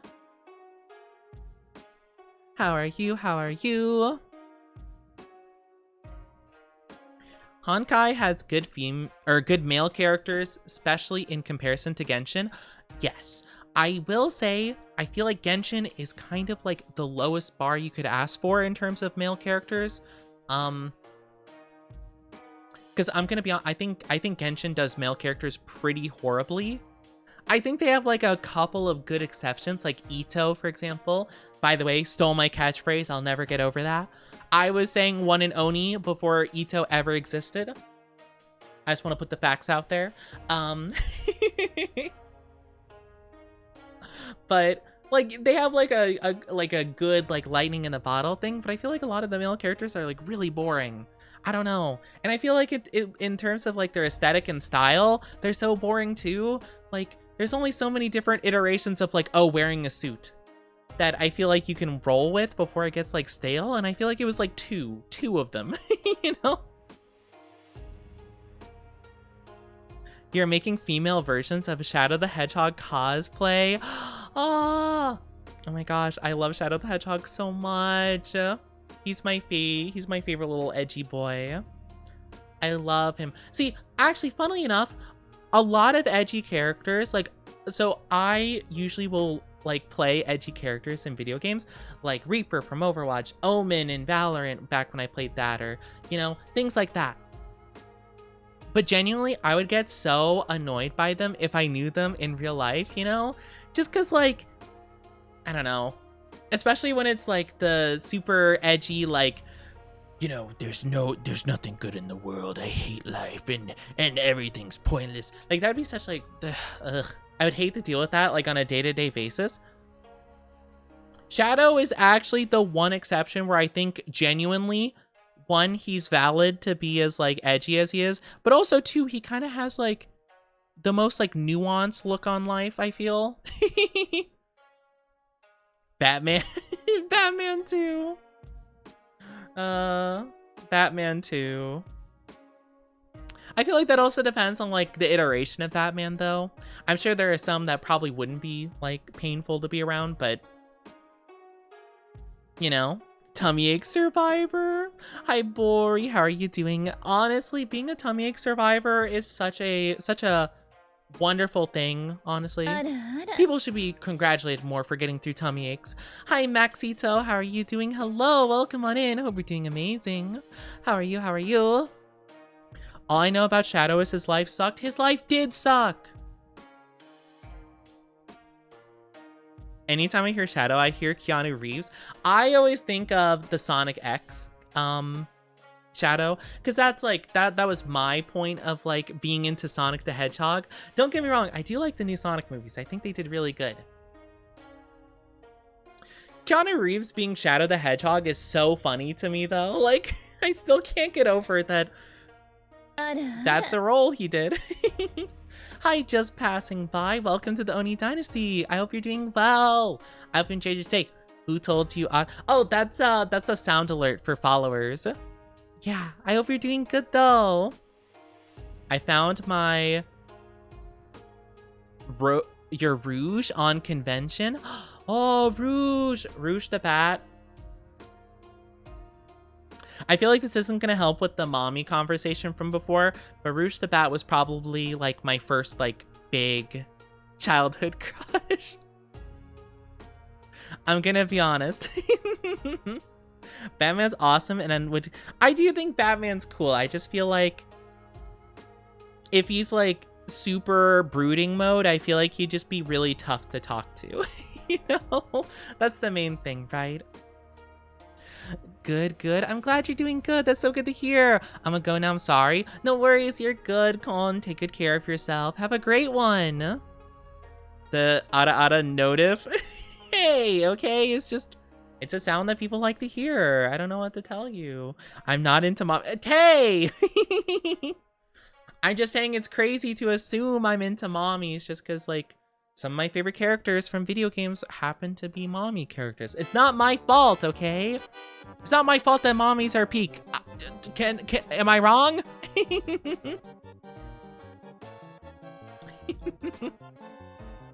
Thank you, Fred Pats. It's not my fault that they just make them the best characters. You know, I'm sorry. It's just in their nature, I guess, to be absolute cinema.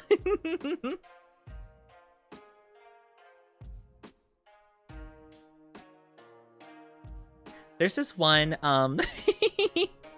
there's this one like image I love using. It's a One Piece manga little picture, but it's of a character that's like crying and wiping their tears while saying it's so peak. And I feel like, here, let me show it. Yeah, this picture right here is this character, and they're like crying, rubbing their eyes, going, it's peak. This is me when I see mommy characters and stuff. It's peak. I can't help it. I'm crying because it's so peak. It's so good. It's not my fault, okay? It's not that I'm, you know, I got a thing for them. I'm just acknowledging that they're good characters. Good characters. Thought you were a woman when I was scrolling. I have been told that I give androgynous vibes, so I don't blame you. Of course, of course. Hopefully you're not too disappointed. Just accept your struggles. I'm not accepting anything, okay?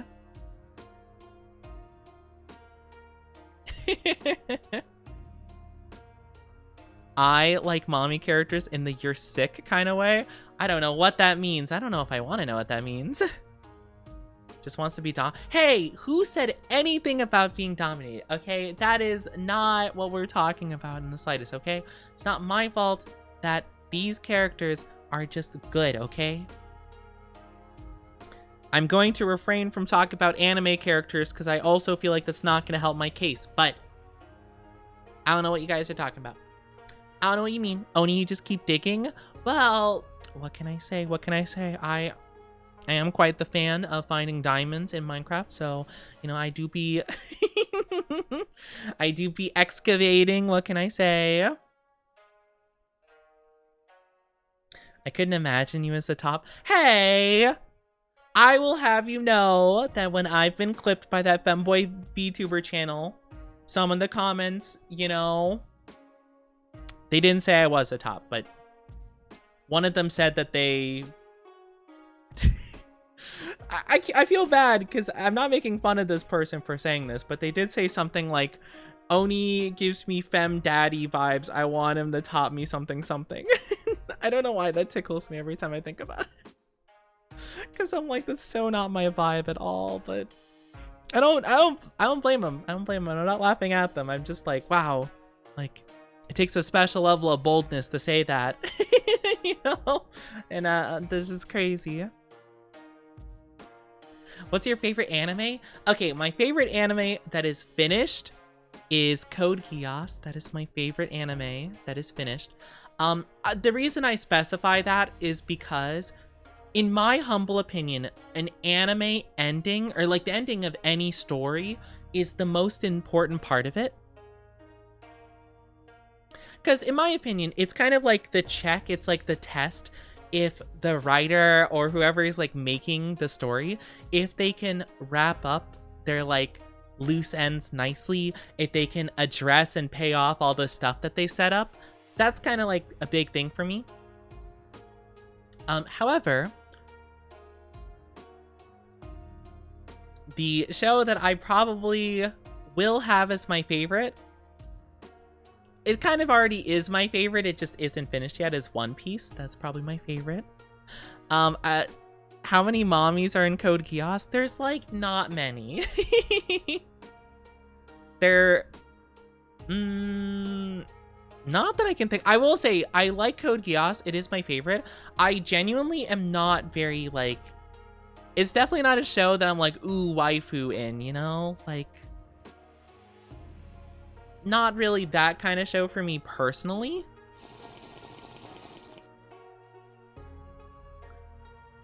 Give off Andro vibes. I know Andro would be short for androgynous. I'm not gonna lie though, my brain thought of android and I'm just like, I am a machine. I am femboy android. Got recommended 2 times and I had 2 double takes. Oh, you got recommended twice. It was meant to be. You're meant to be here. Hi, introvert. How are you doing? Good to see you. Glad you feel better. I feel a little bit better. I'm still pretty under the weather. But I'm doing okay though. I have similar shows. Yeah. Like, I don't know. I love One Piece so much. Love it so much. Oh, thank you for that badge. Thank you.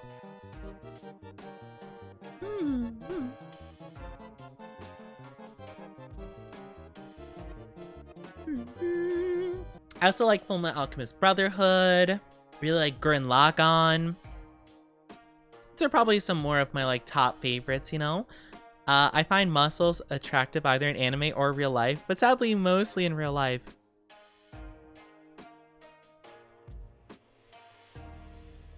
Oh, are you saying you don't find them attractive? I think that they can be attractive in like very moderation, to be fair, because like there's like, I don't know, when they get like a certain level of muscle, I kind of get grossed out, actually. I'm gonna be honest with you. I'm just like, ooh, you know, not for me.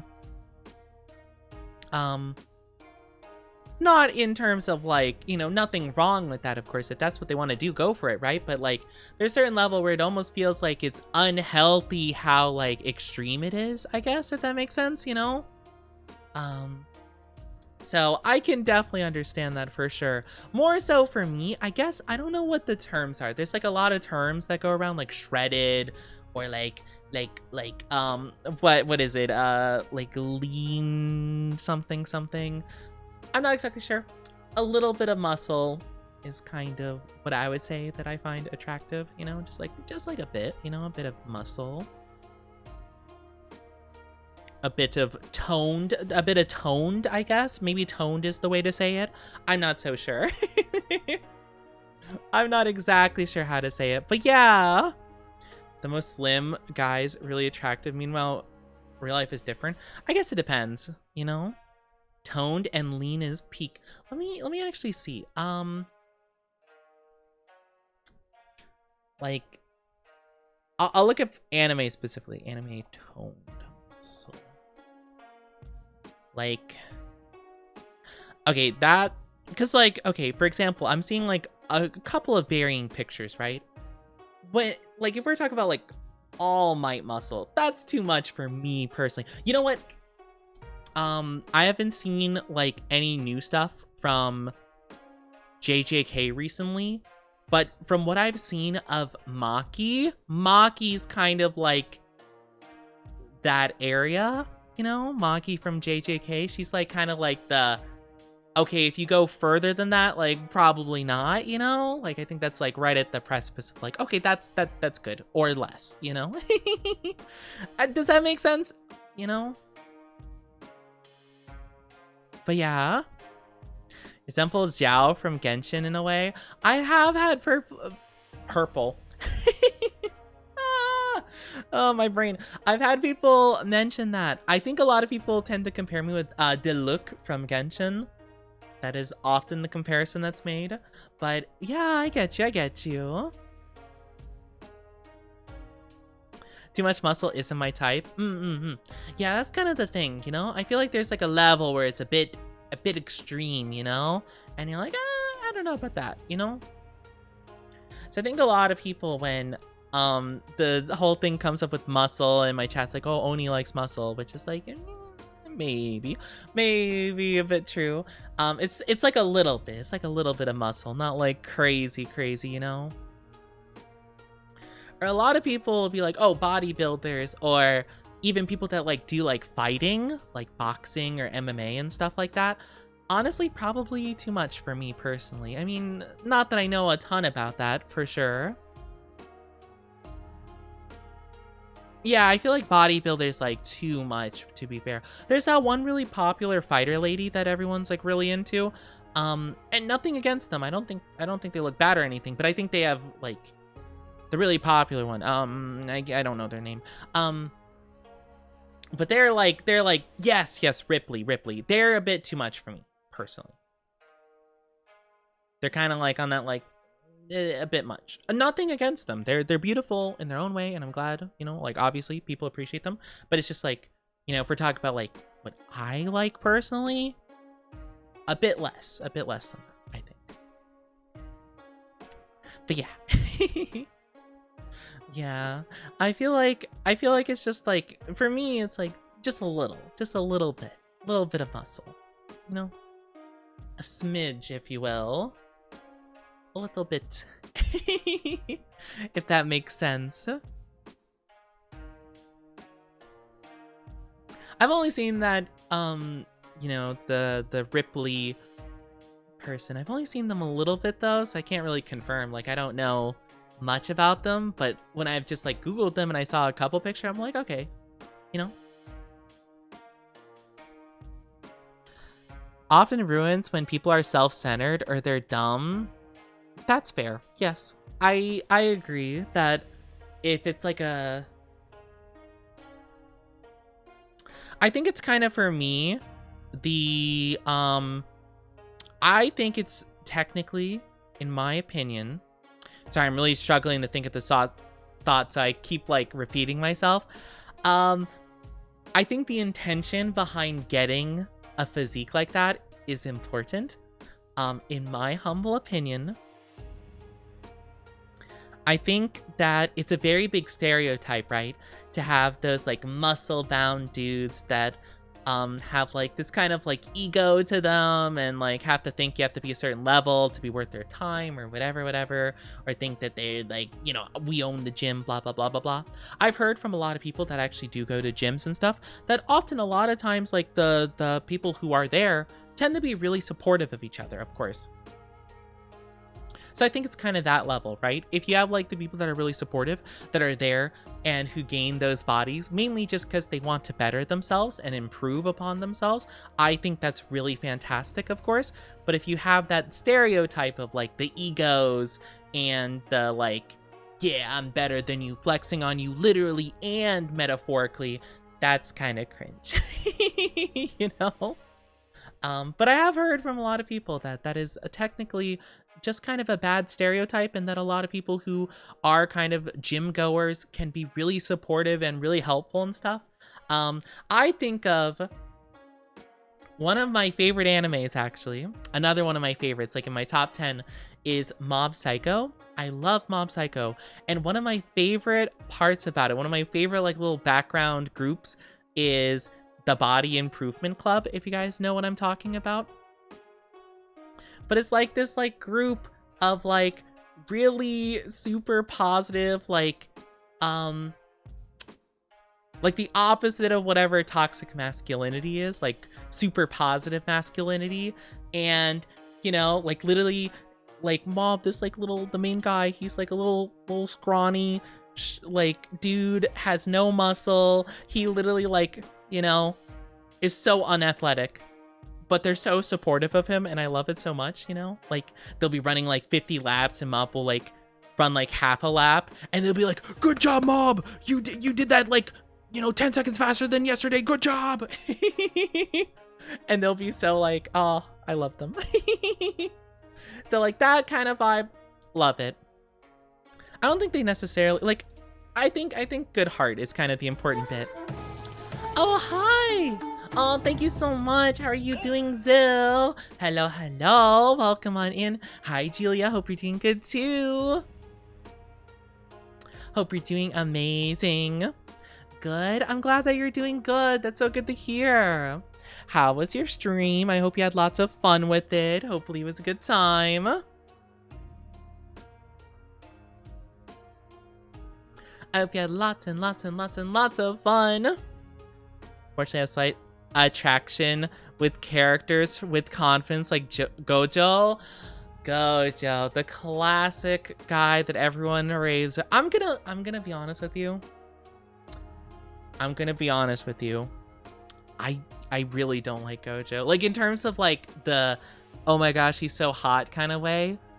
I don't know why, but something about like his like overall vibe kind of gives me an ick.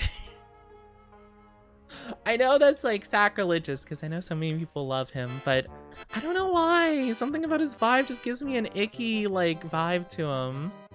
Thank you for Stretchy and Jinky and head pats and kisses. Mwah.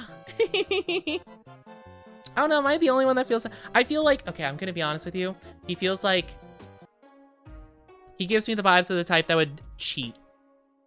Like, he definitely seems like he'd cheat on you. Like, hardcore.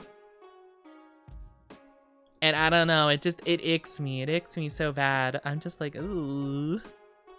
Ooh. But he got pretty privilege. He probably could do it and people would still be like, oh no, he's fine. I love him still. He's so hot. It's like, no, don't do it. All right, big stretchy, big drinky, big stretchy, big drinky. See, my favorite guy from JJK, honestly, actually favorite character, because I'm gonna be honest, a lot of the characters from JJK are pretty iffy in terms of their like morality, you know? Hi, is it Jelly Star? How are you doing? Is it said Jelly or Gelly, since it's like a G, like Gelly? Let me know, how are you doing though? Hope you're doing wonderful. Watered down Gilgamesh from Fate. I'm afraid I'm not aware of Gilgamesh. I've heard the name before. And I do know that they're a character from Fate. I don't know their personality. I'm guessing not good. I'm guessing not very good person. But my favorite character in terms of JJK, guy or girl actually, like honestly, you know, probably I would say maybe, I will tentatively say maybe my favorite husbando is Nanami. Because Nanami, I feel like he'd treat me the best, you know? Like, that's the main thing. I feel like he'd treat me probably the best out of any of the characters in the show. You know? Like, any, you know, he's attractive. He's a lovely guy. But, like, he'd treat me well, I feel, you know? I feel like he'd have kind of like a silent type of love, but I think that's okay, you know? But yeah, if it wasn't for actions, I love Mei Mei in terms of design. That's exactly what I was thinking of, because I'm like, what characters in JJK are even like waifu, right? Like, oh my gosh, like waifu. I'm like Mei Mei, and I'm like, ooh, I don't want Mei Mei. I don't want Mei Mei. Maybe the doctor lady. She smokes though. Smoking's kind of like instantly a not interested, you know, kind of thing for me. That's kind of a deal breaker. But yeah, Mei Mei is, ooh, that's rough. It's Jelly like the candy. No worries, you're good, you're good. Jelly. Okay, I got you. I hope you're doing so amazing though. Thank you so much for the follow. Yeah, I'm sorry. I mean, don't get me wrong. If you smoke personally, not my thing. I don't encourage it, but I'm not gonna like, you know, I'm not your dad or whatever, but, and I hate to be mean saying like it's a deal breaker. I genuinely though, I have a sensitive like nose to smells, and the smell of smoke is so awful to me. Like I instantly feel like so icky smelling smoke. Even if someone like smoked like a while ago and they just happen to still have it like on their breath or whatever, it's so icky to me. I just can't. I'm sorry. So yeah, like instantly, like for example, I'm trying to think of more characters that do that. But like if there's like a character and it's like, oh wow, they're so cool, like oh my gosh, like waifu material, and then they smell, I'm like, ah no. Hi, Jaxie. How are you doing? Aw, thank you for the Raidu. Welcome on in, Raiders. Hope you're doing good. I'm Oni T, your one and only fanboy VTuber. How are you doing? Hello, hello. How are you lovelies doing? Let me give you a shouty outy. Let me, oh, never mind, love, you are here. Hello. How are you guys doing? How was your stream? I hope you had lots of fun. Welcome on in. So good to have you guys here. Let me welcome everybody on in. I really do appreciate it. Hello to Lovey, Loved. How are you doing? Jaxie, good to see you. Axo, how are you? How are you? OPF or Opeth. Let me know if I'm saying these names correctly. I probably am not, so please correct me and, you know, let me know how you want me to pronounce your names. Hi, Lena. Hope you're doing good as well. Good to see you. Hello. TTXYZ. Hope you're doing good. QQ. Hello, hello. Welcome on in. Short Shinobi. Welcome on in. Hope you're doing good too. How are you lovelies? Hello. You can call me anything. All right, I'll write that down. Anything. I'll probably just go with OP. I feel like that's simple enough, I think. If you guys don't mind. It was good. I'm so glad. It said you were just chatting. Were you playing a game by chance, or were you just yapping like I am? I will be honest, I have been sick for the last week. I'm still feeling a little bit under the weather, so my voice and stuff is not the bestest. Not as good as it normally is, so I do apologize if I stumble over my words a bit. I'm a little bit, not a little bit, I'm very dizzy right now. I'm very dizzy and like head hurty, but I'm doing my best though. Thank you for head pats. Thank you, John. Yes, I was sick. I'm doing a little bit better though, but yeah, no, literally I was getting set up for stream. I get set up for stream like a good 45 minutes before I start, and like a half hour before it was time for me to stream, my head, like, oh, it hurts so bad. And I'm just like, oh gosh, like, what am I gonna do? And I'm like, we go. Because I've been off for like a week, and I really wanted to stream again because like, I hate not streaming. I hate like feeling like I'm idle and like not doing anything. It sucks, but I'm doing okay. We're doing our bestest. Yeah, we're yapping. I love yapping. Honestly, it's only been recently I've done like these just chatting streams. Like I never had the confidence to just like yap for an entire stream, just cause like, I don't know. I feel like sometimes I'm bad at holding a conversation. I get really nervous and like self-conscious and like shy. And I'm like, oh gosh, like, what if they're bored? What if they hate me? Oh my gosh. I will do my best though to get better soon. If this is your sick voice, is your normal voice just divine? No. No, my normal voice is like cringe. No, like, I don't actually know how different this sounds from my normal voice, to be fair. I just like, I don't know. I feel bad. I feel nervous. I get nervous, you know? Normal voice cringe. It is cringe. Could you imagine though? I was gonna do like one of those awful like Discord mod voices. Could you imagine if that's how I sounded normally? Like, could you imagine like next week you guys come into stream and I'm just like, hello chattos. Today we're gonna be playing some video games. We're gonna be doing a special Discord Nitro giveaway to one of my delicious kids.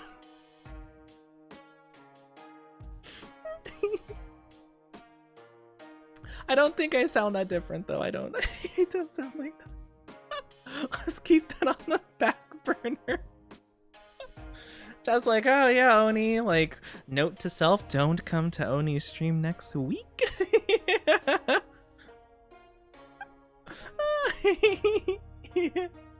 But no, I don't think I sound too different, to be fair. I just like, I know my voice will be a little bit inconsistent and sometimes it just like, you know, it's not quite as good, I feel, as it normally is. But yeah, I've just been a bit sick, so I do apologize if I'm not like completely seeming like I'm 100% on my game, because I'm technically not, to be fair. But we are playing or not playing, we're just yapping and having some good fun. I'm also very scatterbrained today. I'm tripping over myself and my words a lot, so I apologize. I promise normally I'm like a little bit better. I honestly don't remember what we were talking about before the lovely raiders came in. What were we talking about? Don't remember what we were saying. Something about like waifus and husbandos or something like that. something like that, I think. Not the Reddit mod ooh voice. I love doing that randomly. It's so goofy. I'm curious about the lore behind the model. I'm gonna be honest, I really need to put out some official lore. I've only put out like a tiny little blip, really, like here and there, but it's I really should get locked in with that. I really should. I will get working on that. I definitely should. So you guys can have some nice official lore. Hi Z, hope you're doing well. Green and red flags for waifus and husbandos. Yeah, I think so. I was saying how I personally view Gojo as kind of a red flag husbando. I get red flag vibes from him. I'm just being honest with you. The amazing lore of I like how it looks. Yeah, well it's more so like I do have like a, you know, when you have like an idea for something, right? But it's just kind of like a thought bubble in your head. You don't have anything like officially put on paper and you don't have like a lot of it worked out, but you're like, oh man, that's a cool idea. Anyway, push it to the side. That's kind of for me, I would say. In your lore, you need a mom. Why is my chat so dedicated to talk about mommies and me? Oh, why? My chat is very like mommy mindset today. Oh goodness. But yeah.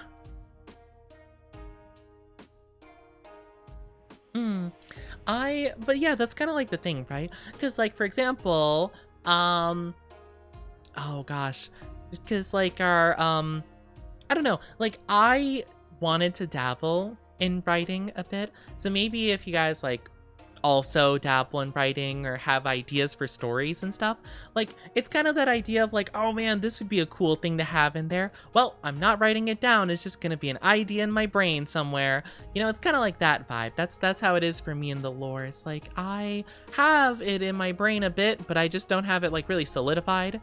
Really? Well, they're amazing. I mean, I was saying before, my chat for some reason thinks I'm, you know, just very attracted to mommies, and I'm just saying that they're very well done characters is all. You know, it's not my fault that they're peak, you know. Short Snowy, thank you for the follow. I really do appreciate it. Thank you so much. I appreciate it. And also to Lena Nix, thank you for following earlier. Also, I forgot to call that out. My bad. I'm sorry. Let's be clear, before the raid, you were talking about Rouge. Okay, that was a long time ago we were talking about Rouge the Path. That was not just before the raid. That was like an hour ago. Why are we bringing up the past like this? That's crazy. Thank you, OP. Thank you, Jake, for the follows. I appreciate it. Thank you, TT. Wait, how would you like me to say your name? Is it like TTXYZ? How would you like me to say your name? Oh, but thank you so much for the follows, lovelies. I'm an unpublished author. That's so cool. I wanted to write stories, but I never got super far into it. I had a really tough time like trying to string together like my ideas cohesively. Like I could have like individual ideas spread out and I'm like, wow, these are cool ideas, but putting them together is much more difficult. I was never good at that. Writing is goated. As a DM for D&D, yeah, I am part of my first ever D&D campaign I've ever done. Just recently started with some friends, and the person who is the DM actually did study in like English and writing and stuff like that, and that was like kind of their passion for a while. So it seems like D&D is kind of like the perfect outlet for that. So that's really cool, actually. I'm not very familiar with D&D though. You're very kind. I think I'm just a moderate amount of kind. I always try my best to be positive and kind to everybody. I always try, of course. Unless you mean, if you're a meanie, then you get the bonk. Good with anything, I've heard all variations. Aw, well, if you have a preference, let me know, okay? I always try to do my best to learn whatever people prefer, because, I don't know, I don't want to, like, pronounce anyone's name incorrectly. I would love people to let me know, so I don't, like, memorize it, like, wrong, and then, like, years later, they're just like, oh yeah, Oni, actually, you've actually, butchered my name all these years, and it's like, no! My worst fear incarnate. But yeah, we were talking about different, like, I guess, like, red flags, green flags, and waifus, husbandos, that kind of thing. Because, like, for me personally, it's a big thing for people to be like, oh, smash or pass, blah, blah, blah, blah, blah. I cannot look past a character's personality when it comes to that. Or, like, I don't know, for me, some people will be like, oh, smash, and it's like a horrible person, like a genuinely just like vile person. And they're like, well, they're like, you know, like they're attractive, and it's like, yeah, but like, I don't want to do anything with them if they're horrible. You know, at least for me. TTX works. It was a random user choice anyway. Oh, okay, TTX, is that what you prefer? Okay, I will try my best to remember that. Of course, if I do, you know, mess it up or whatever, let me know. I just want to know what you prefer. I think I've heard your laugh somewhere. Really? You think so? I mean, I have been in other people's streams here and there. Not so much as of recent, to be fair, but sometimes I am. I'm trying to think. I have had some clips going around on YouTube at the very least, because a femboy channel has been like clipping me every now and then. So maybe you saw me on one of those videos, possibly. The country version of Smash or Pass with trucks. So, like Southern Hillbilly Smash or Pass, it would be like, I don't know why my brain just thought of Goofy, and it's like, well, we're playing Chuck or Huck. I feel like that could actually work. That would be a great idea. Disney, pay me, please. Some people like the bad and vile people. Oh, I get you. I mean, I guess some people do. I don't know. If they have a bad personality, they get on my nerves. That's what I'm saying. Like, I genuinely would just be like, ugh. Like, if they were just a bad person, I would just like roll my eyes and be like, ugh, this guy. I get annoyed. I'm just like, I don't want to deal with someone I hate like that. But yeah, some people really do like, I don't know, the vile characters. On topic of JJK, I've heard people, simping over it, and it's traumatic. I just personally, yay, the card. Oh, I love that art you got for the card. That's so cute. But yeah, like, a lot of people really like Gojo. Like, Gojo's like the big character people love. I don't really know enough about them. Like, I've seen 2 seasons of the show. I know there's more. Alia! Oh, thank you for the raid, dude! Oh my gosh, how are you? Thank you so much, I appreciate it. Thank you for the raid. How are you doing, raiders? Welcome on in. I am Onichi, your one and only femboy VTuber. How are you? How was the Minecraft? I hope it was fun. And hello, V. Hope you're doing wonderful. Welcome in from the raid, dude. Hear me out. No, not the Sukuna. No. Had lots of fun. I'm glad you had lots of fun. That's so good to hear. Yes, welcome on in, welcome on in. We are currently talking about we were talking about how whenever people talk about Smash or passes, I personally have to keep the personality in mind for it myself. And now my chat's saying like, hear me out, Sukuna, Mahito. Oh, that's crazy. No. Even for me, I wouldn't even say that for Gojo. I'm gonna be honest with you. Gojo just gives me bad, icky vibes. I can't with him. I can't with any of the characters, to be fair. Nanami is the only character I think I would be like, okay. I feel like, you know, he gives me like cat like love, you know, like where it's like kind of silent, but like, you know, you can tell it's there kind of thing, you know? Toto. I love Toto. He's like one of my favorite characters from the show, but like, I don't know if I like trust him to be like mature or responsible about anything, like in an actual relationship, I guess. I don't know. Talk about no, we're talking about like, I don't know, like red flags, green flags, that kind of thing.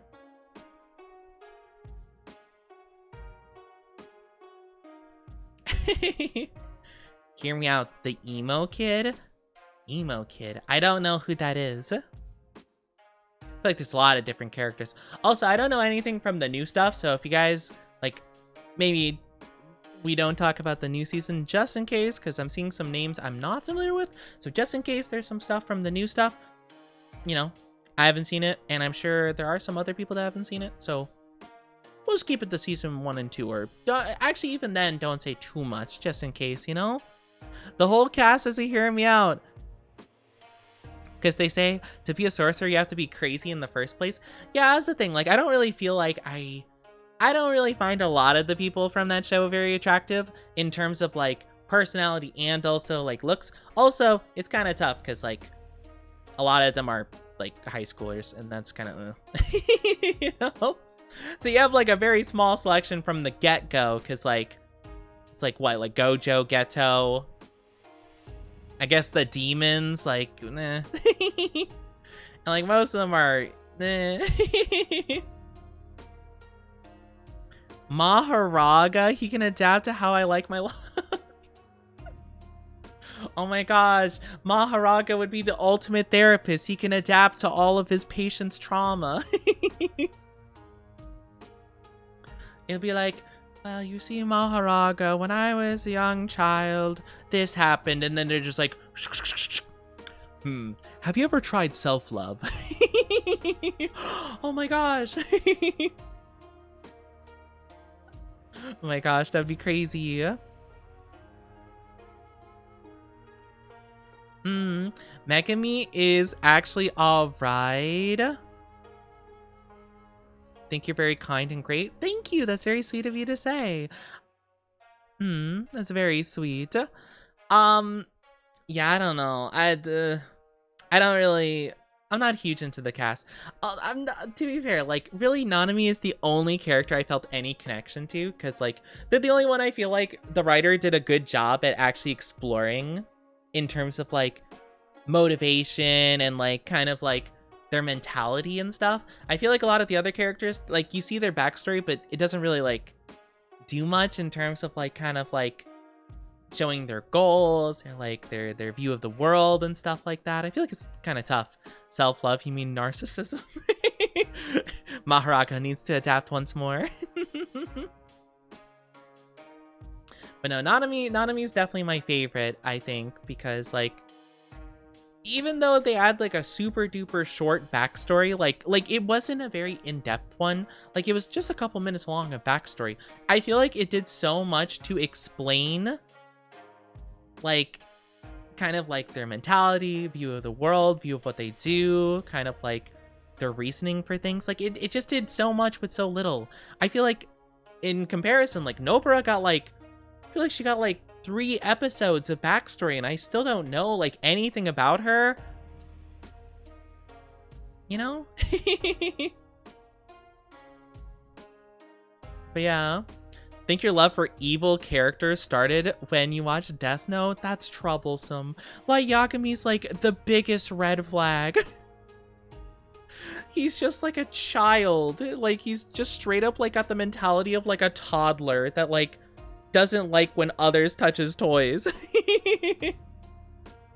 I will say, like, I do enjoy Death Note, but like looking back on Light Yagami as like a character and as like just like a quote unquote intelligent character, oh my gosh, they're so like, oh, they're so dumb.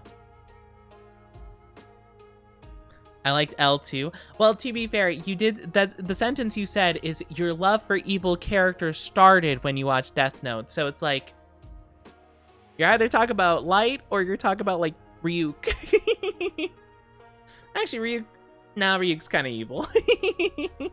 Ryuk's kind of evil. He dropped in a note just so that he could watch someone, you know, cause horrible acts for funsies because he was bored. No one's gonna mention Panda. Well, to be fair, we were talking about like smashing and passing, so I was kind of just not gonna talk about him, yeah. In that context. I do like him though. I would like him a lot as a friend. I feel like he'd be a very nice friend, you know? What are we talking about? We're talking about like anime, like waifus, husbandos, that kind of stuff, you know? Ryuk's not even evil? I think Ryuk is pretty evil. Ryuk's pretty evil. Like, he's kind of an evil that's like too apathetic to care about what he's doing, you know? Force of nature? I think he's kind of evil because the whole kicking off of the story is him dropping the note because he's bored, you know? The note that like kills anybody whose name is written in it. So like he just wanted to watch people kill each other for fun, which is like kind of evil in my humble opinion, you know? I'm just gonna be honest. It's not really very force of nature-y, just kind of more like a sociopath. In my humble opinion. L had Light in the first 2 to 3 episodes. I agree. I think Light was... I don't know. I just don't understand Light in like half of the decision making, you know? It's kind of crazy, yeah? Have you seen One Piece? Yes, I love One Piece. Don Quixote do Flamingo is one of the #1 examples I can think of like people will probably see him and be like, ooh, like he's cool. Like, oh my gosh, he's so like, you know, like, oh, husbando for real, for real. Absolutely one of the most insane options. Like, that's crazy. That guy's crazy. I like My Neighbor Totoro. Oh, My Neighbor Totoro's so cute. Totoro's just a cute little guy. Oh, a cute big guy. Cute big fluffy guy. But no, I love One Piece so much. Urza from Fairy Tail. Ooh, I have heard a lot of people like Urza. I don't know much about them. They just seem really cool. But yeah, no, I love One Piece. I'm Korra team. Korra! Oh my gosh. Korra. See, Korra-zone is honestly just green flag all around. Only red flag about them is that they sometimes set themselves on fire. But that's like, you know, that's like a beige flag. It's clumsy in a cute way. Just have a fire extinguisher. He's super good to his family. Wow. Depends what family you're talking about. Scared to start One Piece? Because what do you mean I have to sit down for months? Honestly, I think One Piece is a show. I recommend this to everyone who has ever mentioned starting One Piece to me. I think One Piece is a show that you can't really be too stressed about catching up with. Obviously, like, yes, you know, like, you do want to catch up before, like, you hear too many spoilers, but it's kind of one of those things that, like, you can't really push yourself through. It is And I hate to say this, it's such like a generic, like corny thing to say, but it really is about the journey, you know, of One Piece. Like that is a big part of it, you know? It's about this journey you go through, and it's one that you should enjoy because you want to experience it rather than like, oh, I need to race through it to get to this part, really. It's kind of just like, you know, take it at your pace, you know? Take it at your pace. Just do your best to avoid the spoilers, you know? It's not too bad. As long as you don't like actively go looking around for it. I've known people that like are like, oh dang, I got spoiled. Well, I was looking at like a bunch of One Piece accounts, you know, and they post manga stuff. And I'm like, why would you do that then? Like, yeah, no, duh, you're gonna get spoiled. And they're like, yeah, well, I was interested though. I didn't want to scroll away. Like, I saw the manga panel, but I still watched it. Like, what's wrong with you? But you'll hit these, like, when I watch One Piece, I've been watching One Piece since, like, 2010, 2011, roughly. And I've been loving it, really. You'll hit these points, though, that you will just hit a stride, and you will just want to watch lots and lots and lots and lots. If you like it, of course. If you don't like it, you know, not everyone's cup of tea, always. But, you know, if you do like it, you will hit that vibe where you'll just want to watch a lot. If you don't mind reading the manga, way better to go through. It definitely is better paced in the manga, for sure. I do think that the voice acting and the music and stuff can add a lot to the experience, of course. But if, you know, if you do really struggle, it might not be a bad idea to try switching to the manga, see if you like that better. Of course, of course. Oh, I do apologize. Ads will be popping up in just a little bit if you're not subscribed. I'm so sorry. It's only going to be for 3 minutes, but I know 3 minutes is a long time for ads. I'm so sorry. It'll be for a bit.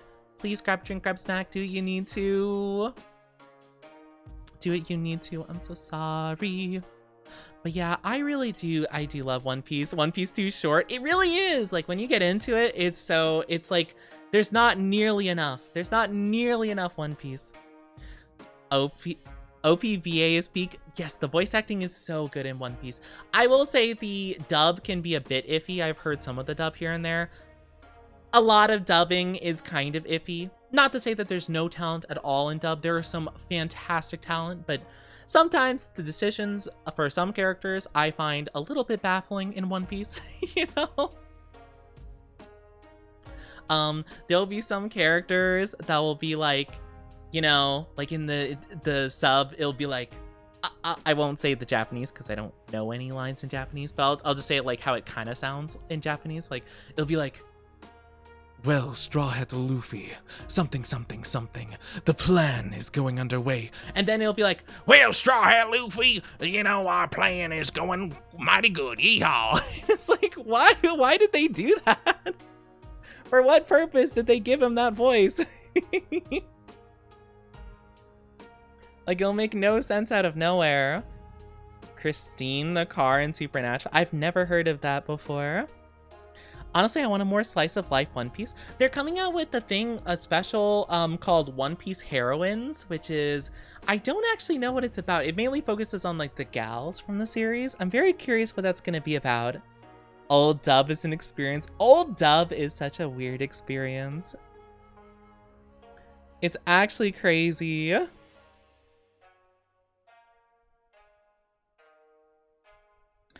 I think it's become too much fan service, and I want my man Zoro to get... Wait, it's become too fan service? You think so? I feel like it's less fan servicey now than ever.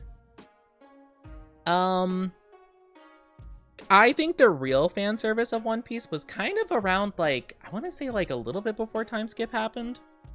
Actually, no, it was right after time skip. Right after time skip was the most fan servicey. You got me excited for the new One Piece anime. I'm so excited for it. More of the Straw Hats hanging out in the sunny. Oh, I get you. Yeah, kind of more of those down-to-earth moments. I kind of wish they had some more of those too. Obviously, like with the story how it is currently, it's kind of like it's zooming. The story is zooming so much. I'm so excited. The Fishman Island. I'll never forget what they...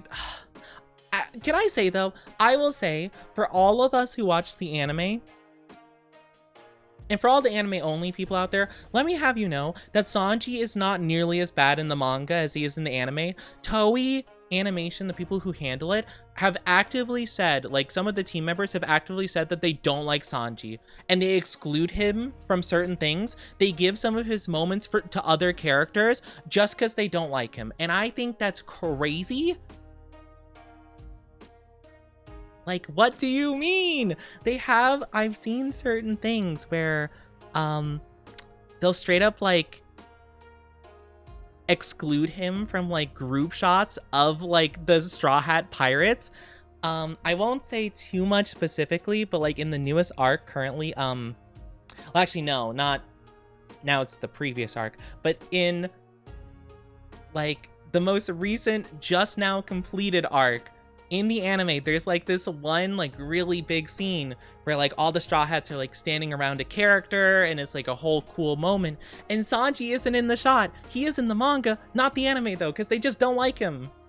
They don't like the VA. No, they just don't like the character like in the show. Like they don't like Sanji, not the actor or anything, just like the character in the story.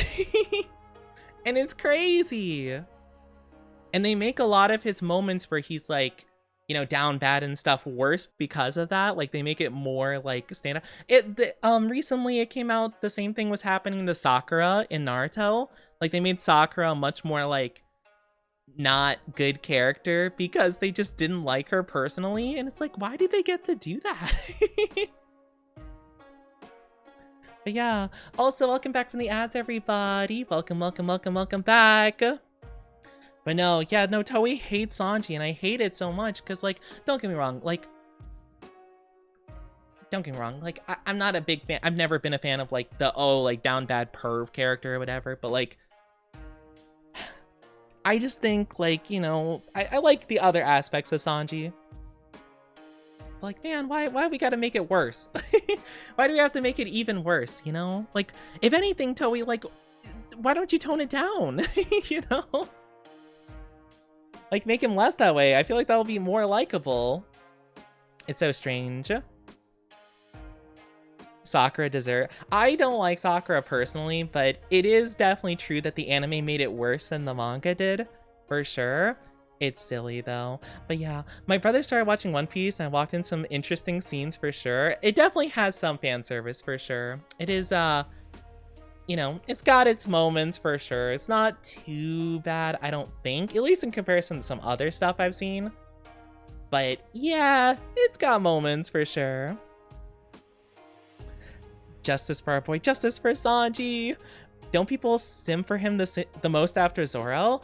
I think it's like, not really. I mean, I know some people do, of course, but honestly, if I had to guess, I think it's like Zoro, then Law, then like, I don't know, probably like someone else. Honestly, I think more people would, oddly enough, I don't see it myself, but I think more people probably simp for Luffy than Sanji. If I had to guess personally. I think Law is the second most simped person after Zoro, though. I feel like that's pretty fair. The Sanji, Denji, Wampo combo memes. They do have kind of similar vibes. I miss when Sanji was like, just like kind of a chivalrous, but like, you know, like I miss when he was kind of like a bit suave, but like obviously he's like smitten, right? You know, I feel like that was more nice than the down badness, you know? He still does his silly dance. He's still like, you know, he's like, oh, Nami Swan, Robin Chuan. But like, you know, it was kind of like nice. I don't know. I feel like it got a bit worse. Hate fan service for men in anime. It's different from fan service to women. I'm not exactly sure what you mean. Because whenever I've seen like fan service for men, I feel like usually it's been the same as like with the women, but you might be thinking of something specific I've never seen before, possibly. I don't know. Not sure. Hi, Hunter. How are you doing? Good to see you. Hope you're doing so well. Shanks. Oh, Shanks for sure. Yeah, Shanks definitely is up there. Yeah. Oddly enough, a lot of people are really into Buggy ever since the live action, which I think is so funny. I think I think it's so funny that Buggy is getting more of a spotlight. I kind of love it, actually. Of the Straw Hat, Sanji is probably 3, excluding wife. Oh yeah, fair, fair. But yeah, I don't know. I love all the Straw Hats, and I want all of them to get some good stuff, you know? I'm okay not doing the best. Oh, I'm so sorry that you've been having some... Oh, that sounds tough. I hate going to the dentist. Hate going to dentist. Oh, that's a good point. Ace too. Ace is definitely up there for sure. I think more people probably are for Ace than Sanji. Ace is kind of a big one. Usopp the goat though. I love Usopp. I feel like Usopp is so essential to like be the whatchamacallit. I feel like they're so essential for being like kind of the normal person of the group. I think it's so funny because you'll be dealing with like these crazy characters that can do all this outlandish stuff, and it's like you gotta have the one guy that's just like a normal dude that's just like, guys, this guy turned into a dragon and shot a beam through a mountain. I'm a guy with a slingshot. I'm just chilling. No spoilies in chat, please.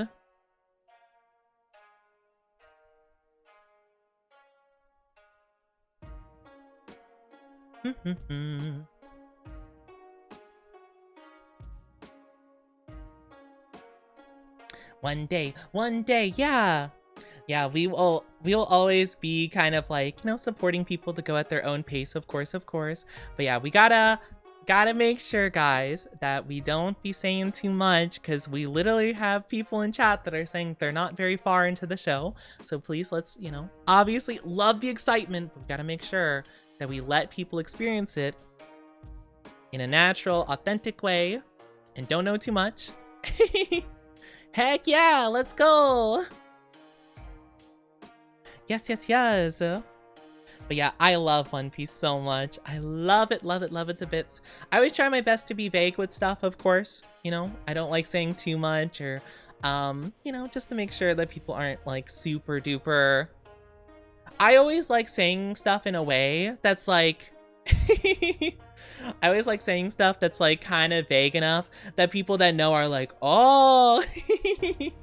I always think it's silly. The only thing I know, with One Piece is one of the movies has a nice song. Ooh, you're probably talking about Film Red, the one with Otto in it.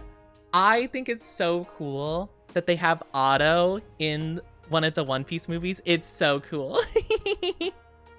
It's so cool. I absolutely adore it so much. Uta! No. Otto is, ADO, that's the name of like the artist that does the songs. Like that's their like IRL, not like, well, it's like, what, title? Not title. Artist name, I guess. ADO, Ado. But yeah. Yeah, they played the character Uta.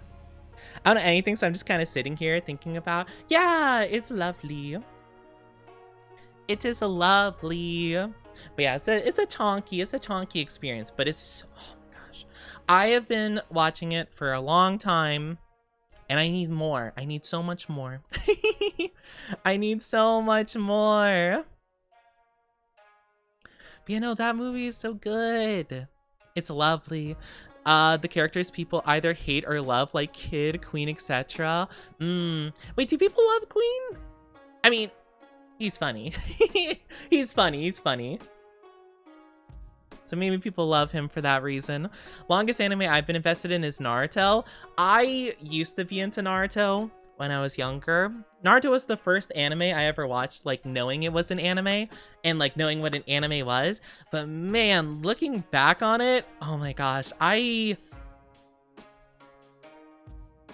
really sucks how it went. You know? It's such a strong like start, but I feel like after the Pain arc, like I feel like it went so downhill And like, I don't know. It's tough. It's tough times.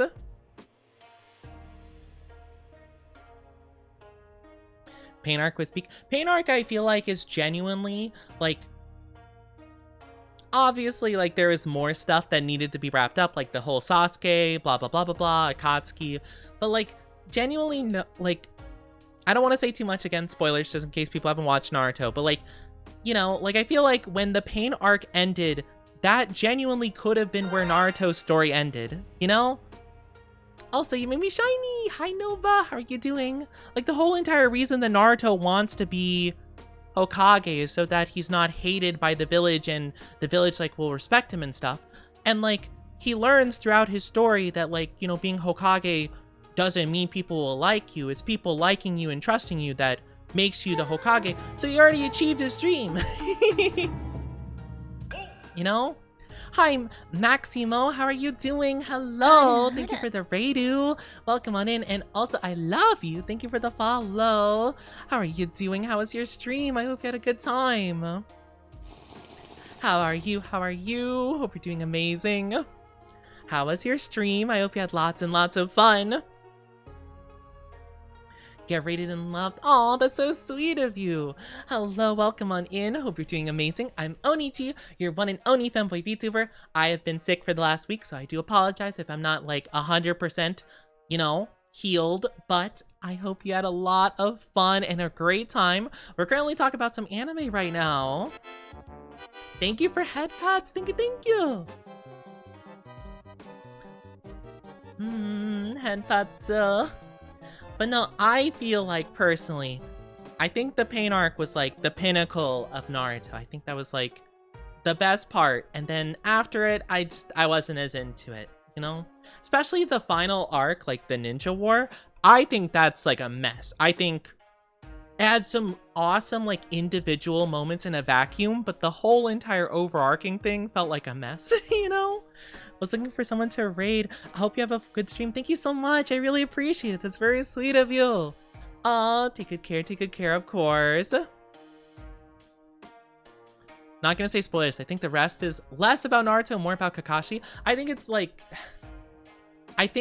like the end of Naruto's individual story, and more about like Kakashi, yes, but I feel like it's like more of just like almost like the rest of the world, you know? It's like, oh yeah, like, it felt like that was the point where they're like, oh yeah, there are other characters too. I guess we should probably address those. Sure.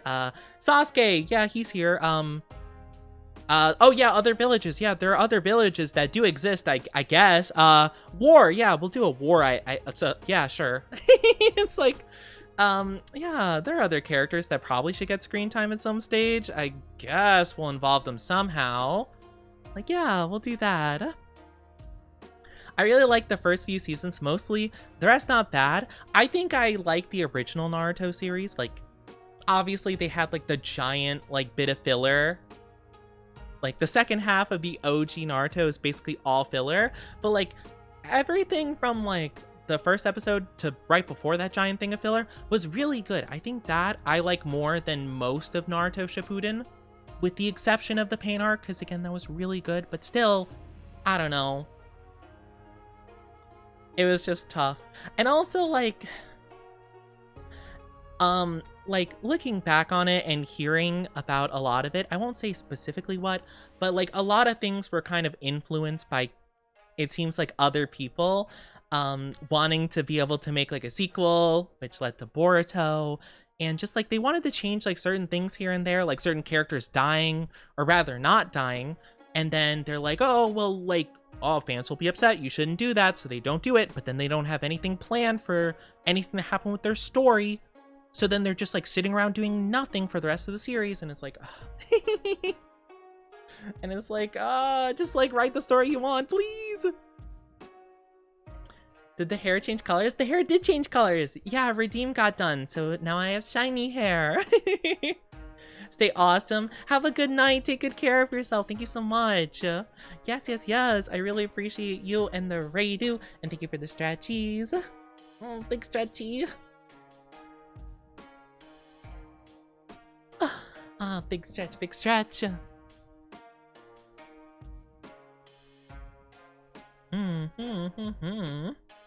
Very kind. Thank you. I try my best to be kind. Always, always. There's this one technique that's very useful. Let's only use it once and pretend like it doesn't exist, yeah? Well, you see, I'm playing in this special movie, and so I'm gonna unlock a special Rasengan that can reverse time. I'll never do it again. Just the once, you know?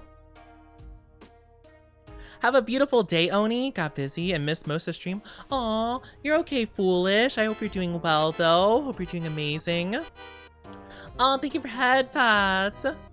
Thank you, thank you, thank you. I think that's the problem with Naruto filler. Once you get to the war, if it was more focused on the actual war than the characters walking to the battlefield. Yeah, it's kind of like, I don't know, it's all over the place. Also, I just don't like a lot of the reasoning for things happening in the war. Like, I don't want to get too specific, again, because spoilers, but, like, half of the stuff that happens is just, like, utter nonsense, you know? Like, like, a lot of people's motivations and just, like, the things the characters do. And it's just like, what? I don't know. It just feels like, there was a lot of, like, cool stuff that Kishimoto had in the brain. Like, oh, these characters versus this guy, or like, oh, this guy versus this guy. Okay, yeah, I definitely should set this stuff up. How in the world would I possibly... How could I possibly make it make sense that these characters would do this? Oh well. I'll just do it. I probably don't have to think too hard about it. Yep. It's like, why? What? What do you mean? I don't know. There are so many peak anime. I don't know my favorite. Maybe Slime or Konosuba. I did like Konosuba. I haven't watched more of the recent stuff, to be fair. I do think Konosuba is really funny, though. They did Kakashi bad using the worst jutsu. The worst jutsu when he had goated ones at his disposal. Wait, what is the worst jutsu that you're describing? I'm curious. I like reincarnated slime, but I only really got into the first, like, season and, like, a little bit of season 2 here and there. I started watching season 3 like a while ago. I got like 4 episodes into it and I'm like, oh my gosh, I've really just watched like 4 episodes worth of meetings. Like, what? What is Seiso? Seiso is like the opposite of down bad. So it's like, you know, if you're, you know, like, down bad's like degenerate, like sussy, that kind of stuff. Whereas Seiso is like, oh, good and pure and, you know, wholesome, you know? That kind of thing. Hi, Flower Girl. How are you doing? Welcome on in. Hope you're doing amazing. Remember all Orochimaru stuff, but not the Kabuto stuff? Yeah. Like, don't get me wrong. I think the Kabuto stuff was cool, but it was so random out of nowhere, you know? Like, again, it kind of felt like he was, like, shoehorned into the story. Like, again, you know? I think they could have built up a bit more to him, but I don't know. Do you have any red flag animes you've watched? Mine would be Sword Art Online.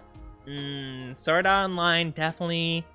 It kind of depends, because I've watched 2 seasons of Sword Art Online, and man, it's so iffy at points. I will say, Sword Art Online, it depends on what part they like, I think. In my personal opinion, if they like the beginning section, sure. My favorite part's the Gun Gale Online, where they're in, like, the gun world thingy game, mainly because they were the most consistent with the tone of that arc of it, whereas in the SAO, I felt like they flip-flopped a lot, whether they wanted it to be like gritty, like life and death isekai, or if they wanted it to be like slice of life, like romance, you know? And I just felt like such a whiplash. Whereas Gun Kill, I felt like they were very consistently like, yep, gritty, mystery, that kind of stuff. If your favorite part, though, is the elf stuff, like the elf world, that might be a red flag. I'm sorry. I'm sorry. I feel like they have the most, like, weird, like, What is happening? Why are we focused on Kirito's like sister slash cousin having a crush on him? Like, why are we doing this? Why is Asuka like being perved on by this weird old guy? Like, I'm sorry, if you like that part, that might be the red flag. I'll understand if you like the SAO part, Gun Gale Online. But if you like the elf world stuff, I don't know. Thank you for the follows, Nox, and also Anime Master. Welcome on into the Oni Dynasty. Hope you enjoy stay. How are you lovelies doing? I never try to judge people and the things that they like. I'm sure, I mean, you know, I'll always hear people out on like why they like certain things, of course, but there were really no redeeming qualities with like the elf world part of Sword Art Online. There was nothing I liked about it. Like, none of it was good. I gotta go. Have a good one, Shinobi. Take good care. I am hoping that I will stream tomorrow. I am hoping that I will. So hopefully I'll see you for Femboy Friday. But take good care of yourself. Go get some rest. Oh my gosh. Down bad doesn't have to be degenerate. I don't know. I feel like for the most part it is. I feel like I don't know. I feel like there's like a Venn diagram between down bad and degenerate, and I feel like a lot of it overlaps. There might be a smidge that doesn't, though. I'll give you that at least, you know?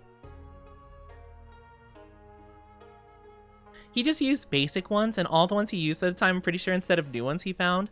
Oh, like all of his like meh jutsu. Okay, so you're not saying like one individual bad jutsu, just Kakashi used a bunch of like meh. I think, yeah, I can agree with that for sure. I liked when he flipped between the different jutsus, but like, I also, okay, can I just say, the variety in Naruto sucked? Like, you know, whenever like there's an earth style jutsu being used, you're like, okay, so they're gonna pull up a giant like Looney Tunes like brick wall. Or they're gonna make the ground collapse under you. Like, that's like the two things those jutsus do. And then it's like, okay, water, bubble, or dragon made of water. Fire jutsus, fireball, or multiple small fireballs. Like, come on, we gotta have more going on here.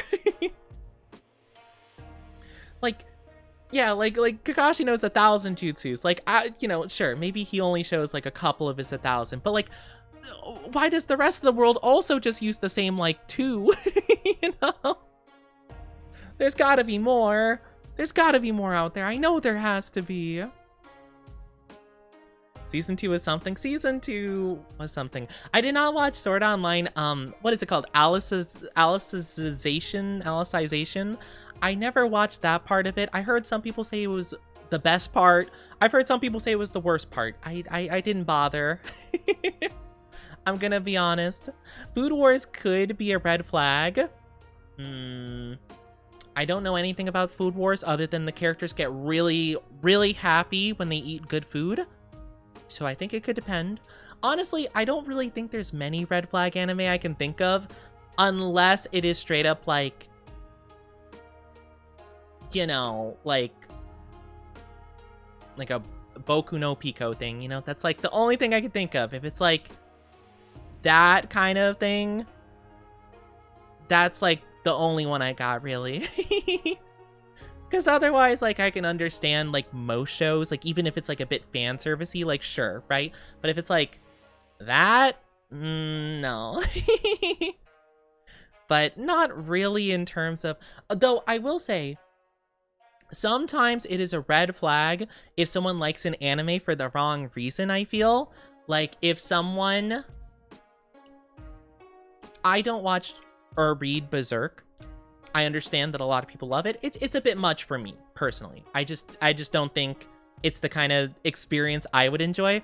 But if people like it because, like, they like watching people suffer and they get, like, a kick out of, like, you know, the gory, like, horrible things that happen, that's crazy, right? If you like Guts and you like him overcoming the bad stuff, sure. But if you like it because, like, you know, it's the only place you can see all the, like, super gnarly stuff, ugh. You know? Or Death Note, right? If people like Death Note because they agree with Light and they also want to have the power of the Death Note, no. That's crazy. Red flag, you know? So I guess sometimes the reasoning of why people like anime could also be part of it, you know? My friend's favorite anime was Overlord. I can't say I know too much about Overlord, to be fair. I've only seen one clip of Overlord, and it's literally like when he's prepping for a fight, and he's like, mana boost, triple damage, damage buff, tank buff. You know, he like sets up like 50 buffs like before a fight, which is so valid. So that's kind of funny, but that's like all I know about it, is that he has like a lot of like magic power. The coolest jutsu is planetary devastation. Ooh, I do think that is definitely one of the coolest ones for sure. If I could choose any to have in real life though, I'd definitely go with the shadow clones. Shadow clones are just so good. That's such a like awesome, like very versatile jutsu. You loved Alicization. Oh, okay. You should watch it. Just know the first few minutes seem like you're starting a what? I'm sorry, what? What do you mean it feels like I'm starting a what? How does it feel like that?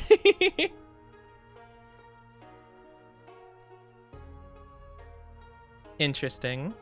I was gonna mention that, but thought I'd get banned. Who knew the Oni himself? What do you mean?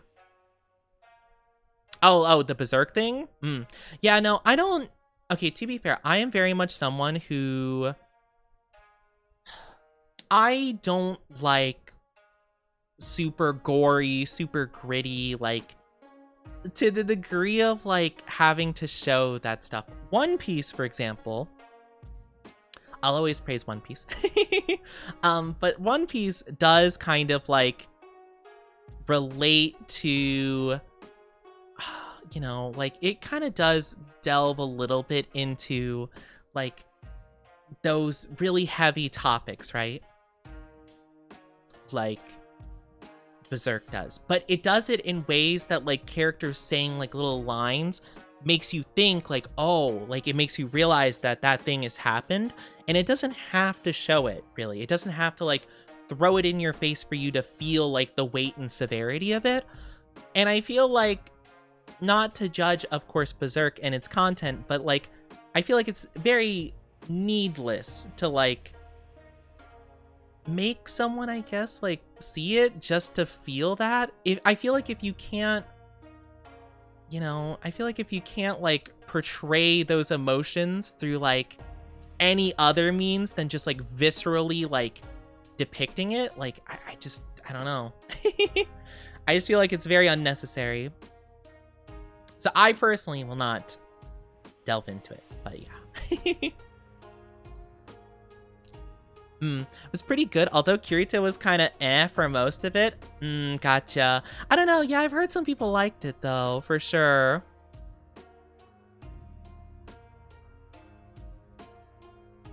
Terrible, or, oh, tentacle scene. I don't think I need to say more about Food Wars. Oh, Food Wars. Oh, got you.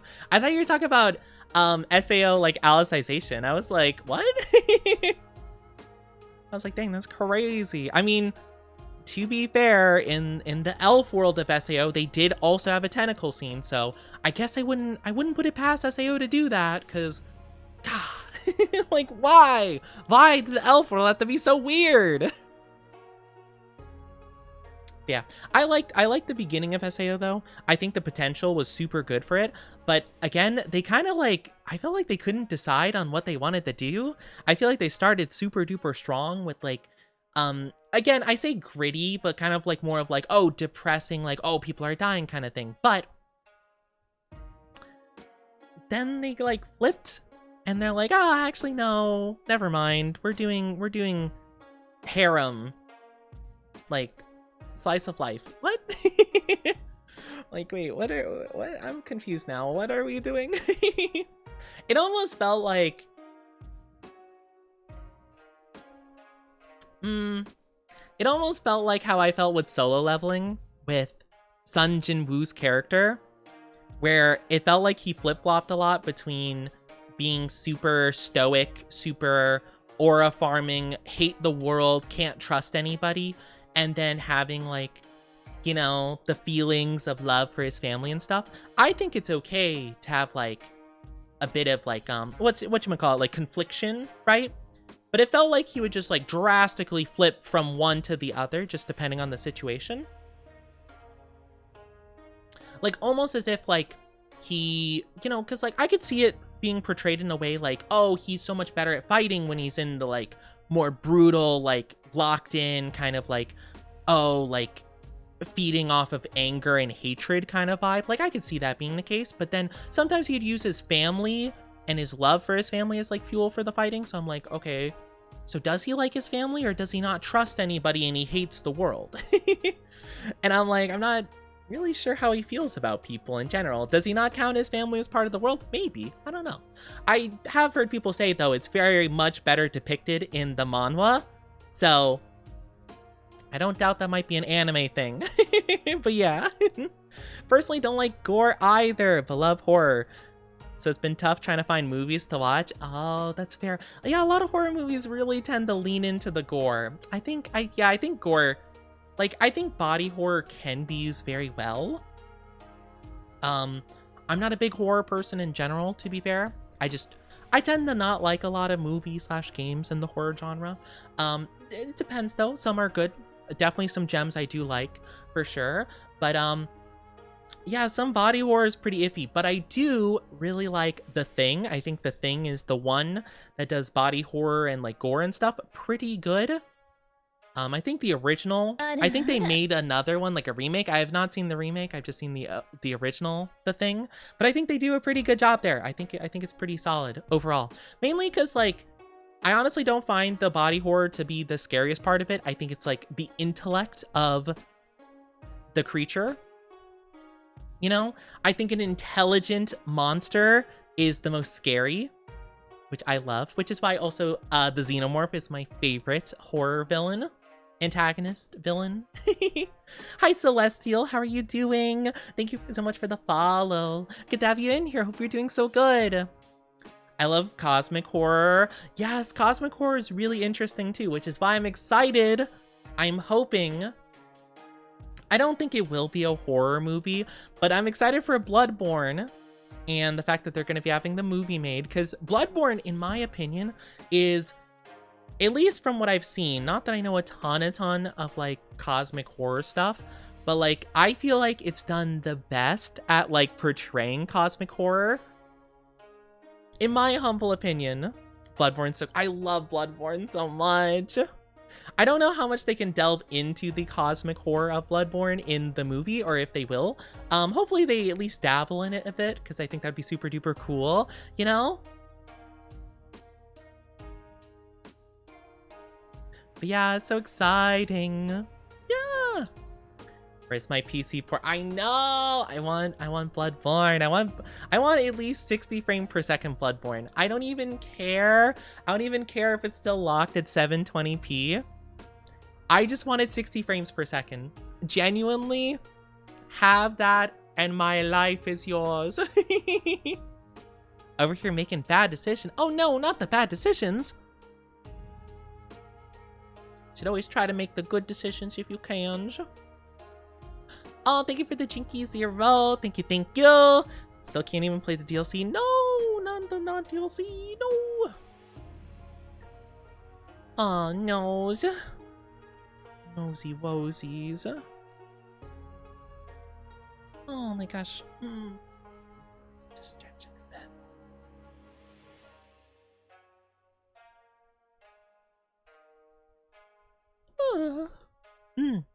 I'm in an antique store getting ready to buy a haunted doll. Is there a reason specifically you want to buy a haunted doll? I feel like there's a lot of other items you could probably get though. Lady Maria peak boss. Honestly, there's not many non-peak bosses I feel like in Bloodborne. Only ones I can think of. What bosses aren't peak in Bloodborne? Like the Witch of Hemingway or whatever her name is. That one's kind of lame.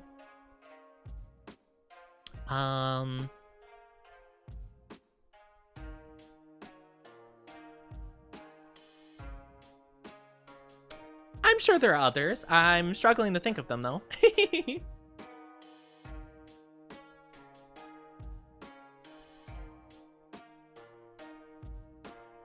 Isn't there a boss called Ludwig? That boss is so cool, though! Oh, it's such a cool boss, though. It is kind of a monstrosity, though. Also, Living Failures. Living Failures is very funny. Orphanacos is cool lore-wise, but sucks to fight. I'm gonna be honest, though. I'm gonna reveal something. I'm gonna reveal something. I actually have not played the Bloodborne lore. Bloodborne DLC. I've not played it, actually. I know, crazy. One of my favorite games. I just never got around to playing the DLC. However, I do want to stream all of the Souls games at some point. I've been currently playing through another playthrough of Elden Ring. And when I finish that, I want to start going through the Dark Souls games. Like, I don't know if I want to start with Demon Souls and then work my way, like, chronologically, or if I want to do, like, Dark Souls 1 through 3 and then, like, other stuff here and there. But I want to go and I want to start through it. And when I hit Bloodborne, I will play it and the DLC. That is my, like, plan. Because I've also not played all the Dark Souls 2 DLC. I played... Because I think it has 2 DLCs. I played one of them, not the other. I don't remember which one I played and which one I didn't. But, I want to do, like, all of, like... I want to do everything, pretty much. Like, that's my goal. I'm going to take my time and kind of go through it. Want to play all the DLCs there are to the games. I don't think Demon Souls has any DLC. I'm pretty sure it doesn't. So whenever I do get to that one again, because I have streamed that one technically,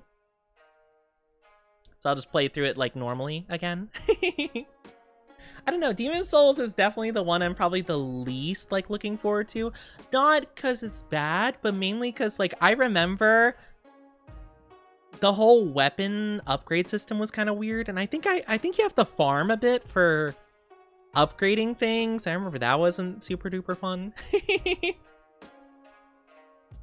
Or maybe I picked a weapon that was like hard to upgrade. I remember I had to upgrade at my own time. It wasn't even like farming for levels. It was literally just like getting the like rocks to upgrade it or whatever, or like I don't remember. It was like there was this one area I had to go around and like hunt a bunch of these like little like worm enemies or something just to upgrade my weapon. I want to play through all the Souls games, but they're all always full price on Steam. Really? I don't know. I found them at like pretty good discounts, I think, but that was like around like winter sale or something like that. But I don't know. I'm sure you can find them on sale. I definitely have before.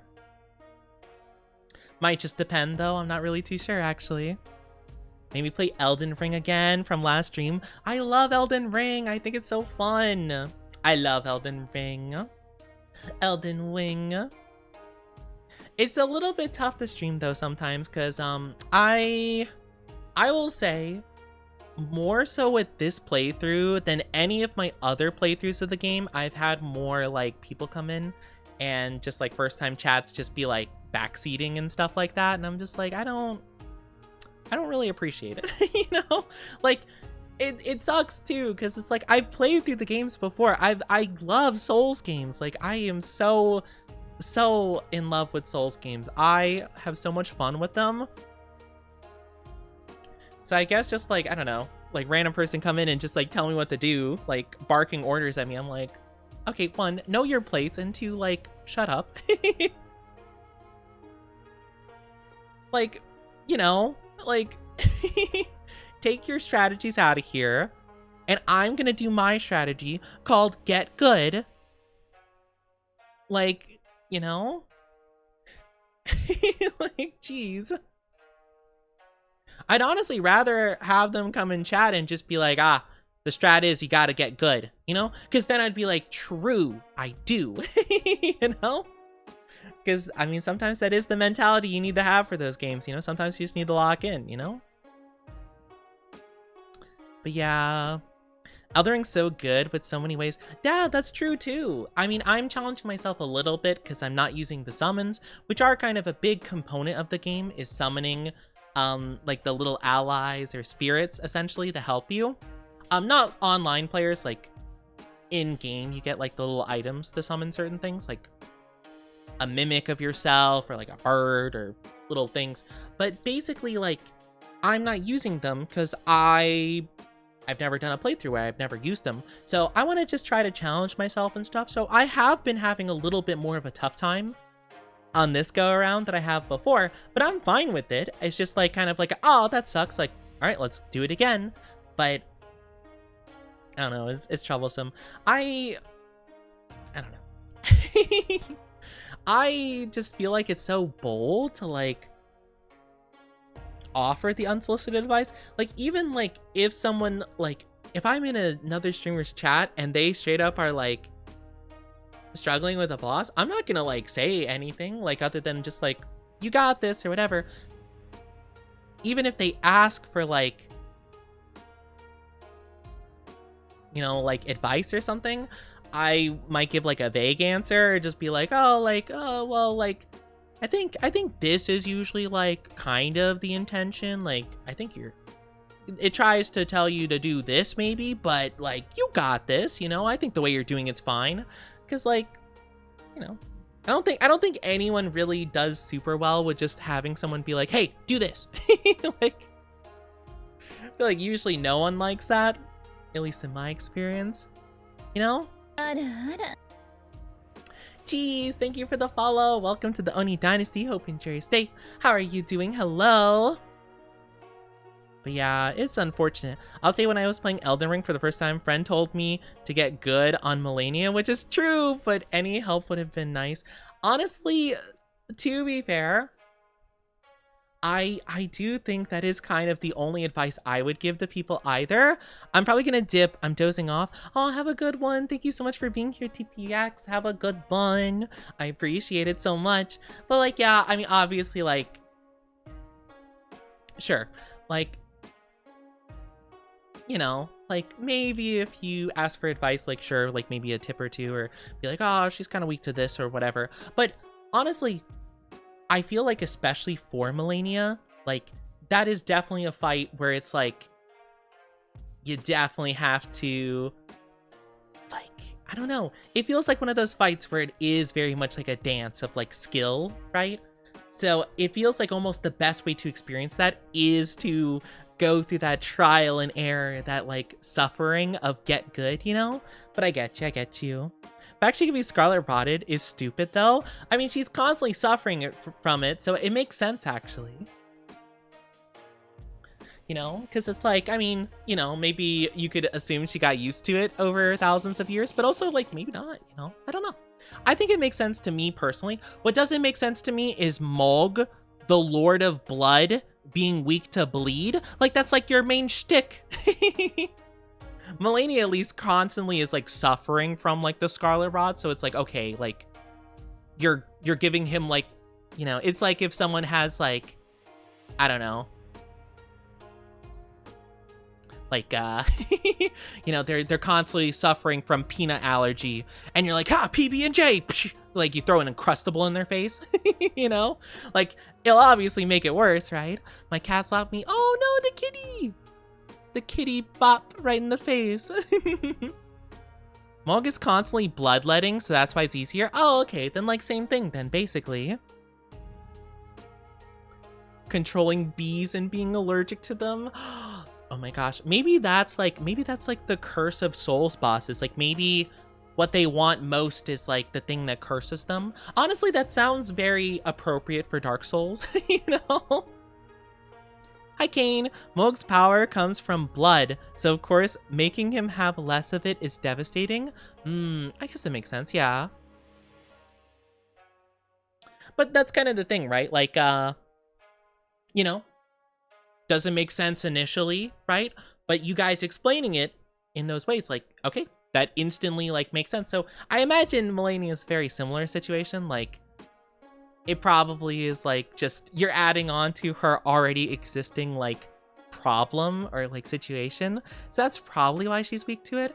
You know what I don't understand though? Why they decided to make like 95% of all of the game like resistant to holy damage. I never use holy damage, but I've never wanted to try because I'm like, dang. Elden beasts like resist holy damage, Radagon resist holy damage, all these like end game bosses.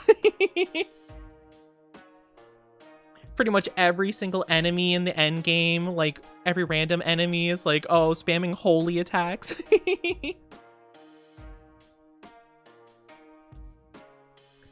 Frykard, one of the bosses I hate the most. Really, Leon? Oh. Any reason specifically? Just like, is it because you have to use like the, well, you don't have to use the weapon, but it's like kind of, you know, encouraged to use the weapon in the arena. The lava, I do hate the lava pool, if that's what you're gonna mention. I hate the lava pool. I don't know. I'm trying to think, what is my least favorite? In all the Souls games, honestly, my least favorite boss in all the Souls games is just Bed of Chaos. I think Bed of Chaos is just so annoying and gimmicky. If you guys don't know what Bed of Chaos is, it's a boss from Dark Souls 1. It's kind of towards like the end of the game. It's like one of the last bosses you'll probably run into. And it's just so frustrating because it's straight up just like, you just have to keep running and just like hit these two things on opposite sides of a giant arena the whole time the floor is breaking, and the boss will try to swipe you into one of the holes to insta-die. And you have to hit the two things, and then you have to like run and make a big jump into the center, and then kind of rush through like some tree branches and then one shot the thing inside. It's like a whole arduous process. The more I learned about his fight, it was like watching a no-hit runner describe Rykard is insane. There's a run that the running lost due to the no-hit from a Rykard attack that still hit him after a few minutes of sitting at the bonfire. Oh, interesting. I can't say I've had anything like that happen, but I don't doubt that such a thing could happen.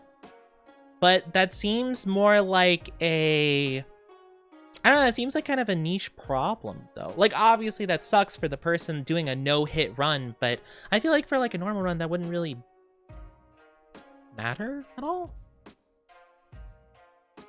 Like, I don't know. Maybe I'm misunderstanding, but it seems like a bit of a niche issue.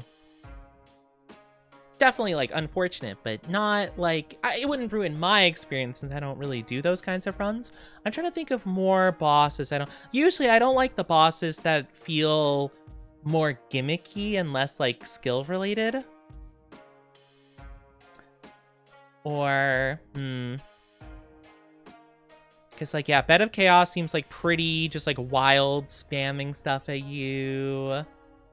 I'm trying to think of, like, all the games that I've played from the Soul series. So, like, Bed of Chaos is definitely least favorite from 1, and probably least favorite overall. Dark Souls 2 would be... who would be my least favorite from Dark Souls 2? I feel like I just, like, barely remember a lot of the Dark Souls 2 bosses. So I'm just trying to think. I think Fire Giant would be more accurate one I hate because of the attacks. Oh, yeah, Fire Giant's a little bit tough for sure.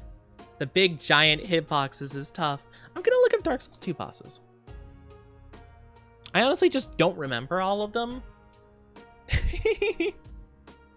I just don't really remember. I remember the ones I like. Like, I like the Lost Sinner. I like the Glass Knight. I like the Mirror Knight, I think it's called. Oh, I really hated the Royal Rat bosses. There's Royal Rat Vanguard and Royal Rat Authority. Those two suck. It's just a bot, like, both of them are bosses where they just spam a bunch of little enemies, and that's the only reason they're even remotely difficult, is because you just get swarmed. And that's such an annoying gimmick, and it's such, like, an awful way of making a boss quote-unquote difficult.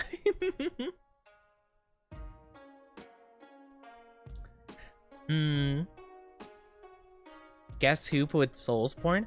Oh, I didn't know that they made Dark Souls Guess Who. That sounds fun, though. Dark Souls 3, my least favorite would be... I'm trying to think. I feel like I could definitely think of a Dark Souls 3 boss I like, or I don't like off the top of my head. Beacons of the Deep is kind of lame. Not that bad, just kind of lame as a boss. I'm not a huge fan of the wizard before Deacons of the Deep. I don't remember what their name is. It's just the wizard that like makes clones of itself like in the halfway phase. That one's just kind of annoying because like if you don't find like the main one, you'll just take a lot of magic damage like trying to find out which one's the real one. Crystal Seer? That sounds about right. I was like, it's either like Crystal Mage or like the Wise Mage of Crystalis or something like that. Like, I'm sure it's something like that. Not a huge fan of that guy.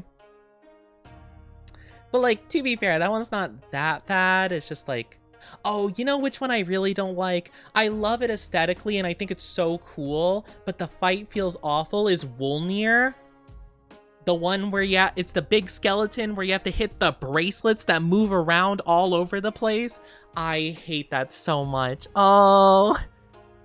Because every time you get close enough to hit it, it doesn't attack, so it moves its arm like all the way to the other side of the screen, and you're just like, oh, come on, bring it back, please, hit me, hit me.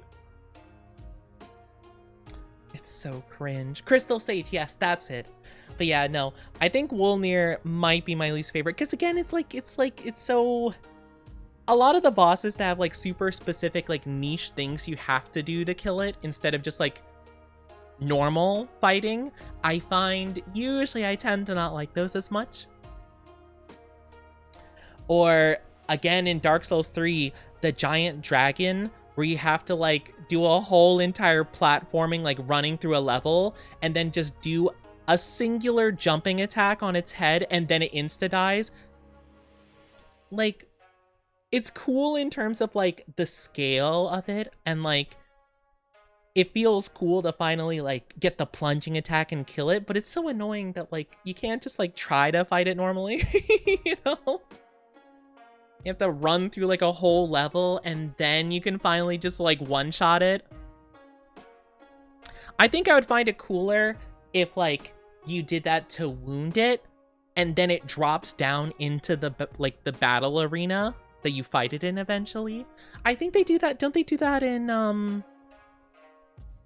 No, wait, do they? Is that how you fight Midir? I don't think so. I don't remember. Because I remember for Dark Eater Midir, there is a dragon that shows up that I think resembles him in some way, but I don't think you need to I don't think you need to kill that iteration to then... Oh, okay, you do. Okay. I wasn't sure if that was like a requirement to fight like the Midir above and then you can challenge him in the abyss, or like if you could just run past him and he'll still appear in the abyss. But okay, gotcha.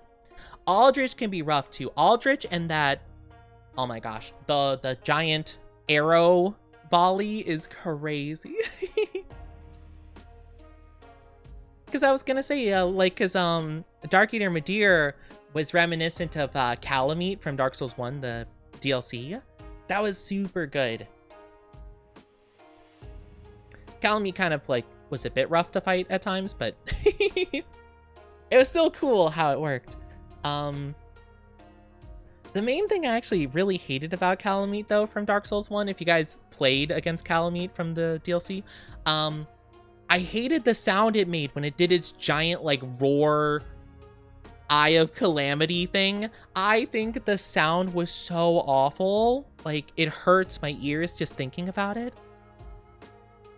So I personally don't like that about it, but let me think. I'm trying to think of... So yeah, Bed of Chaos for 1, Royal Rat Vanguard / Authority for 2.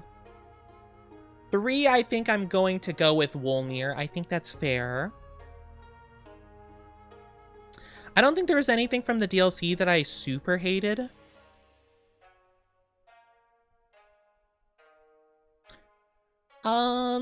No, I think the DLCs were okay for the most part. Royal Rat Vanguard sounds like a band name. Yo, what's up? I feel like they'd be like a British rock band too, like, yo, we're the Royal Rat Vanguard. In it. Let me think. What other games? So Demon Souls. I'm trying to remember Demon Souls. I'm gonna be honest. My memory is pretty iffy towards most of the bosses in Demon Souls. I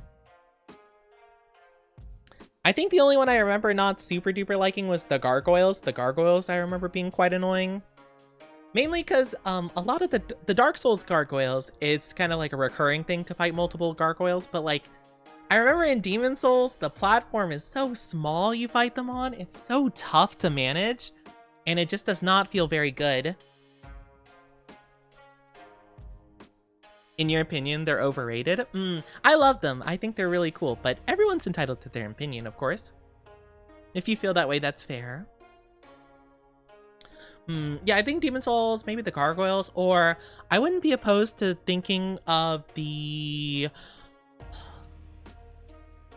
What other thing from Demon Souls? I didn't like the giant, like, flying manta ray, like, bosses, where you have to get, like, the special, like, wind sword for...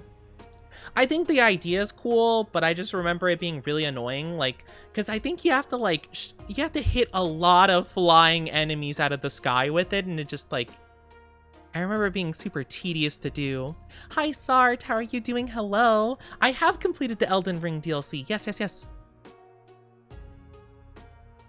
I have. Sekiro's pretty peak. Sekiro was the next one I was going to talk about. Sekiro, who's my least favorite boss from Sekiro? Honestly, I didn't dislike a lot of them. The monkeys one, probably. The monkeys were really... Not the guardian ape, I think it's called the screenfold monkeys, where, like, all three, like, you have to get, like, 5, like, monkeys, and they all had, like, a weird, like, little gimmick to them. That was annoying. Doing well? Oh, I'm glad you're doing well. I've been sick. I'm not feeling the best, but I'm doing okay. I'm doing my best, of course. Thank you, Brad Fats. The final boss for the DLC? Oh, Radon? Oh, I love Radon. It's actually my favorite. It's actually my favorite fight of the DLC, to be honest with you. I think it's so cool. But I can understand it being pretty rage-inducing, because, like, it's tough. It's a tough fight, especially before the nerfs. I heard they nerfed it like 3 times. Also, I'm so sorry. Ads are popping up in just a little bit. I'm so sorry. Ads will be 3 minutes long. Grab drink, grab snack, do what you need to. We'll be back in just a little bit. I promise. I promise. I promise. In just a little bit. I'm trying to think. I'm trying to think of something. I don't know why my brain is struggling here.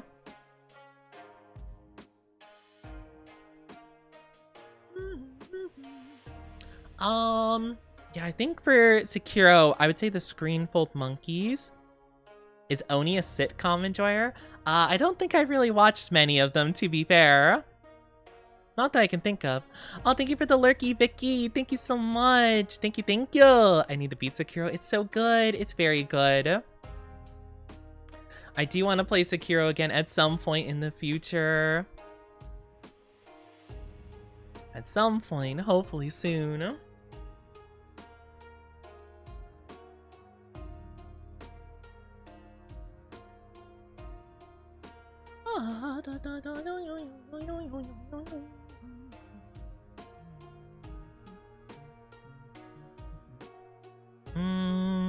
And then Bloodborne. Bloodborne would be next. Well, actually, Bloodborne came before Dark Souls 3, but I digress. Bloodborne. Least favorite boss in Bloodborne. That's kind of a tough one. I feel like there's actually a couple in Bloodborne that are kind of annoying. The witch boss is not difficult, so I mean, she's lame, but I don't think she would be like my least favorite for sure. What's one that's like just like overall super annoying? Oh, probably Mikolash. I think Mikolash sucks.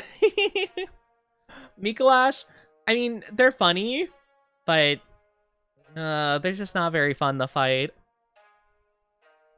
I'd probably say Mikolash. Because, like, a lot of it's just, like, running around and chasing and stuff, which is just kind of lame. And, I don't know, it just seems silly. I mean, it's not bad that it's silly, but just like, I wish there was like less running around. I feel like if it was like a bit more fighting and a bit less running and just chasing him through mirrors and things like that, it would be cooler. But yeah, so that would probably be mine for Bloodborne. Then there's, let's see, we did Demon Souls, Dark Souls 1, 2, 3, Bloodborne, Sekiro, okay. I thought the 3 snakes are annoying. Oh, really? I could see that being the case. I kind of like that fight, but it can be a bit frustrating if you get to the last guy and then die, for sure. I also thought that, what other fight was annoying? I feel like there's another one in Bloodborne I'm trying to think of.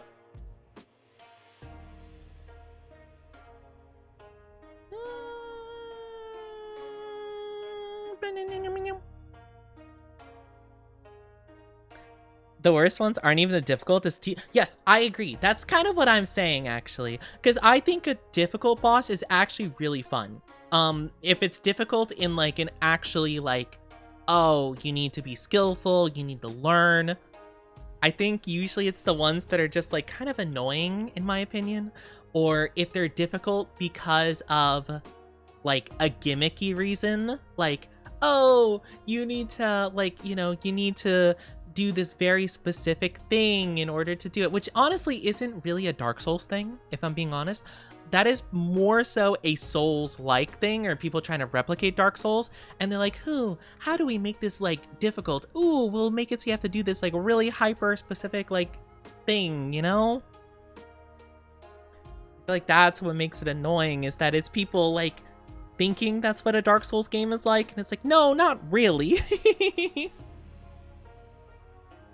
I mean, sometimes, sure, like, you'll need, like, a specific weapon that's, like, in the boss room, but usually they make, like, kind of a big deal that that's what you're supposed to do, you know? Hi, Abyss, how are you doing? And welcome back from the ads, everybody. Thank you so much for being patient. I really appreciate it. Welcome back on in. Yeah, I think for Bloodborne, Mikolash is probably my least favorite, I would say. I appreciate you guys waiting for the ads, though. It means a lot to me. And Sekiro, I said the monkeys. No-hit blindfold run when? I don't want to do a no-hit run. That sounds like, that just sounds like not fun. And I also want to see the game, so never, I guess. I don't really see the point of doing, like, those super challenge runs, because, like, I don't get any satisfaction out of it. Like, it just sounds like a lot of effort for nothing. Nothing against people who, like, do that, I suppose. But the feet, also no. Hi, Shiny. How are you doing? Hello. I am sick, so not the best, but I'm doing my best, of course. I hope you're doing well. Good to see you. Good to see you. We're talking about my least favorite Souls bosses, or at least my least favorite from each of the games. Elden Ring. Elden Ring's kind of a tough one. My least favorite Elden Ring boss. There are so many bosses in Elden Ring, but not a ton of which are super egregious. Honestly, probably my least favorite would be the Godskin duo, just because, like, what?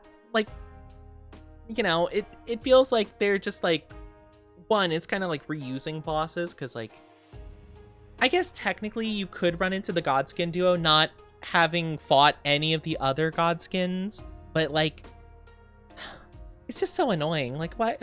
It's the classic, like, oh, you know, how do we make this more difficult? We'll just throw, like, multiple of them at you, I guess, at the same time. It's like, but why, though?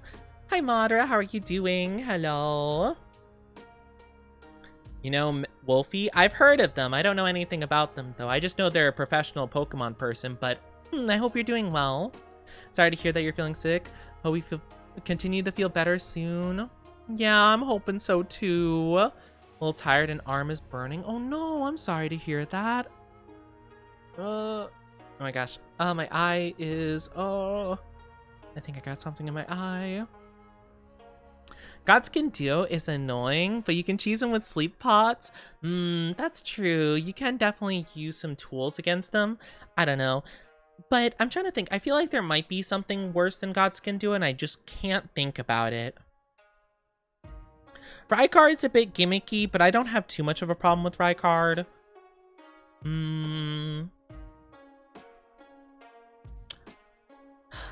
I feel like there's definitely one, and I'm just not thinking about it whatsoever. And I've been playing this game. I don't think there's any in the DLC that are super egregious. The boar is like kind of annoying, but like I don't remember it being too awful. Just kind of like rolls eyes, like, all right. You know? Hi, Paws. Hello. How are you doing? I'm also sick. Oh, the sick vibes in my community. No. Why we so sicky, chat? Why we so sicky? Dancing Lion. Oh my gosh. I struggled so hard against Dancing Lion last time. Oh my gosh. I agree. I agree wholeheartedly. Dancing Lions, I'm gonna be honest though, Dancing Lions genuinely, for me personally, is a skill issue. And that's the part that's so frustrating about it. It genuinely is a skill issue. I just get psyched out so badly because it moves so much. I keep thinking like it moving around me is like an attack of some sort, but it doesn't have a hitbox because it's not attacking yet. And then it attacks the moment I stop rolling because like, I don't know. It just like, I get so psyched out by it and I accidentally like mess up so much. Hi, Liar. How are you doing? Hello. I am Sicky, but I'm doing my best. How are you? How are you? But no, and that's the thing. It's like, I can't even like be upset at Dancing Lion because like, it's genuinely just like, if I got good and I just dodged like properly at the right times, I would win. I just suck at doing that.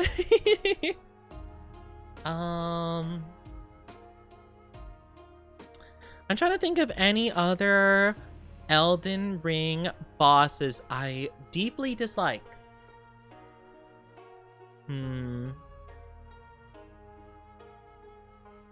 don't have too much of a problem with most of them, to be fair.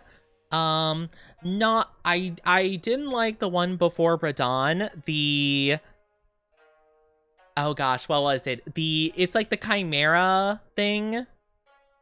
I forget what the enemies are called. It's like a Chimera like lion with a sword thing. And then after like a minute spawns in one of the what are they called? Like the beast guardian sentinel things. Hi Hanako, thank you for that, Pats. Thank you. I forget their name.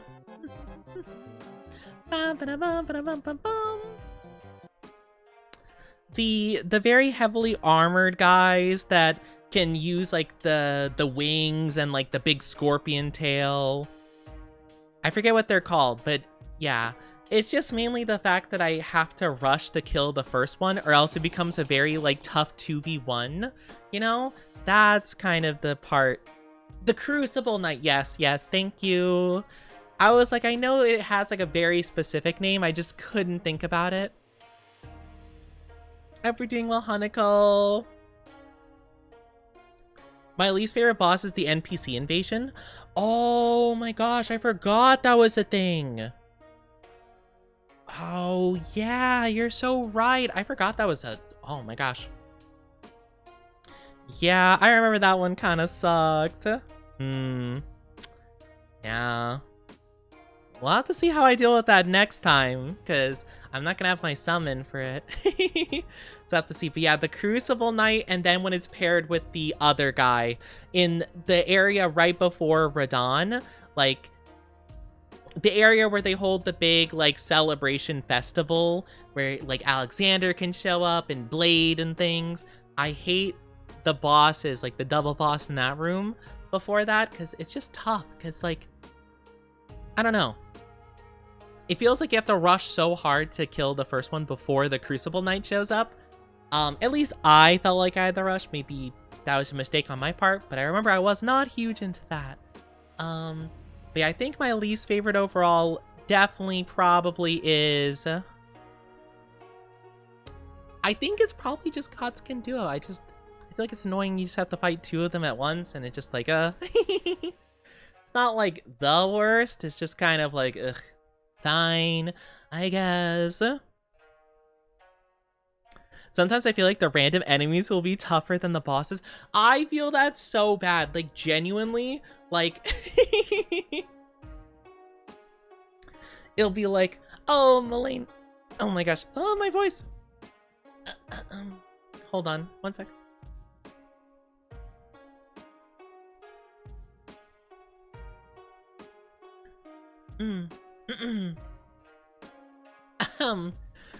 Okay, sorry about that. Seems like my voice is giving out. I apologize, that probably sounded really icky.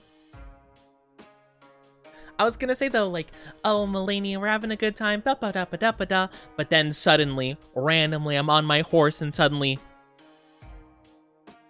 loved her. Out of nowhere, a lobster will show up and, like, randomly knock me off my horse, then one-shot me. And it's like, what happened? Oh my gosh. Like, genuinely, some of those, like, enemies are so scary. They're so scary. Why does the lobster have a sniper rifle? That's what I'm saying! Or, what's another enemy? You know what I'm actually so terrified to jump into in the DLC? I'm actually genuinely going to get, like... Because I remember... I forget what they're called. It's the enemies that are,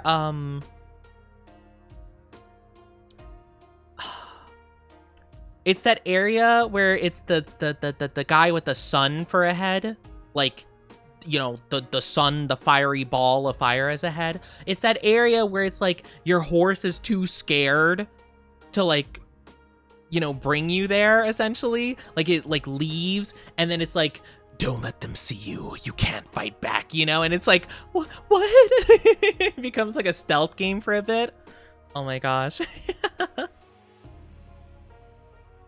That area, I don't know. I'm a little bit nervous. I'll be spooky. I kind of hope that those are featured in a movie. If they go, like, you know, because they're making like an Elden Ring movie and stuff. I do kind of hope that they make, like, kind of a scary part. I don't know if they'll do it in, like, obviously the first movie, but if they make more, like one for Shadow of the Erdtree, I do hope they have, like, a nice, like, real spooky section for that. Hi, Batsy. Hello. How are you doing? Good to see you. Good to see you. The archer from the snowfields. Oh my gosh, I hated those guys. The machine gun arrows. Elden Ring talk. Yeah, we're talking about Elden Ring. We were talking about our least favorite bosses from, like, the Soul series, and I was going through each of the games and, like, saying, like, oh, this one are my least favorites from all the games, and now we're talking about, like, cool stuff from Elden Ring. Well, it got into the topic of, like, because we were saying, like, oh man, some of the random enemies, like, in the wild are more scary than actual bosses. Yeah, a movie is coming out, apparently. I don't know too much about it, to be fair. Yeah, we were talking about, like, some of the random enemies, and I brought up the lobster, because the lobster genuinely strikes fear into my heart. You know? There's something about the lobster that is just crazy. I feel like that's always been the case for, like, Dark Souls games, though. Like, I feel like there's always been, like, that one enemy that, like, strikes fear into your heart, you know? Like, for Dark Souls 1, that was definitely, like, the wheel skeleton. Like, the, what was it called? Was it just called, like, pinwheel skeleton? Or whatever? The ones that just, like, rolled at you. But they got so many, like, hits in. Like, it'd be, like, they'd roll into you and it'd go, like, hit, die. It was so quick. Dark Souls 2 was... I don't remember if Dark Souls 2 had an enemy like that. Like, honestly, Dark Souls 2, unfortunately, just swarmed you with, like, 50 enemies at a time, and then you just die.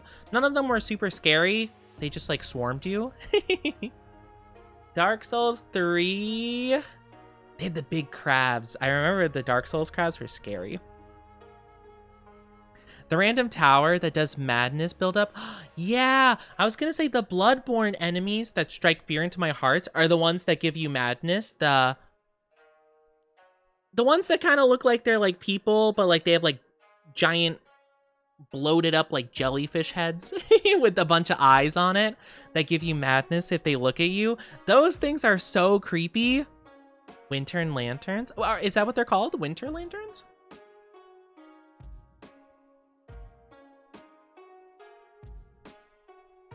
Oh, interesting. Yeah, the Winter Lanterns. They're so creepy. Yeah, those ones are spooky. I like those, though. They add, like, a lot of intrigue. I don't know. Bloodborne's just so interesting. I'm so fascinated for what they're going to do for the movie. Won't be lore accurate. What do you mean there won't be a section about me dying to the tree sentinel 50 times? The funny thing is, though, canonically, as far as I'm aware, not specifically against the tree sentinel, but apparently the Tarnished won't, like, has to defeat Malekith without getting hit, because Malekith's sword is like insta death, basically, like lore wise, essentially. So the fact that the Tarnished like obviously beats him means that he has to like go through the whole fight without getting hit a single time by it, which is crazy to think about, because I'm not gonna lie, that guy is so fast. I could not do that no hit. Hi Mist, how are you doing? Hello. Good to see you. Hope you're doing well. Oh my gosh, I'm tired. You doing okay? So that's so good to hear. Lore accurate Tarnished is a menace.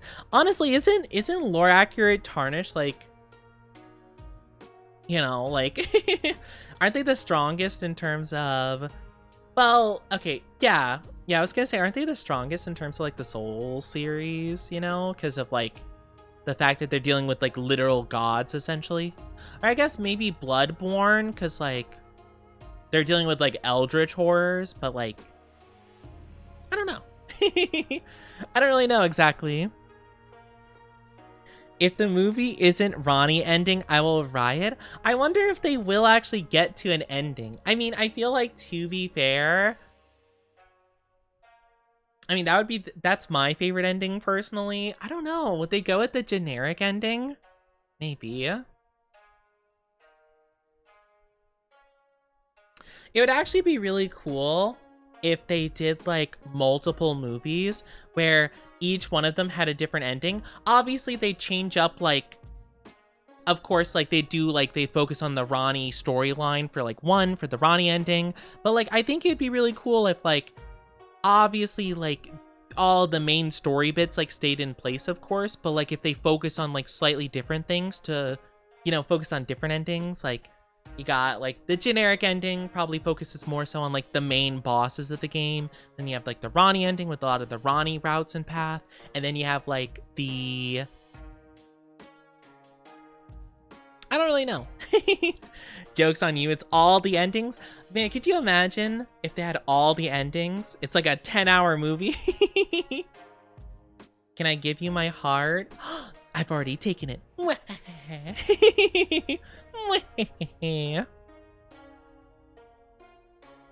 Yeah, I think Tarnished is like technically the strongest. I don't know. What if they use the original Tarnished, the one closest to being Elden Lord being Vike? I don't know how exactly that would work. I mean, would they know enough about him to make a full movie? The Frenzied Flame ending. The Frenzied Flame! I don't know. I'd be really excited to see what they do for Elden Ring. I feel like, I'm not sure. That and the Bloodborne movie, like, I wonder, like, are they just gonna go with, like, the main story and make it a movie? Are they gonna try to delve into something, like, lore of a different character that, like, isn't, like, featured much in the main game? I don't know. It's hard for me to know what they'd possibly do.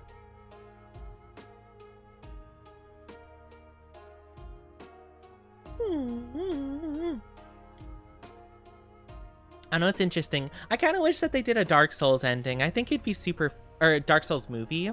I think it'd be super fun, especially like, I don't know.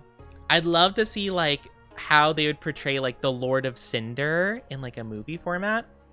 Because that is probably one of my favorite fights from the entirety of the series. Even if it's not like the most difficult, it feels like the most like, it feels like the most important, you know? Who would voice Solaire? Oh my gosh. Like, wait, I just imagined. Could you imagine Jack Black as Solaire?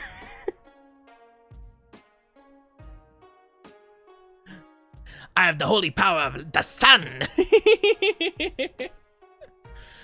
This is the dark soul. That'd be so stupid. Could you imagine? God, please, no. The real question is, though, would Jack Black be a part of any of the Souls movies? It seems like he's been a part of every single video game to movie adaptation so far, except for Sonic, funnily enough. I think Sonic's the only one I can think of he hasn't been a part of. He's been a part of the Mario, at least like newer adaptations, to be fair, not like super old ones, but like he's been part of Mario, Borderlands, which was tragic, but he was a part of it, Minecraft. Chris Pratt Solaire, that would be infinitely worse. No. I hope if Chris Pratt is featured in any of these movies, I hope he's just like the first guy to die in like a random like beginning cutscene. I hate him so much. Keanu Reeves as Solaire. I can see Keanu Reeves being like a character in maybe like Elden Ring. Or it could be Dark Souls 2. I'm not sure. Or Dark Souls as well, not like specifically 2. I don't know who he'd voice though. Like just probably like some hunter character or like a random boss of some variety. Chris Pratt can be Patches. That'd be so funny. Actually, I kind of want Danny DeVito to be Patches. I think that'd be really funny. Oh my gosh. Who would be Ronnie? Very important. Oh, that's a good point. Ah, who would be Ronnie? I'm not sure. That's a good question. If they had Melania, oh, could you imagine someone being Melania?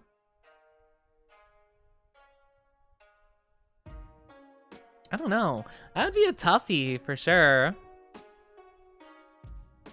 I'm just trying to think of who would be funny.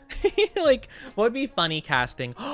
Wait, actually, I think Jack Black would genuinely make a good Sigmire of Katarina. I think Jack Black would actually do phenomenally as that character. I think he'd be so good for that role. Funnily enough. So there, I just started kicking people. I think that'd be so funny. I didn't miss the whole stream. Welcome back, Foolish. Welcome back, welcome back. So anyway, I started kicking. Yeah. It'd be so good. Thank you for kissies. Who else would be funny characters? I feel like Elden Ring would be so difficult. Did they say Elden Ring? Is it gonna be, I forget, is it animated movie? Thank you for head pats. Thank you. I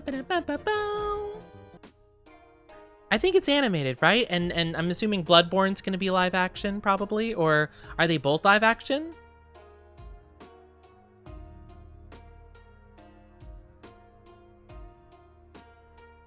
I don't remember. I don't remember. Because, like, I feel like the casting will be tough. If it's animated and they don't have Jennifer English, I don't know who that is. I don't think I'm familiar with them. I don't know a lot of voice actors and actresses, to be fair, for English. I only know the main ones that are often in... They voice Shadowheart. Oh, I don't know who they'd even play. I don't know who Shadowheart would even fit. Not many. I mean, I'm sure they could do some Bloodborne characters because they have like an accent that fits in Bloodborne, but I don't know.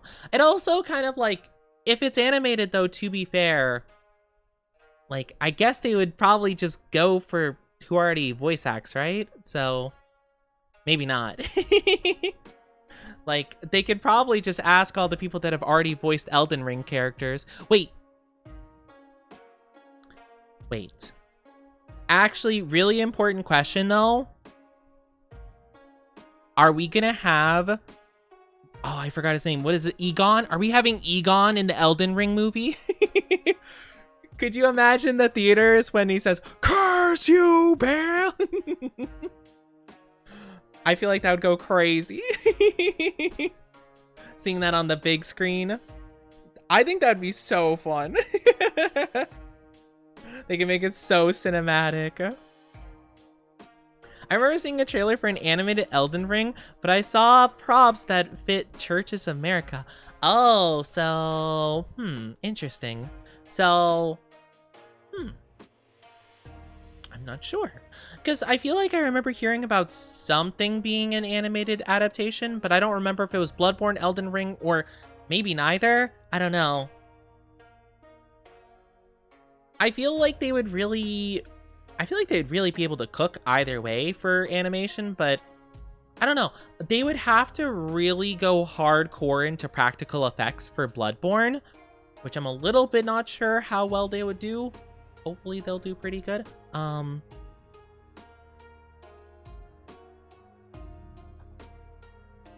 just gonna Google Bloodborne animated movie. Oh, yeah, okay, so Bloodborne is getting an animated movie. Okay, gotcha. I was gonna say, because, like, I feel like they could do live action, but, man, they would have to get so much practical effects for that. What about Elden Ring? Elden Ring animated movie... Okay, I think the Elden Ring one is live action. Okay, yep. Okay, so yeah, Elden Ring live action, Bloodborne animated. Honestly, that makes a bit more sense, actually. But it would be so cool if we got a Curse You Veil. I do think that they probably are just going to focus on the main story for Elden Ring. They probably wouldn't delve into DLC, I don't think. Maybe they do that as a secondary movie. Honestly, though, I would be curious if they'd have anyone... Well, I guess Radahn doesn't really talk or anything much in Elden Ring, but I think the Radahn fight would be such a cool one. Like, if they do feature Radahn, I think it'd be so cool. I want to be Ronnie's consort eternal. Yes, Ronnie's consort always. I will always be Ronnie's loyal consort. Very important.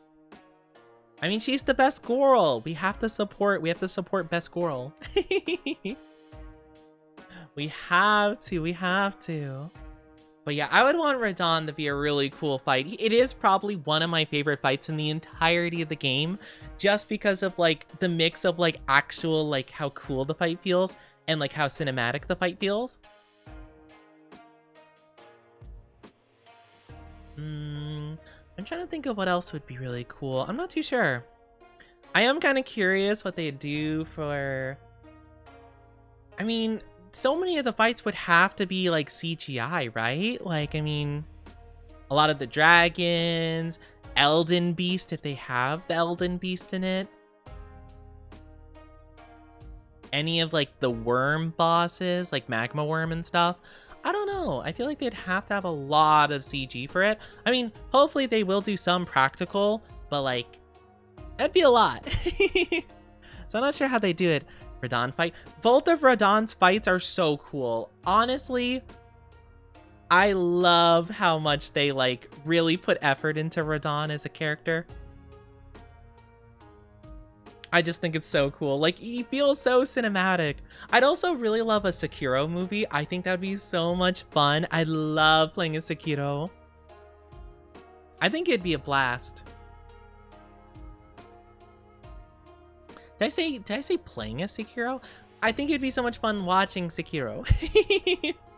I think they could really do some cool stuff for that movie. Especially because, like, the main one I think of is fighting the big dragon to get its tear. I think that's such a cool fight, and it's so cinematic, you know? Like, oh my gosh. I can only imagine some of the beautiful shots they would have, like, when he's doing the thing where you jump in the air to like grab lightning into your blade and use it as like a slash. It's so cool. I really want to play Sekiro again. It's such a cool game. I want the Tarnish is gonna build. Oh, that's a good point. What build is it gonna be? Oh my gosh, that's a really good point, actually. Huh.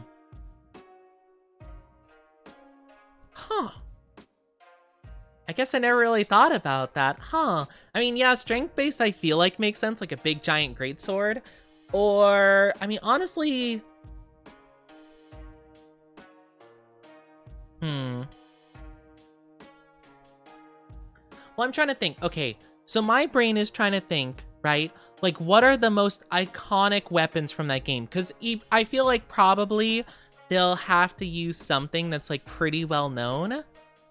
My brain immediately thought of the Moon Knight Greatsword. That is kind of the most iconic Souls weapon, you know? So maybe, I mean, could be like a strength/intelligence build? In terms of just like Elden Ring specifically, I don't think they'd use any boss weapons. Maybe, I mean, maybe they'll swap weapons throughout the movie? I don't know. They could go either go for like an iconic weapon.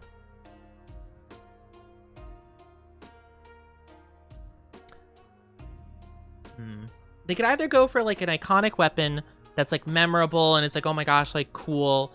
Or they go the opposite route and go with like really basic stuff. Like basic sword and shield. Thank you for the follow, MT Star. Welcome to our Oni Dynasty. Hope and Thursday. How are you doing today? Hello.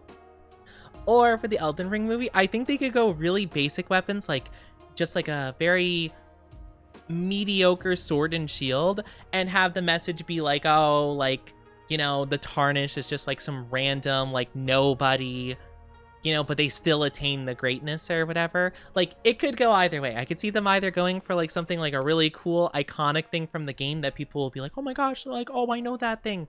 Or it could like play more into the element of like the Tarnish being like kind of like, you know, not really much to start with, like a more underdog kind of vibe, I guess. I kind of do hope they go with something like at least a little bit noteworthy. Or hopefully they get a weapon at some stage that's noteworthy. I wonder what starting class the Tarnish will be. Maybe they'll be deprived, you know?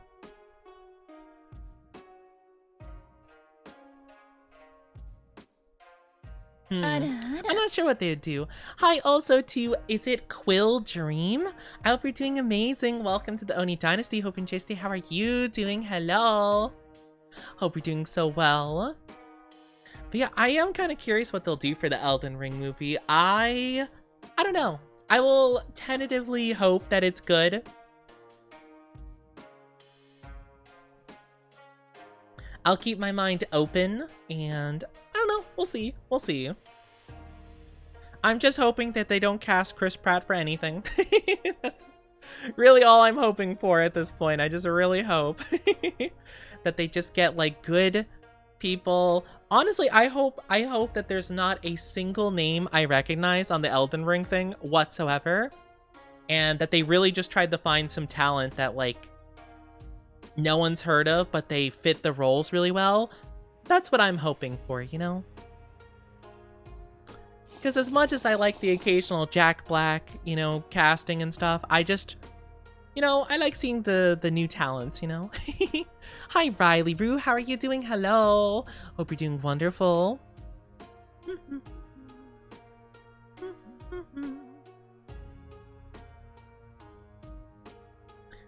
I hope it'll be fun, though. I at least will have a bit of an open mindset towards it. I don't know. I think I've been watching a bit of the One Piece live action here and there, and I think it's actually so cool that they got like a lot of characters. I mean, I have never seen any of these actors before. I'm sure they have acted in other stuff here and there, but I've never seen any of them. And I think it's really cool because I'm not like gonna associate them with like other people, of course. I'm not gonna be like, oh, it's this character. It kind of like immerses me more, not knowing people who are part of a story. Obviously, it's kind of fun as like a cameo in some cases, but if you want a really immersive vibe, I feel like you kind of have to like avoid that if at all possible. Same idea with Bloodborne. They'll probably use the saw cleaver.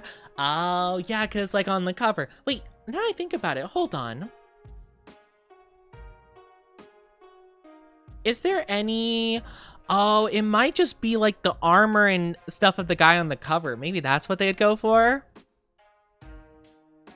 Because it just has like kind of a simple knight with like a, you know, standard like sword like plunged into the ground. Maybe that's what they're going for. I could kind of see that being the case. Hi Anya, how are you doing? Good to see you. Welcome on in, welcome on in. That could be a good idea though. Just go for like kind of the most standard, I guess, kind of thing they could go for. If they ever did do Dark Souls movies, I hope that they would do like multiple of them. Because I think it would be so cool to do, you know, like basically a trilogy, if you will, with different protagonists with different skill sets. And then, of course, for the Soul of Cinder, they'll use like the movesets of the two first protagonists. I think that'd be so cool. Thank you, Fredpats. Hope you're doing so good. I think that would be so cool. Though they might never do a Dark Souls movie, which is fair. I mean, apparently Elden Ring is kind of more so like what, you know, Miyazaki has always wanted to do. It's not quite their perfect game yet, but apparently they're getting closer and closer to like what they would view as their perfect game. So it's kind of exciting to think about though, that like we have even more to look forward to in the future. I hope you're all doing so well. I'm sorry I'm not feeling super good. Though we've been streaming for a decent period of time, I thought I'd have more of a shorter stream. Ornstein and Smo. I love Ornstein and Smo. They're so cool. It genuinely is a really fun boss. Tough, but very fun. Been doing med school. Oh my gosh. I hope you're doing okay. I can only imagine how tough that is. But you got this, I believe. Oh my gosh. That does sound pretty intense, though. I hope everything's been going well and smoothly. And you've been getting rest for yourself. Nightmarish? I can imagine. Oh my gosh. Oh, my head hurty a bit. My head be hurty and my voice be quackly. Oh my gosh. Gonna sound hilarious, but I genuinely only wanted to be a doctor so I could find a husband who's a doctor. Wait, so you're becoming a doctor so you can have a partner that's also a doctor? You know, I feel like there are different...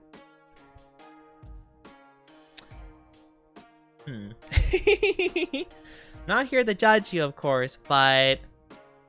I mean, I feel like there's easier ways to, like, mingle with doctors. I feel like there's gotta be other positions you could be a part of that you can interact with doctors. I'm not sure what it would be.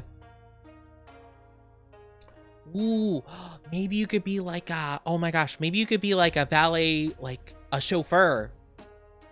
And you could drive their limos. I mean, I guess to be fair, doctors might not be rich enough to have limos, but if you want to mingle with rich people, I guess you would just do like that kind of stuff. That would actually be kind of cool. That'd be a good idea. I don't know what that equivalent to a doctor would be, but I'm sure you could find something. I don't know though.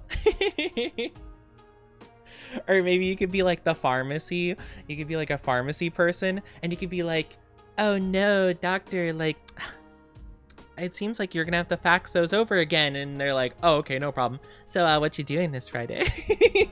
Like on the phone. Like just making small talk. I mean, I don't know. Coffee? Maybe want to get a coffee? Some dinner? Teehee. I don't know, maybe that'd be funny. Oh my gosh. Oh, I'm feeling a little bit tired though. I feel my energy draining. I feel it draining, waning. Oh my gosh. I feel tired. I might wrap up here. Hopefully that's okay. I'm sorry that I've been like pretty low energy today, but I do think we streamed for a good period of time. We streamed a lot longer than I thought we'd be able to, so thank you guys so much for keeping me company today. It really means a lot to me, and I hope that you guys enjoyed it as much as I have. I really do appreciate all the love you guys have been doing. Good muscles, veins, blah blah blah. Interesting. That's a very interesting way of going about it. Maybe I don't understand, but that's okay. You live your life. You live your life to the hecking fullest. But I really do appreciate the love and support you guys have shown me today. It really means a lot to me. I hope that you enjoyed the yapping stream today. If you could stick around just for a little bit, I'd really appreciate that. But thank you guys so much for joining me. I hope to be streaming tomorrow for Femboy Friday, so make sure to join on in if you are interested. Not sure if we'll play a game tomorrow or exactly what the vibe's gonna be, but I'm excited all the same, and I missed you all so very much. Thank you for all the support. Also, hi all. Thank you, Titus, for the follow. I do appreciate it. Welcome on in to the Oni Dynasty. Hope you enjoy your stay. Hopefully I'm saying that correctly. Have a nice eve. I'm gonna do my bestest. First, I'm gonna need to get some num-nums and also drink up some water because my voice is kind of killing me right now. Thank you, Fred Thoughts. I'll see you guys soon, though. We're going to be rating a lovely named Heel. They're super duper sweet. They're a very cute artist, and they're currently playing They're playing Dying Light right now. So let's go send them a lot of love and support. Thank you all so much for being here. If you are new here, then please check out my Discord and go follow my socials if you have not done so already. You don't have to by any means, but I really would appreciate if you considered. The invite is always open. We'd love for you to join our cozy comfy community. We are rating. Speaking of rating, if you guys are subscribed, please copy the raid message right there. If you are not subscribed though, then please don't worry. We do have a follower raid message right there with the little shrine symbols. Please copy whichever one is better for you, then please use it. Copy it so that you can paste it over in Hio's chat, but go show them a lot of love and support. Again, I do hope I can stream tomorrow. I'll let you guys know, of course, the morning of how I'm feeling. If not, then I'm so sorry. But if so, I would love to see you then. We might play a game. We might do Pokemon, Elden Ring, something like that. We'll have to figure it out when we get there. But have a lovely, wonderful rest of your day, afternoon, evening, or night, wherever you are, whenever you are. I love you all so very much, my lovely dynasty.